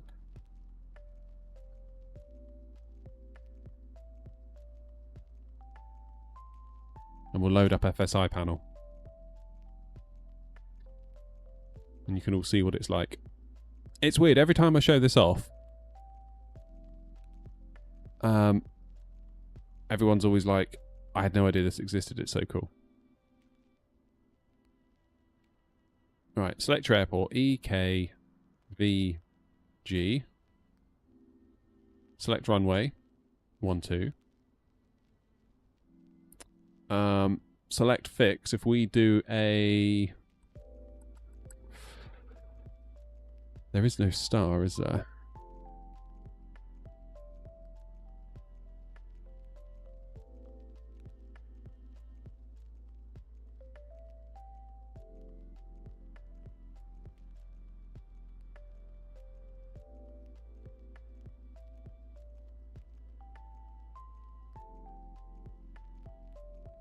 We'll do a flaps full this time. If we put us 8 miles out,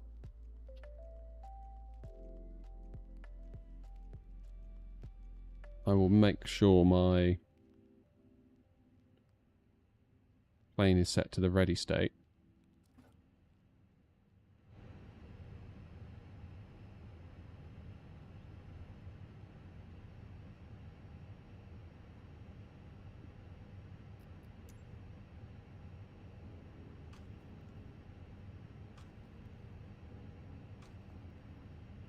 So FSI panel's now setting the plane up for us.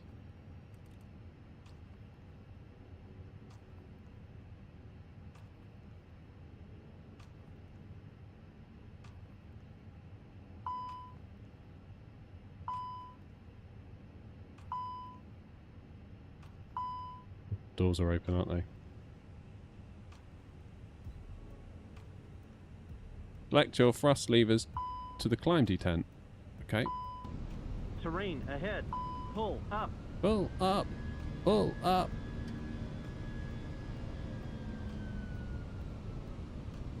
What's my specs? 5800X3D, 7900XTX.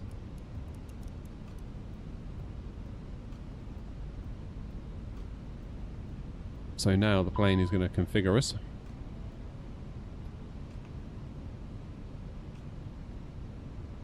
You see how it's doing all that on its own?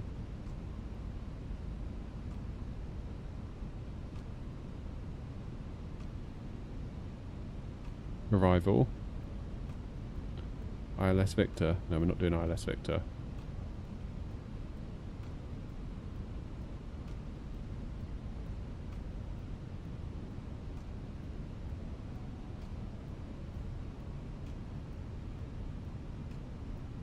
Yeah, I built my PC myself.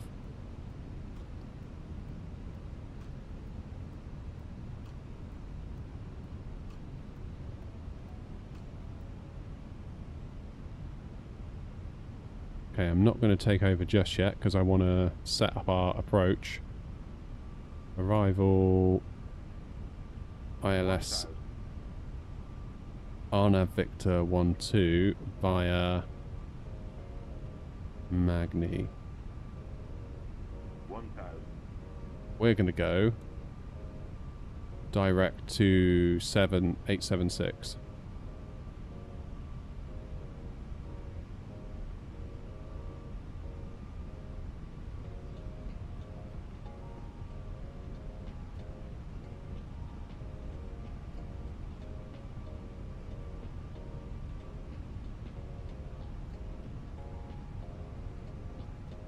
Right, we have control. Let's follow the bricks.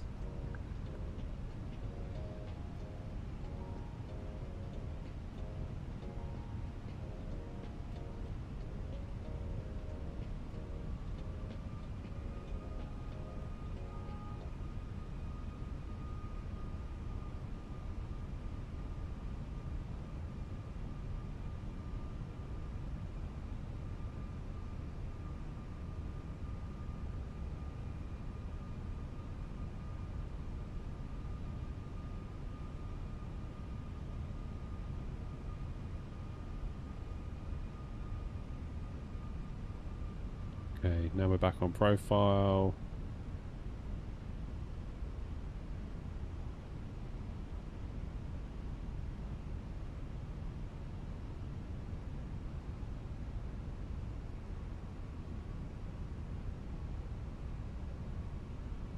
And in we go again.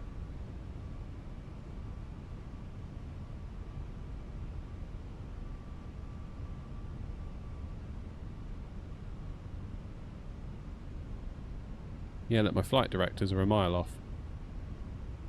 They're really not being helpful. I wouldn't have said.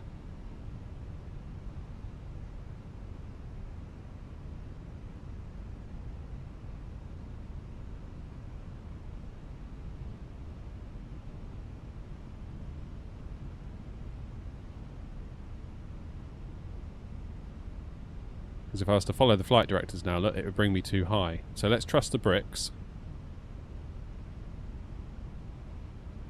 See if the bricks bring us in as they should. Come on, nose down.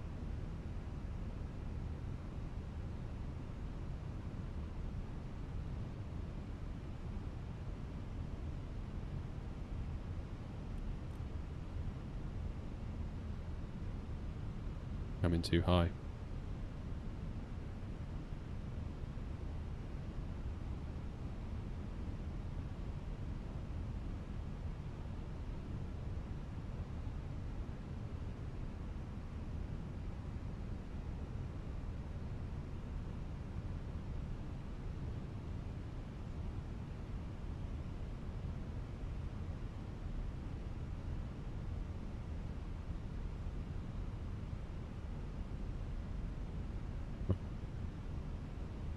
Stick cam it is.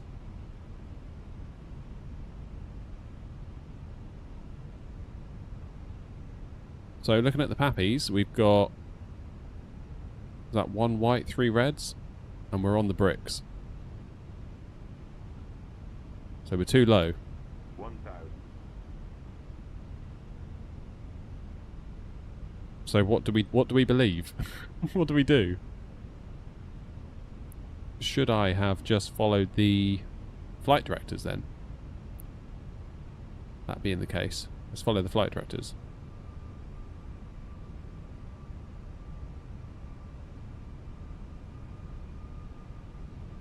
Yeah, now we're going to go too high. Let's trust our eyes, how about that?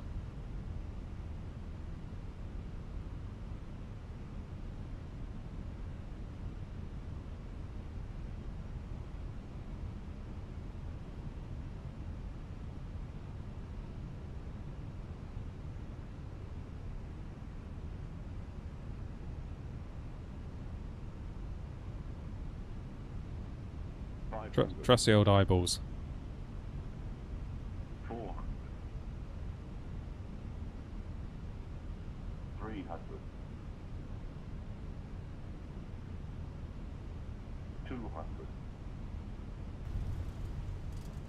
50, 40, 30, 20. Retard. 5. Is that a bounce? No, it wasn't a bounce. Oh! So what do we trust? Do we trust the bricks or do we trust the flight directors?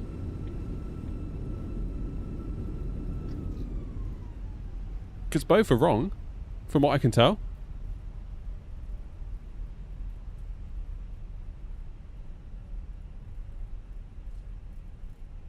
What do we do?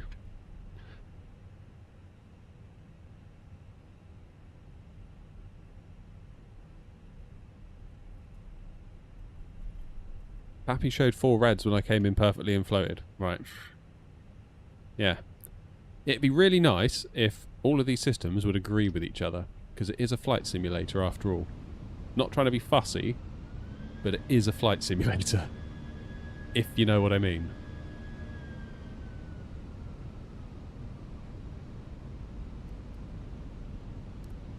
The landing sound is FSI panel. I think it's a bug with Phoenix and FSI panel, and I think they're working on it and they figured it out.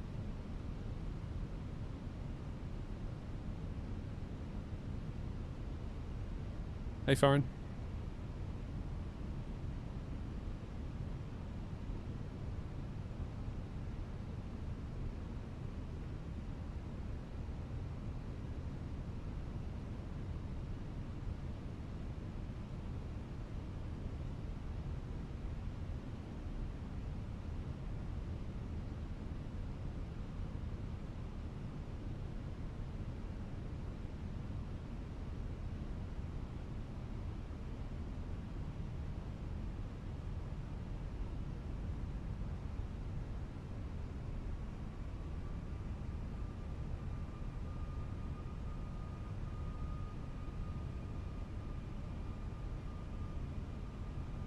Right. Let's go visual. Guys, I think I've got a problem. My air conditioner's just flooded the floor. I might have to go after this. Oh, shit.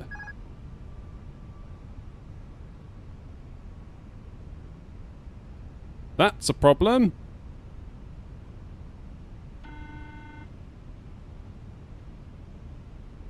Whoops-a-daisy.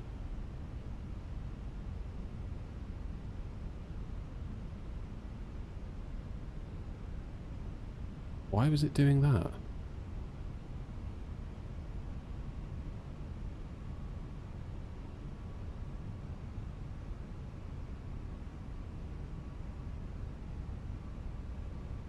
That's bloody lucky I spotted that. 1,000. Yeah, I'm going to have to go and clean up this mess, guys. I've got a bit of a serious problem on the go right now.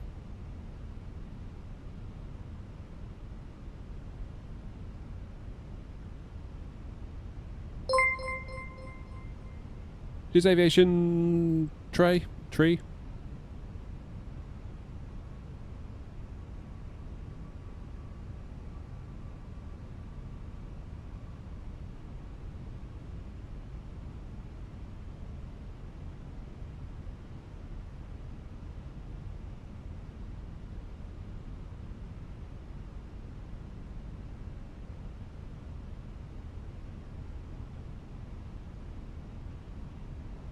Let's just do it visual. Stop mucking around. Bricks, flight directors. What an absolute load of nonsense. Let's just fly the flipping plane, shall we?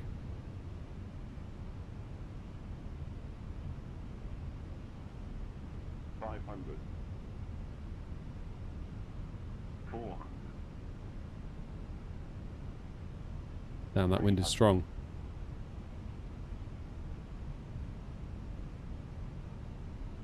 $200. $100.